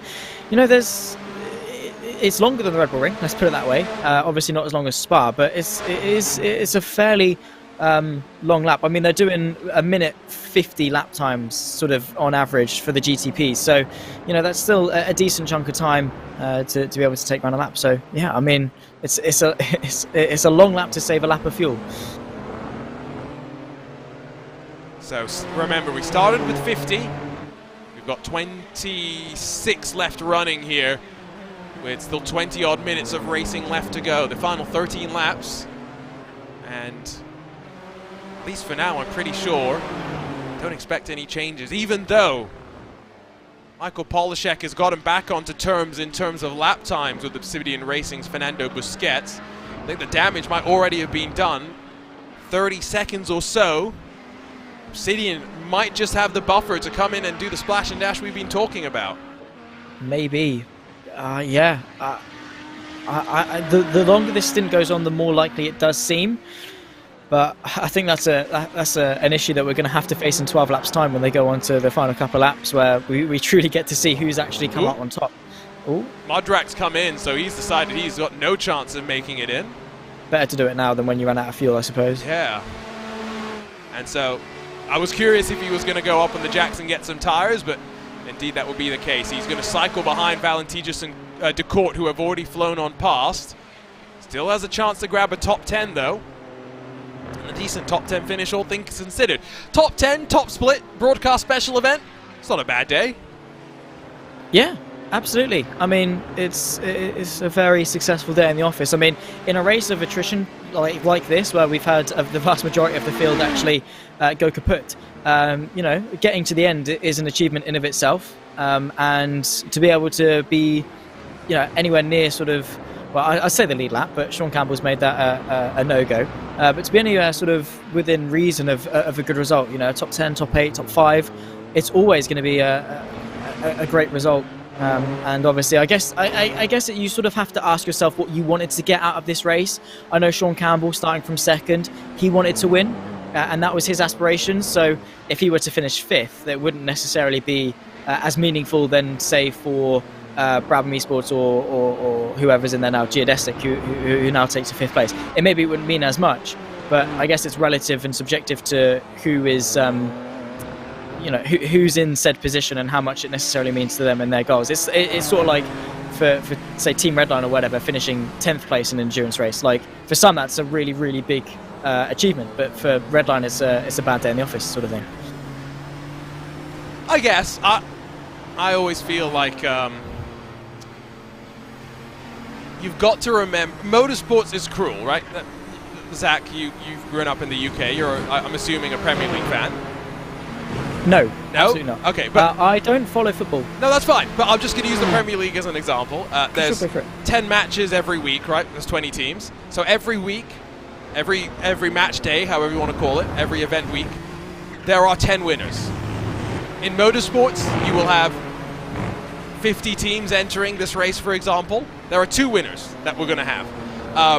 Motorsports is a sport in which success is fleeting and you have to enjoy every taste of it you can. And I'll go back to Craig Green for a second. I know we talked about him, mentioned him slightly earlier, but that's why I think his passing has affected so many people, is the fact that Craig never got that WRC win. but it was when he was on the podium, when he had the 8-second victory in Sweden on one of the stages earlier this year. The joy that he had just to be in the car and to have that success, I don't know.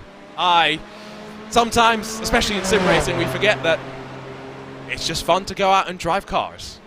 Absolutely. At the end of the day, they're just pretend race cars going around a pretend racetrack, and you know, you got to take the joy out of it and get what you can. For some, the enjoyment is getting to the end of the race. I am just going to address this because Lewis McGlade is in the YouTube chat. Yes, and Jack.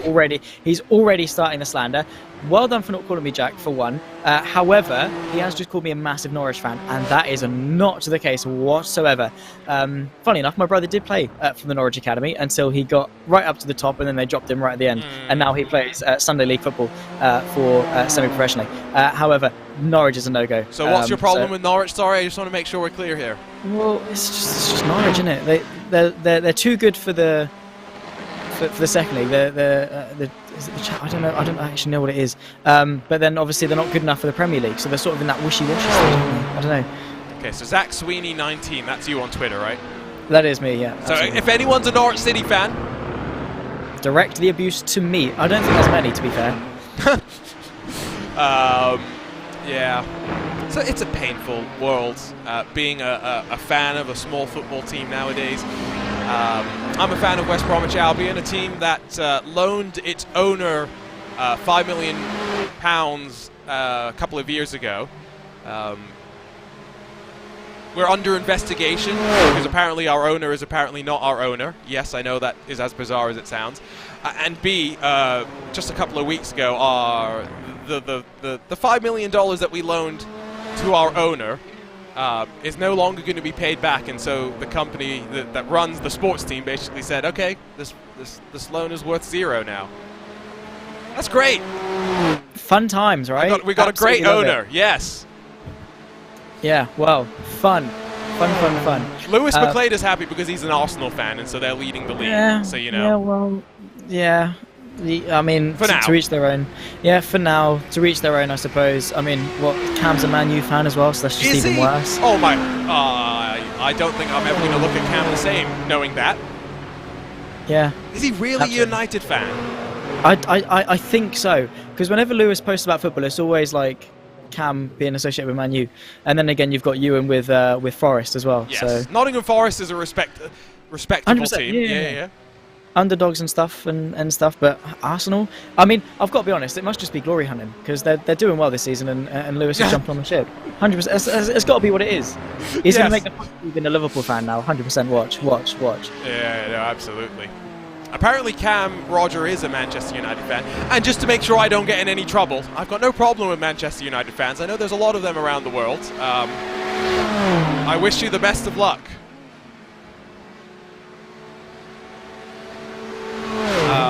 Yes, you could tell how sincere that is. I wish you more luck than I do Man City, that's for sure.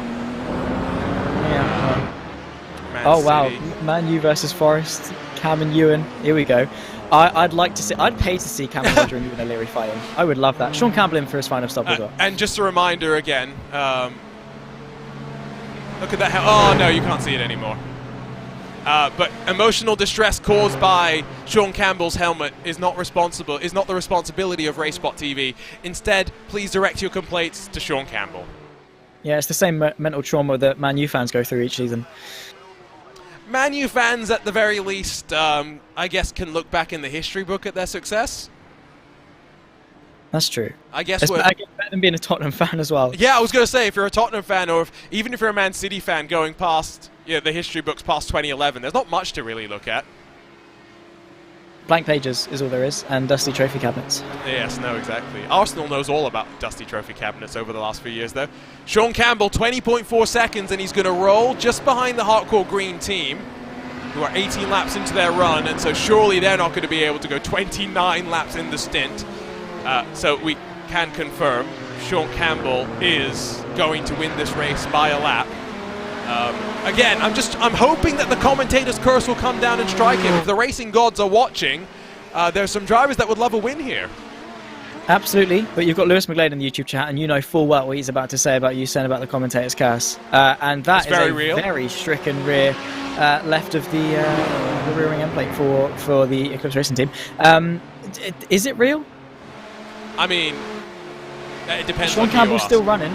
He's still running. He's still doing well. And you quote unquote cursed him about half an hour ago. I've tried. I've been doing my damnedest, that's for sure. Eclipse Racing Team, well, they're really struggling, and well, I think that gives us the story as to why. Heading into the hurry downs, ping-ponging off the wall, and it's just the rear end, this turbo-powered car. I think so many drivers have just been caught out by when the turbo kicks in, and just you can hear it. It just gives them the power in a time they're not expecting it. Yeah, the boost builds sort of almost exponentially. It's nothing, it's nothing, it's nothing, and then it's everything, and then your rear wheels are spinning very, very quickly. So yeah, it's catches them off, and obviously with the Nissan being rear-wheel drive, and yeah, a lot of power going to said rear wheels, no traction control or anything like that, you are, chances are, probably going to spin them and get to a point of no return where the slip angle is just way, way too much for what the car can hold on to. So yeah, it's a shame, particularly this close to the end as well, because you'd have thought that they wanted a nice clear run for the final stint and not have to carry any heartbreak to the checkered flag. Barney looks quite bored, doesn't he? Hasn't had much He's only to got do. 7 laps. He's only got 7 laps, and he can have some fun. And then his arm is going to be waving for quite a while, let's not forget, because he has the white flag to wave for a whole lap, and then he raised the checkered flag until all the cars come across the line. Barney's workout routine must be significant. Just head back over to YouTube chat, by the way, on RaceSpotTV to give a shout-out to Michael Polishek, not for his team name, because no, that does not warrant a shout-out, but instead because he is someone that traditionally drives front-wheel drive machines, TCRs, or as Scott Kessel dubbed them, grocery getters. And this is a very different beast, 4-wheel drive, and he's been thinking about the strategy. You can even hear him clutching in on the entry into turn 1, trying to just be that even a little bit better in terms of fuel mileage. He's really hoping that the margin he's got to Busquets is going to be enough to maybe leapfrog him if we do see the Obsidian car make a splash and dash. It's going to be very, very close right at the end of it. If Obsidian do come in for a splash and dash, they're going to be, well, monsters in terms of pace and closing in. If Polishek has got the gap to stay in front, and he's obviously going to be fuel saving to the end. So it will be a race against time between the pair of them. But Polishek, even if it's first or second, either way, it's been a brilliant display of racing from the 45 machine, and his adaptability from one discipline of racing to the other, and just being able to jump into it and say, yeah, you know what, I'm quick. And it's exactly what he's done today, and whether it's first or second, he's got an inkling of potential for first place. But either way, I'm sure he's got a lot of positives to take from today, but we're closing in on to the final few laps, and well, I don't know, yes, the gap is 30 seconds, but we still don't know who's going to come out on top. If you're curious why, by the way, there is an arbitrary character limit on iRacing team names. Oh wow, because of people like this. Beautiful. That is, you're whipping out all the tools today, aren't you? I'm having fun. It's great that we're on the iRacing Esports Network and we're just, you know, having a little bit of a gaggle, breaking out the yellow pen. That's for supreme analytical capabilities, though. That is to give the insight that we don't get otherwise. I have actually been trying to find a way to do a proper Telestrator segment for a sim racing broadcast. Stay tuned. It's in the works. It's a lot harder than you think. You know. It's not just as easy as yellow pen whipping out mid-broadcast, is it? No, I think what I'm going to need to do is I'm going to have to fake it. I'm going to have to pretend like I'm drawing over a TV when clearly it's a pre-recorded drawing. And I'm going to have to be such a convincing actor that you can't see that my movements don't line up with the pre-recorded video that's being played on the TV. Yeah. So you've won the Simi, so now you want the Oscar, is what you're saying? Yeah, oh yes, or an Emmy. Either one, I won't complain. But if anyone does want to come and donate to the RaceSpotTV studio that I'm trying to build here, feel free to send me one of those fancy Telestrator thingies. I'm sure it only costs a couple of tens of thousands of dollars. Chump change, mate. You can find that in the back of your sofa. We should just go ask. The wonderful team at the iRacing studio if they'll lend us any of their equipment. Well, yeah, absolutely. Just be like, yeah, come on, we'll give it back, we promise. And then we'll promise. You just don't declare the terms of when you're going to give it back. Battle goes on for 6th spot. This is Mudrak and Bell, and these were two cars that at one point we were curious if they would try and get to the end. It's Mudrak that has the spot for the time being. But with 6 laps to go, this is definitely going to be one to keep your eye on. Absolutely. Not long left to go, and they're still fighting tooth and nail for 6th place. Still a very decent position, it must be said. Both of these teams have worked very, very hard to get to the point that they're in right now. Mudrak obviously bailed on the idea of trying to go for a 29-lap stint in that Nissan GTP, which was never, ever going to happen.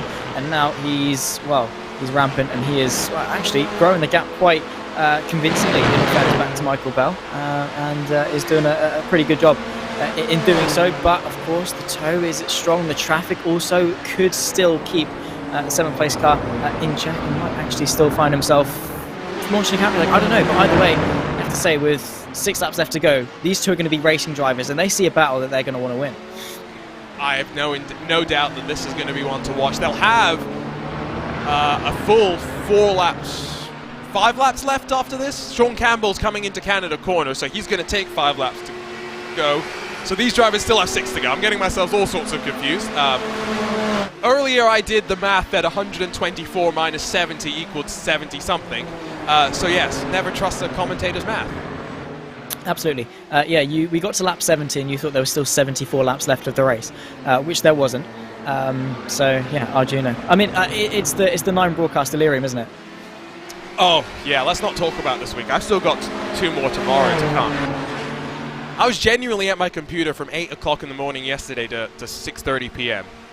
I average 5 a week, and that's not extensive broadcast that you do. I envy you, Arjuna. Okay, I will be honest. Yesterday with Beef Night was maybe the most fun that I've had in a long, long time. Like, just genuinely, it was fantastic. We had one-on-ones. There was beef squashed and settled. Money raised for charity. The Red Cross, Turkey, Syria earthquake appeal. Daniel Gray hosting it. All sorts of matchups as well. It was really interesting. We had Samsoid versus Basic Ollie, Gamer Muscle versus Daniel Gray in the end. Sadakis had to drop out late due to a family emergency. Hope everything's okay for him. Pablo Castro versus Daniel Moran. Love 46 versus the People's Champion El Gato con la Pipa. Piltdown Man, who's an iRacing steward, I found out yesterday, up against Grand Pooh Bear. Will Chadwick, Owen Carroll, Emery and Jake Burden, who live together, are partners racing. I'm sure Jake Burden ended up sleeping on the couch after all of that shenanigery. And then Rudisco and Aerotech. I just like the idea again of doing more esports stuff. We have sim racing. We can do that whenever we want. We can go back in time and pretend we were in the Road America 500 with these great classic machines, or we can just do whatever we want. Yeah, because that's the beauty of sim racing, is that you can, similar to trying to look to the right-hand side in towards turn number 1 to promote yourself back into 6th place. And Team Bush there, well, they looking very feisty in the counter-attack, but you have to say that the fight from Joseph Mudrak is far from over, because, well, these two, they're going toe-to-toe, and Mudrak is going to want that 6th place back.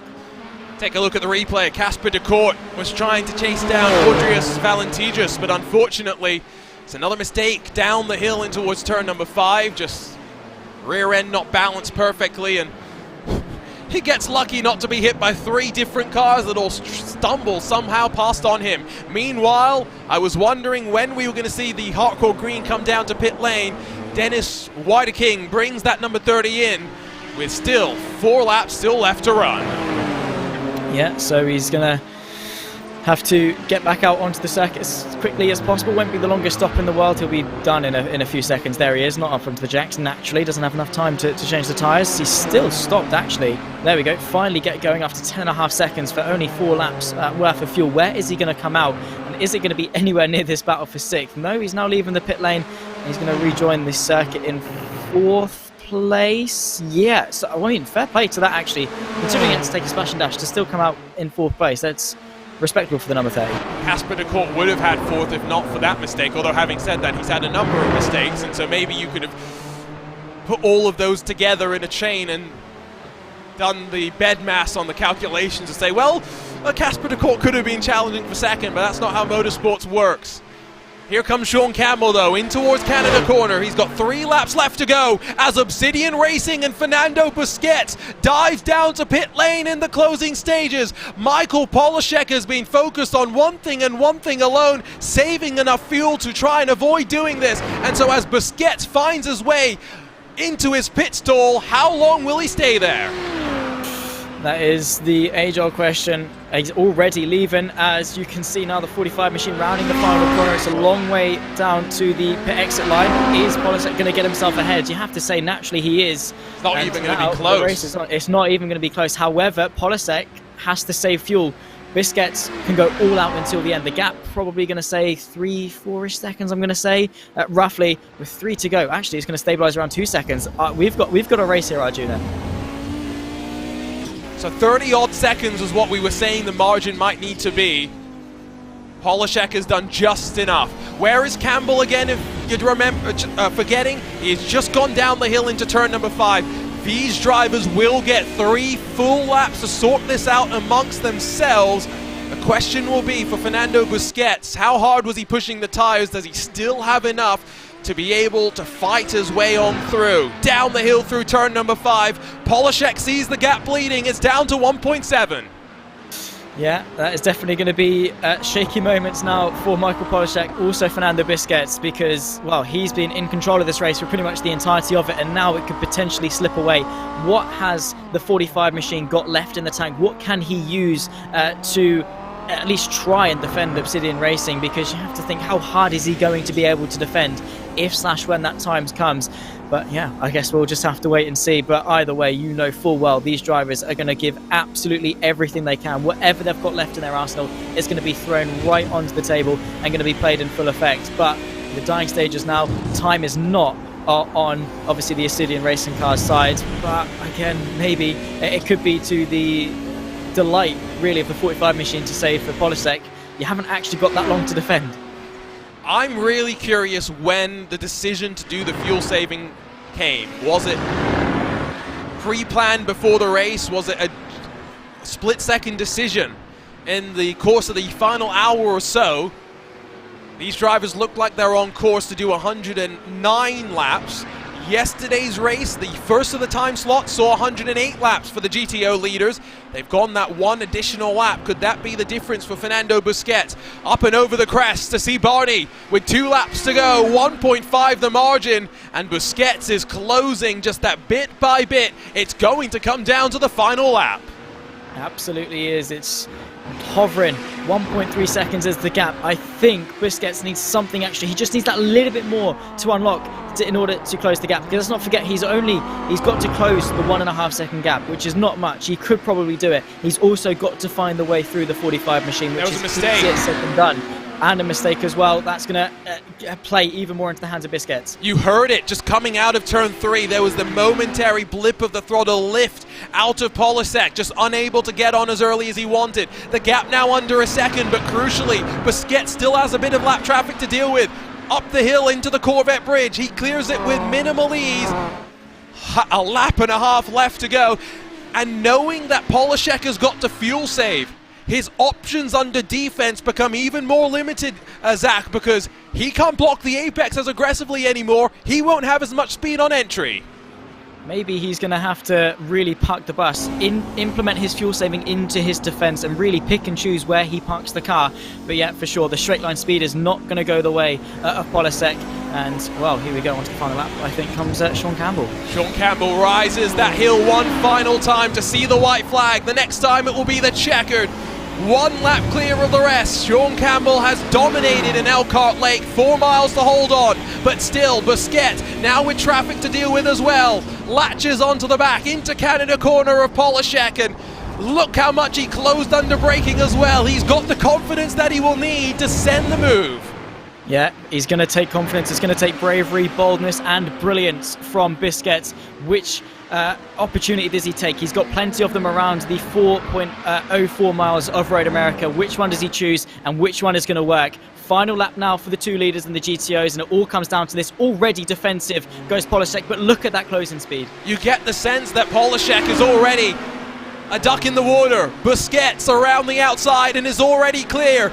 Was Polishek flying too close to the sun with his fuel mileage. Will he get one more chance to try and fight on back? On corner exit, it looked like he had to blip off the throttle once again. Almost got ran into by the GTP car that dispatches of the two of them. Down out of turn 3 though for the final time. Here's where these cars have been side by side in this GTO class so many times before. Polishek will have one final look. He will indeed. It's his only opportunity to really launch the counter-attack. Defensive goes Biscuits now to the right-hand side of the circuit. It'll be the outside for turn number 5. Has the number 6 got his braking point nailed? He's trying to go for the up and under as Polishek. It's not good enough, and you have to say that that is game done for Polishek, and it's Biscuits' race to lose. It's all now going to be about the carousel. If Polishek's close enough to try and stick there, he might have that opportunity to send a lunge. There's no such struggle though at the front. We turn the clocks back to go retro racing IMSA style here in Elkhart Lake. It's Sean Campbell that conquers all to win the iRacing Road America 500 in 2023. One lap clear of the rest of those behind. It will be Javier Sanchez, Heike 360, and Orgius Valentijas that grab the final 2 steps on your GTP podium, but we still have the GTOs fighting for the lead. Polishek and Busquets through the kink for the very final time. Opportunities are wearing thin for Polishek, but he's definitely kept Biscuits honest. Into Canada corner, probably the final braking zone that he can really go for a move. Defensive goes Biscuits. Was he defending thin air? The final sector of the final lap of a 500-mile race. The GTOs are coming down to this. 2 more corners left to go, and I think Biscuits might have it. I think Polishek still had to save some fuel in through Canada corner, and so if it was 1 lap shorter, maybe he could afford a little bit harder. It was the story of Fernando Busquets initially with the math failure 444. Yuko Leskala and Busquets tangled, but great showmanship from both drivers to continue the fighting by redressing positions. Ultimately, the fuel mileage would be what determined the victor. Fernando Busquets and Obsidian Racing victorious in the GTO class of the iRacing Road America 500. Michael Polishek was so close on fuel, he reset to pit lane immediately after he came across the line. But at the end of the day, Zach, special events on iRacing are just about having some fun and doing something a little bit different. The Road America 500 returns to the special event schedule, and what a blast it was. Absolutely. I'm surprised it's been, as long as it's been, 6 years. Back to 2017, the last time it was on the special events calendar. And, well, it's made a very, very good return. Dominant, obviously, from Sean Campbell, but the GTO race lead kept us on our toes right to the wire. We had fights throughout. We had everything you could ask for. The division in pit strategy, the attrition rates, everything combobulated into a very, very good 500-mile showdown here in Road America. I don't really know what more you could ask for. Well, let's grab a look at our race results and hopefully then get a chance to chat with some of the drivers. Sean Campbell, indeed 1 lap clear of everybody else in that Chit Chat Racing KGT number 26. However, it could have been a lot closer if Marcos Nunez hadn't been involved with some traffic. Javier Sanchez, though, will be delighted to have grabbed the 2nd spot on the podium, while Orgius Valentijas grabs the 3rd and final step on that podium. All 3 of those drivers' solo car efforts, and the first team, Hardcore Green, finishes 4th. Casper de Court, a couple of slips and slides, and a man that spent plenty of time on the other side of the race control booth may start to reflect on 1 or 2 incidents he had here today. Michael Bell for Team Booster Motorsports, and then Try Hard Batteries for Joseph Mudrak. All scored 1 lap down with Brabham Esports Gold and Stefan Warkup in 8th. It's Spectre Racing and Brian Molitor that come across the line in 9th. They were one of the teams that were doing the longest pit cycle strategy.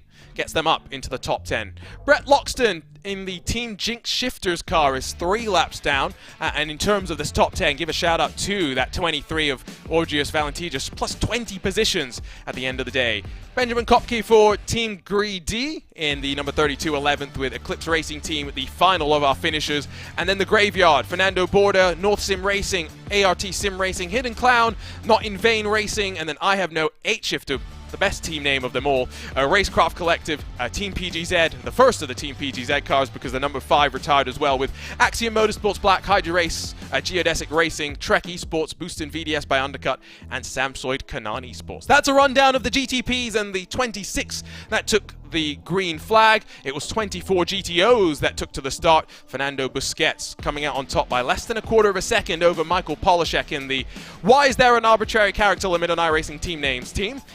third and final step on the podium went to Jack Spickett in the failure racing number 34. He was classified 1 lap down, but again, all 3 of these drivers finishing as solo car efforts. Fantastic to see them do it. Corey Davis, 4th in front of Adam Brown for the Rethink Racing 103, SRB Motorsports, Monaco Esports, and then Team Carl Ridley and Impulse Racing through the top 9. Garage also did finish, although they were 6 laps down. 6 laps down as well, the Alistero Esports Junior team, Imperial Motorsports 11 laps down, and then into the non-finishers, SLM Delaware Destroyers, Chicane Online Racing, Math Failure, Team Bondellos by Rule, Working Title Racing, the Schnitzelwagen, other word that I don't want to butcher again, Alemania Aachen Esports. That's your top 20 with Antonin Titus, Chassanet Vincent, Jake Ward, and Thomas Pettyjohn rounding out the rest of our field. So we'll look top to bottom, and maybe it's not surprised that Sean Campbell also sets the fastest lap of the race. Let's see if we can grab a word with a couple of the drivers, starting with Michael Polishek, who's standing by now. Michael, I've got to start. Why that team name? Well, as I'm a free agent now, I wanted to make some funny team name up. So I was thinking of a few things, but eventually I thought, like, why not have like an obnoxiously long team name? And somehow I came up with, why is there an arbitrary character limit on iRacing team names? And that actually fits in the team name character limit. Is it the exact limit? That was my next question. Yes, there's supposed to be a question mark at the end, but for some reason that doesn't show up in iRacing, but I literally cannot type in any more characters after that. Good, so at least your tyrannical reign of characters comes to an end somewhere. Let's talk a bit about the fuel mileage. When did you realize that you were going to have to fuel save? Was that a pre-planned decision or in the heat of the moment? Well, I saw the results of the previous 2 time slots and realized that they were going 108 laps or so I had to start planning for fuel saving. I'm completely new to this car, so all of the prep I did was in 2 days, basically. This is a really fun car to drive, and I absolutely love it. So I practiced a lot of fuel saving beforehand, and I think that was the better strategy. Unfortunately, I just had so many errors with just missed apexes, getting really tired at the end of the race, and then a bunch of shifts because this gearbox is pretty temperamental. We did hear a couple of people saying the clutch can be a little bit difficult to figure out at times. I guess next up is an event that you are a lot more familiar with, not just in terms of car, but in terms of track as well, as we head on over to the Nürburgring 24 Hours in the iRacing special events. You say you're a free agent right now. I'm assuming that you're looking to that event, though, to try and have a good run, hopefully, in the top split. Yep, and I will actually be soloing this race. Oh, wow! Are you going to get into top split by yourself? I hope so. Hopefully, I can get to like 7.5k I rating, and hopefully that'll be enough to get into top. Well, there we go. 5 classes for that race. It's going to be exciting, and, well, 24 hours. We'll see how many hours you're able to go without an incident, Michael. Congratulations on second. We'll see you in a month's time over at the Green Hell. Thank you very much. As always, great to talk with Michael Polishek. Let's see if we can talk to the race winner, though, Fernando Busquets. Fernando, do you have a copy? Yeah, here I am. So, Fernando, talk to us about that one. It looked like it was going to be close towards the end, but didn't look too difficult for you to get the pass done. Yes, I mean, I am still shaking. In the last stint, Michael had me like it was like my worst nightmare because I realized that he wasn't pitting in the last stint, right? And I had to do a short pit stop with like 15 liters or 16, something like that. And by the time I realized that he didn't have to pit, I had to push like hell. Like I had to open a gap for like, I don't know, like 35 seconds, something like that, and I opened like 32. So I knew that it was going to be really close at the end. So in the last lap it was good, just enough to overtake him. So yeah, congrats to him because it was like one of the best races I ever done, to be honest. And you had a great battle before with the math failure 444 of Yuka Leskala, and I want to give you a shout out for the great sportsmanship that was shown there. There was some contact between the two of you, and you basically stopped on track to let him come back and fight with you again. So thank you so much. That was amazing to see. Yeah, I mean, it was the last thing I could do, because I completely take him out, and I was having so much fun with him, and I think you guys were having so much fun as well. So yeah, I mean, I let him pass, and then we had a battle, an amazing battle, and yeah, I mean, in the end, something I didn't see what happened to him. Something happened with Anishan, I think, but yeah, congrats to him as well, because it was an amazing race. Congratulations to you, my friend, victorious in this Road America 500, and hopefully we'll see you again on RaceSpotTV and get the chance to chat with you soon. Thank you so much. Buena tarde.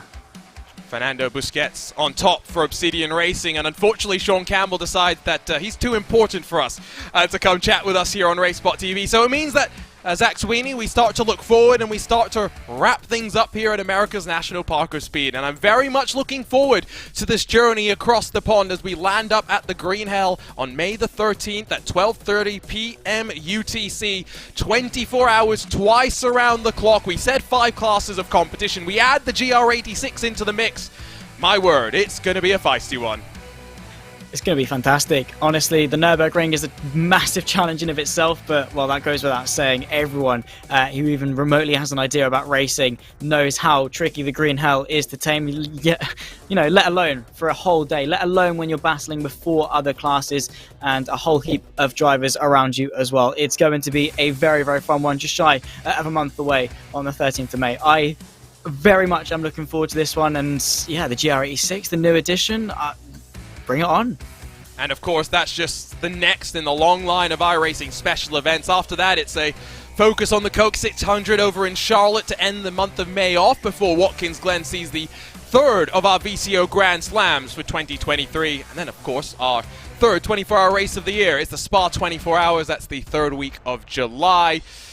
Zach, when we look at this, it was one of our major talking points over the course of the day as well. The fact that it's not just about road racing, not just about a specific type of endurance racing as well. iRacing special events are about the diversity and accessibility about motorsports.